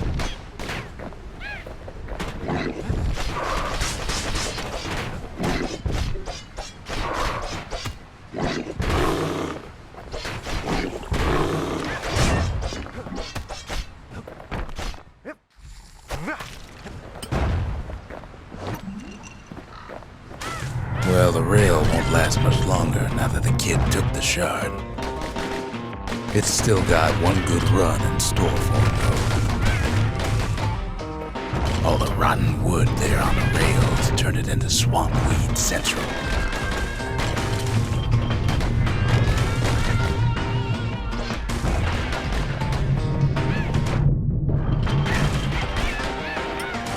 Ever tried dancing side to side while holding your breath?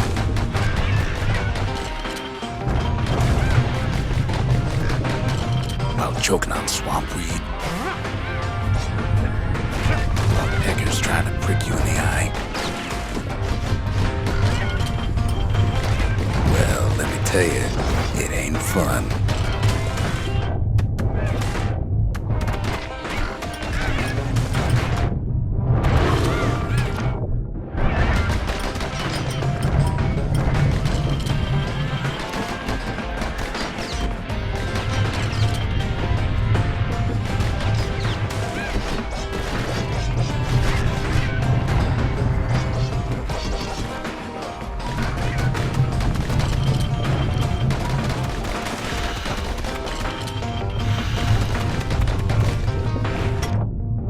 But then, at last, it's the end of the line. He'll be picking swamp weed out of those boots for days.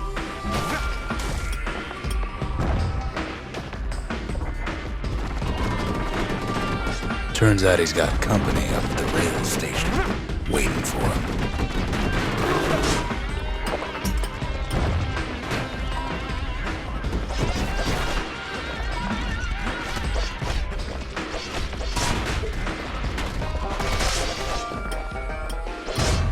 just another wallflower, a pincushion, mind you.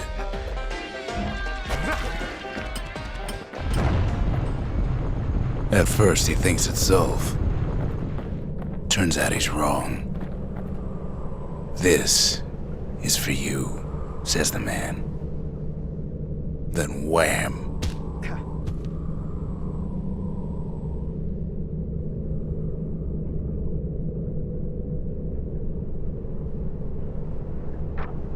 When the kid comes to, the man's long gone, but something else is there. The only words Kid recognizes on that parchment are for Zia. Well, what's a kid to do? He took the shard, he took the hit, and he took that note.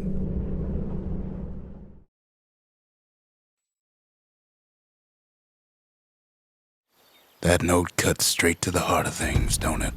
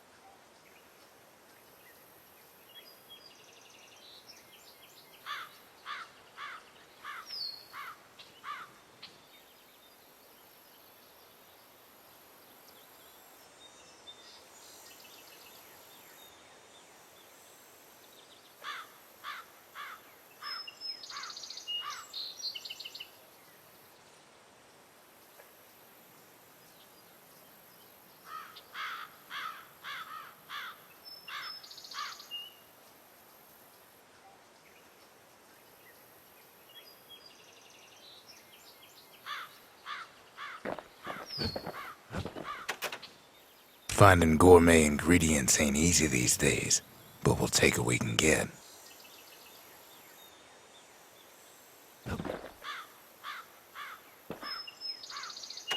The note says it plain. Zia, go east to learn the truth about the calamity and our people. I'll be waiting. Sincerely, Zulf.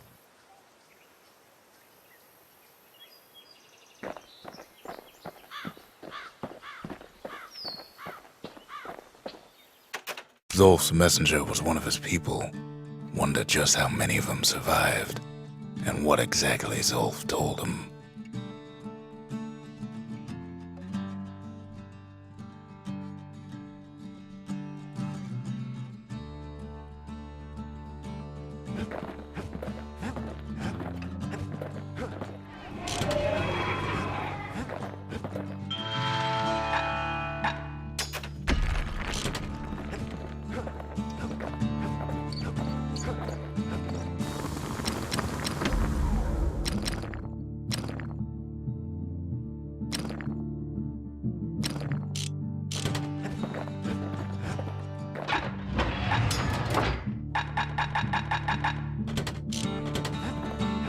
Kid arrives just in time to sample Zia's famous cooking.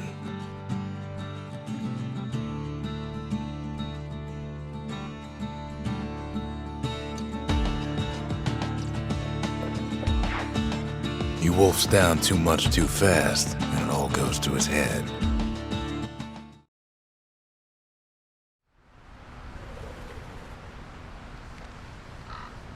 I've said a lot about the kid, but he ain't the only one wrapped up in all this.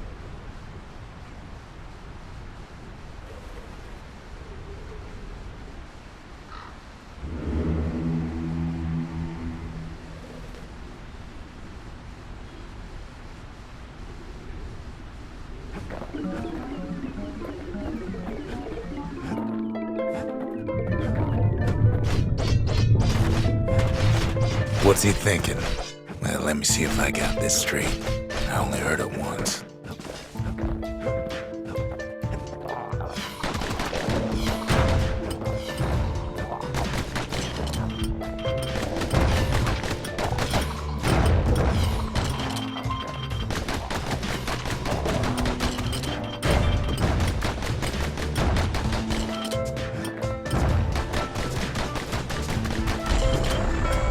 Once there was a normal Ura girl, but she wasn't born in the tassel terminals like the rest of her people.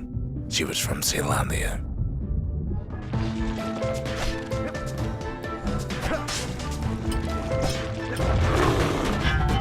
Lost my train of thought there.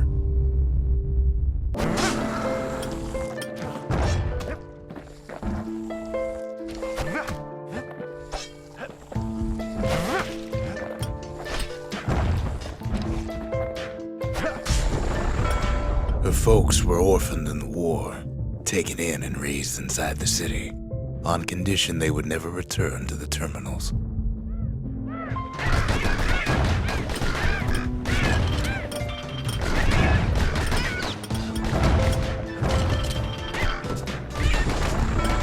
Ura refugees who came into the city had to stay for life. It was a way to reduce the risk of city secrets leaking out.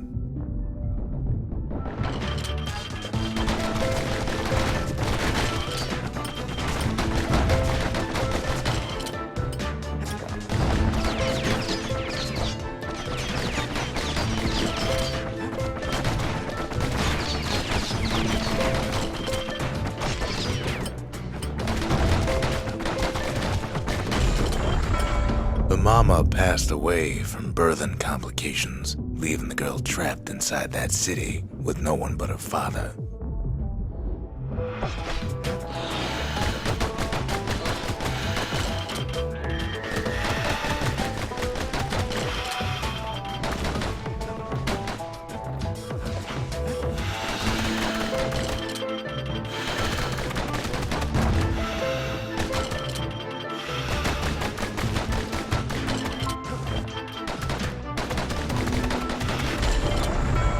Her father was sharper than a brusher's pike, so he got a job working for the city's mancers. His daughter barely saw him.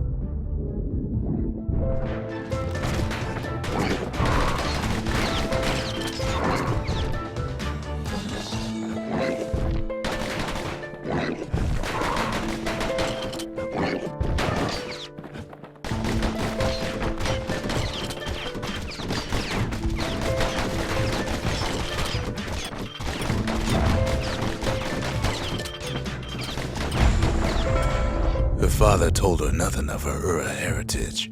He told her nothing of the Mancers. It's for your own good, he said.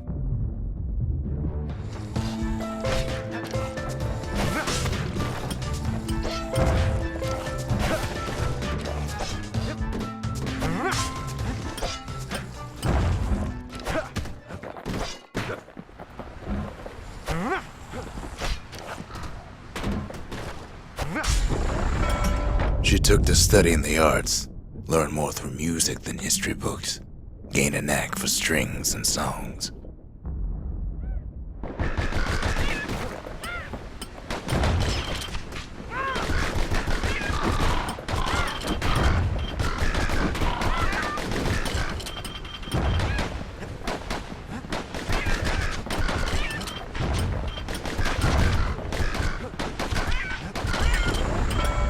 At first, she tried to be like other girls, but her classmates spread word that her father was an Ura trader, selling out the city.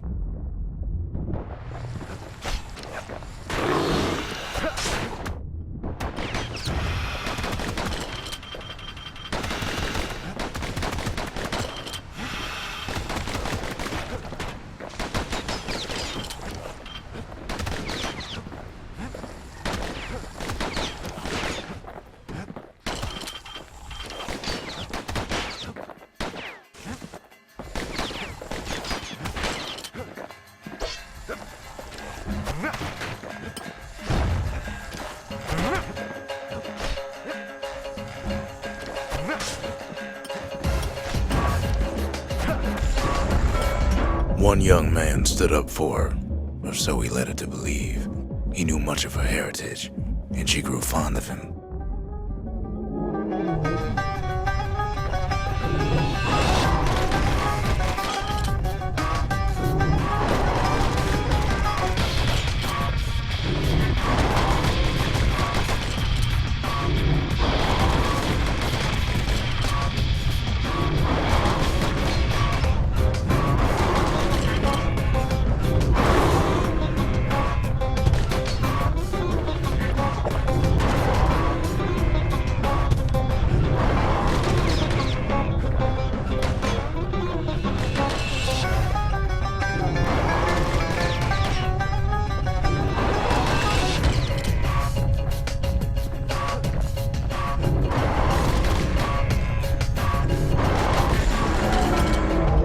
man convinced her to take him to a family den to meet her father. Spoke of how he wanted to meet a man from the terminals.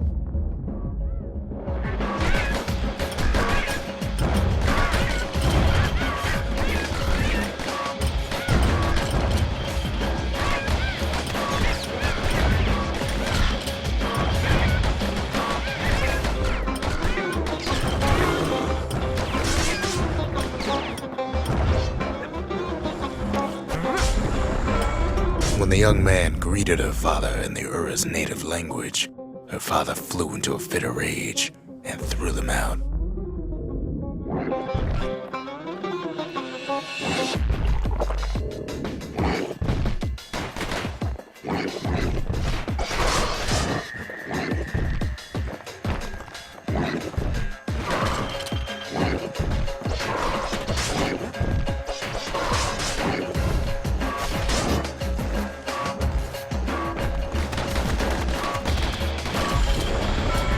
The young man never told her that the Ura's native language is not to be used by foreigners. To do so is a terrible insult.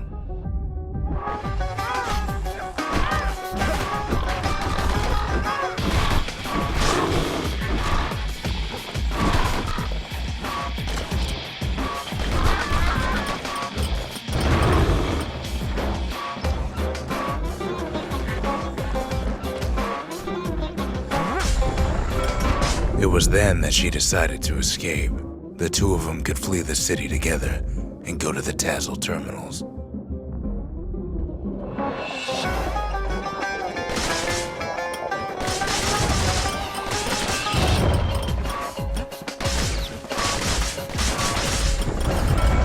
They would hide inside a garbage bin until it got ingested by a scumbag, then let him slosh on out of the city for disposal.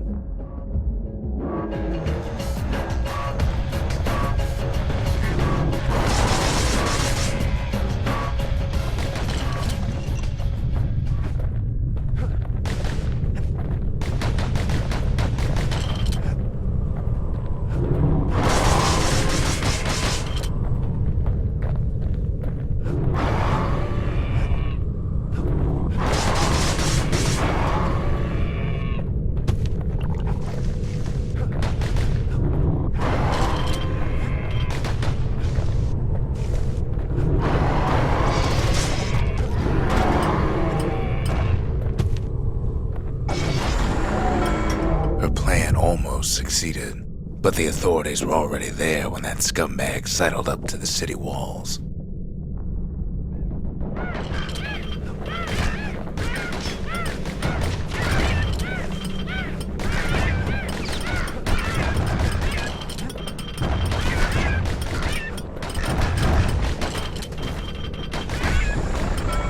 The young man had sent the authorities a tip. Told him her father was using her to sell secrets to the Tassel terminals.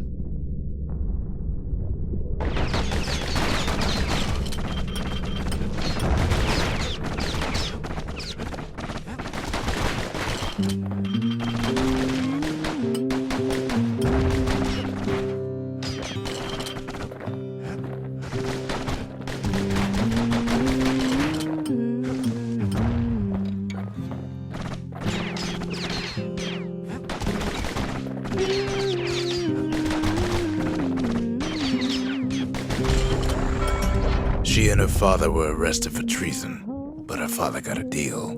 Returned to work for the Mansers, and she'd go free.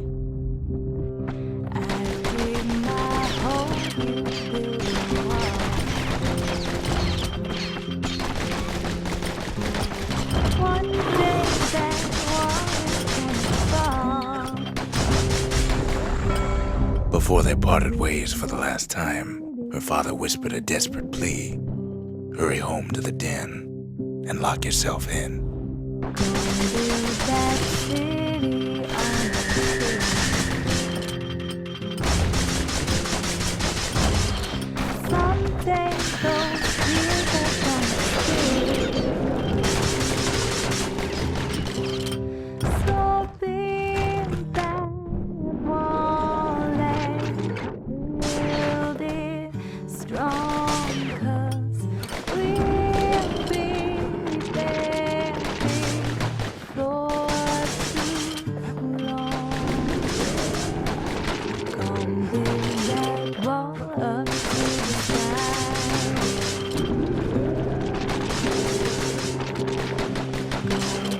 that water to the sky.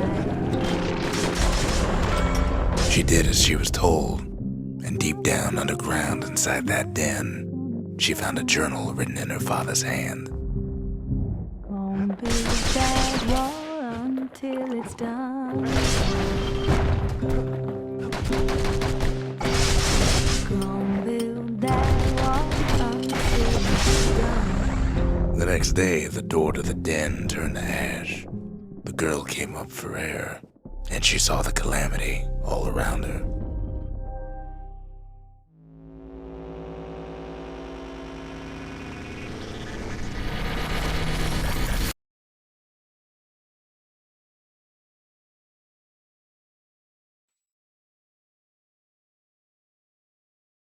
When the kid wakes up, his world's still in pieces, just the way he left it.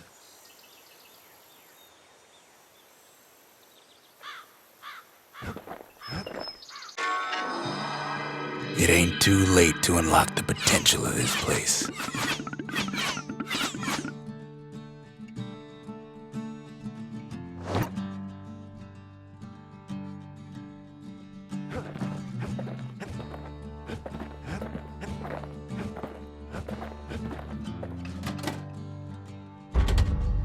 We need an awful big lost and found under the circumstances.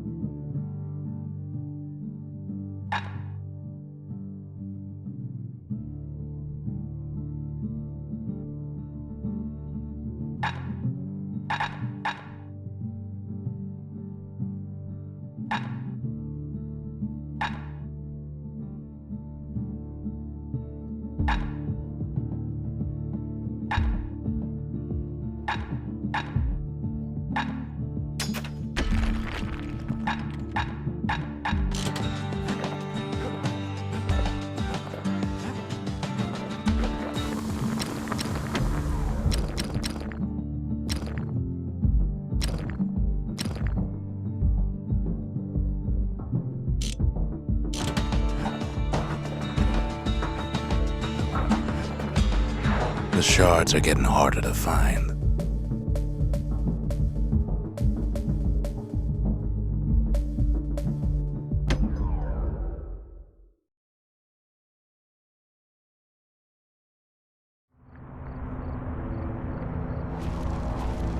Not everything blew up in the calamity. Why, Colford Cauldron here blew up way ahead of its time.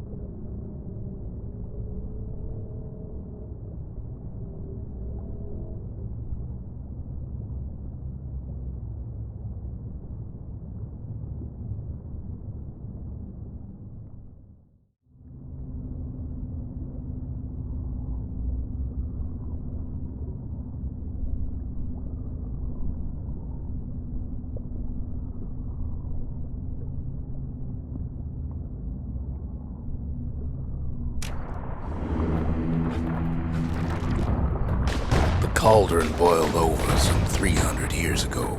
They say it filled the skies with ash and the lakes with molten rock.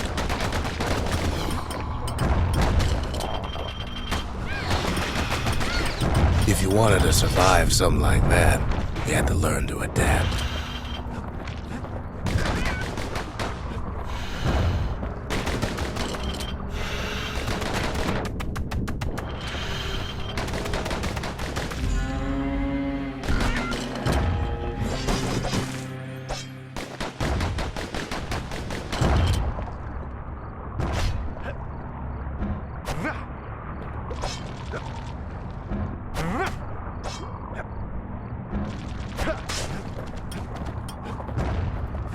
So in a way, the beasts of the wilds, they're all survivors too.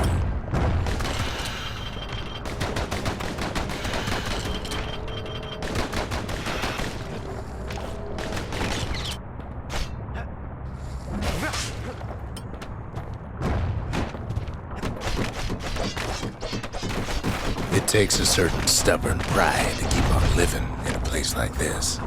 As for us, we learned an awful lot from Gopher Cauldron.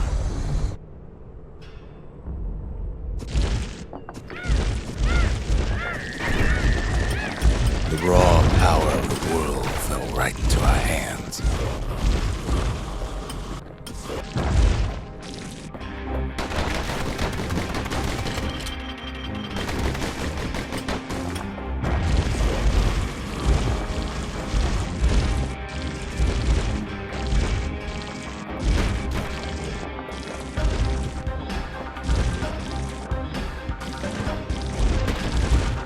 Playing with the cauldron's fires became an addiction. You can't fault our people for their natural curiosity now, can you?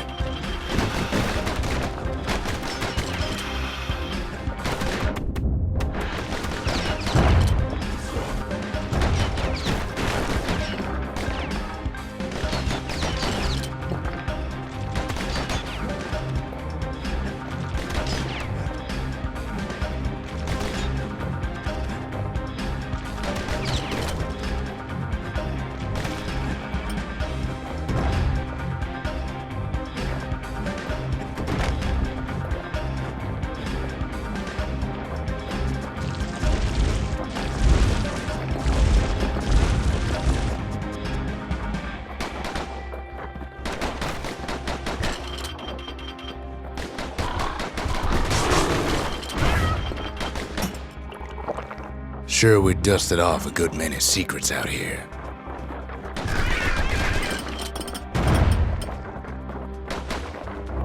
But we discovered other things we're better off not knowing.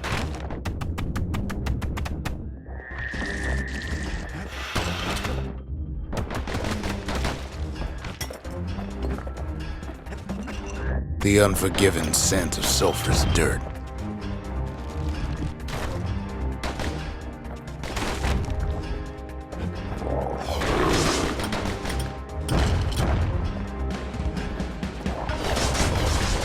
Taste the air so hot it sticks to your lungs.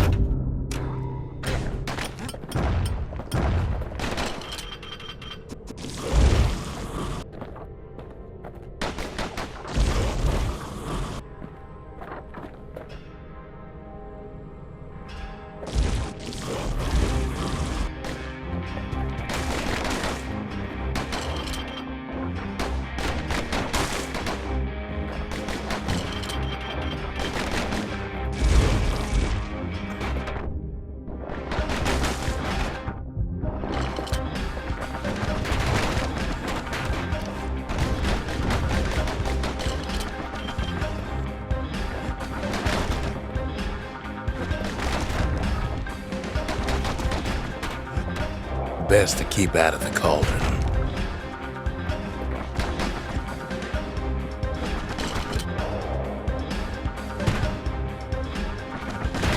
All sorts of awful things crawling underfoot.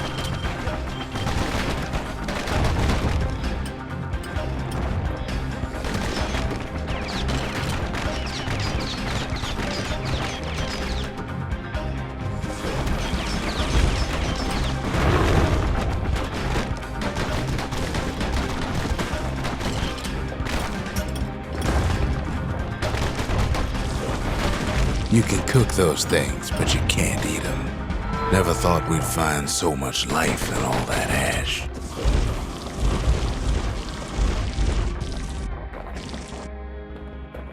The more ash we swept aside, the more life we found. Place as inhospitable as they come.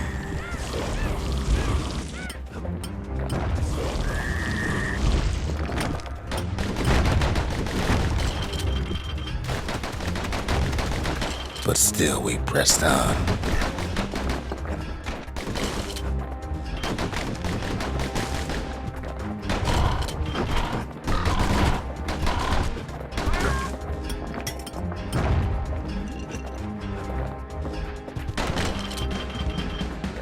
We kept on sifting through the cauldron's secrets anyway.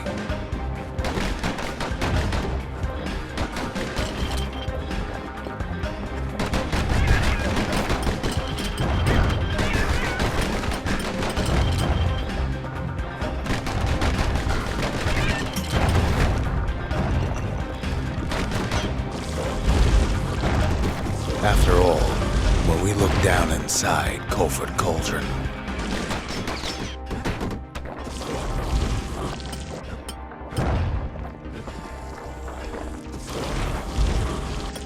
looked down through all the smoke and flames,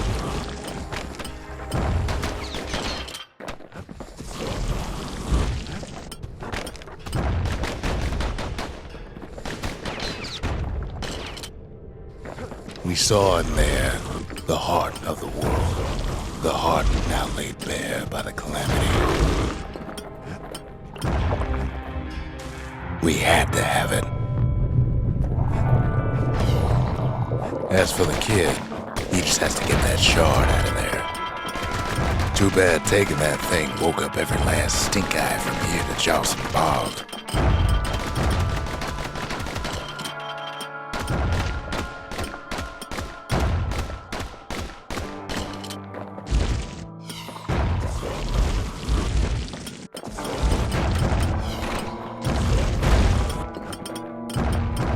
Kid's thinking he's got to trek all the way back around the cauldron. Luckily, the cauldron cooked up a little shortcut for him. Sure, it ain't the most convenient path.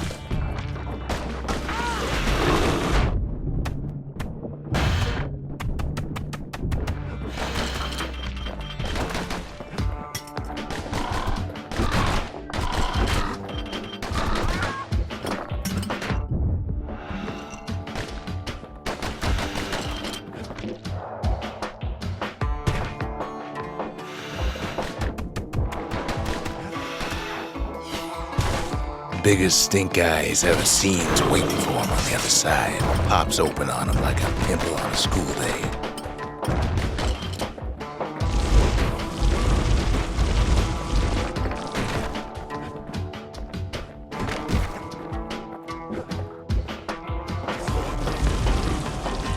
And where there's one stink eye, there's always more.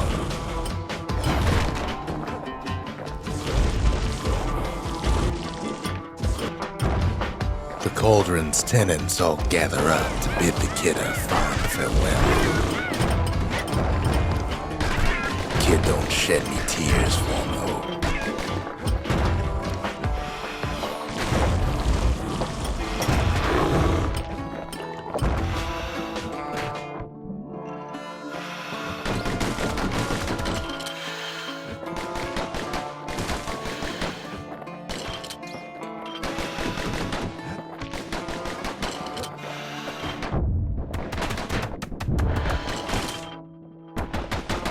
With a good spyglass, you can still see the cauldron from the city. But all the fires died out. There's nothing left of it.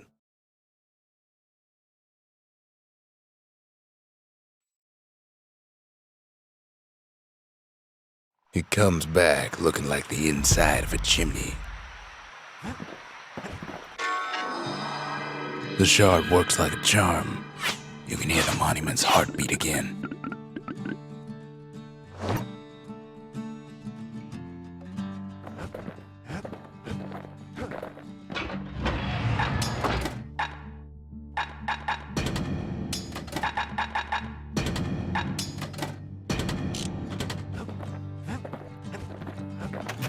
They said the wild could never be tamed, if only they could see us now.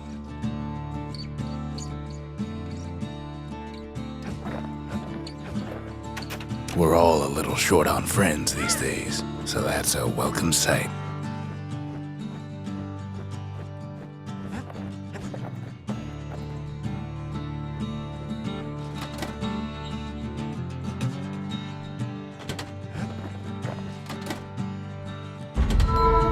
The memorial may be finished, but our part is far from over. The culture, a still life of old unwanted keepsakes. The faith, Mother, this one's for you. The conscience, we haven't lost everything, long as we have that.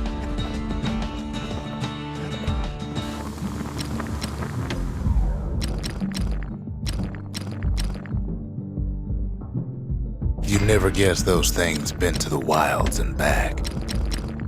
A solid frame can put an extra sting in every slice.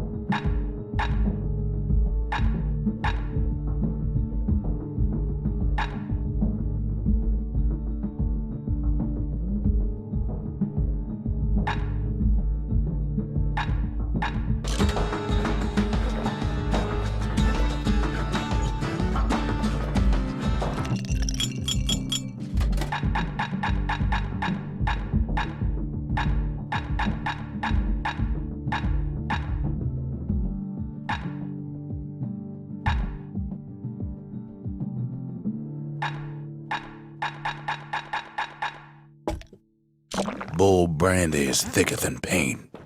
Makes your skin feel as tough as knife bark.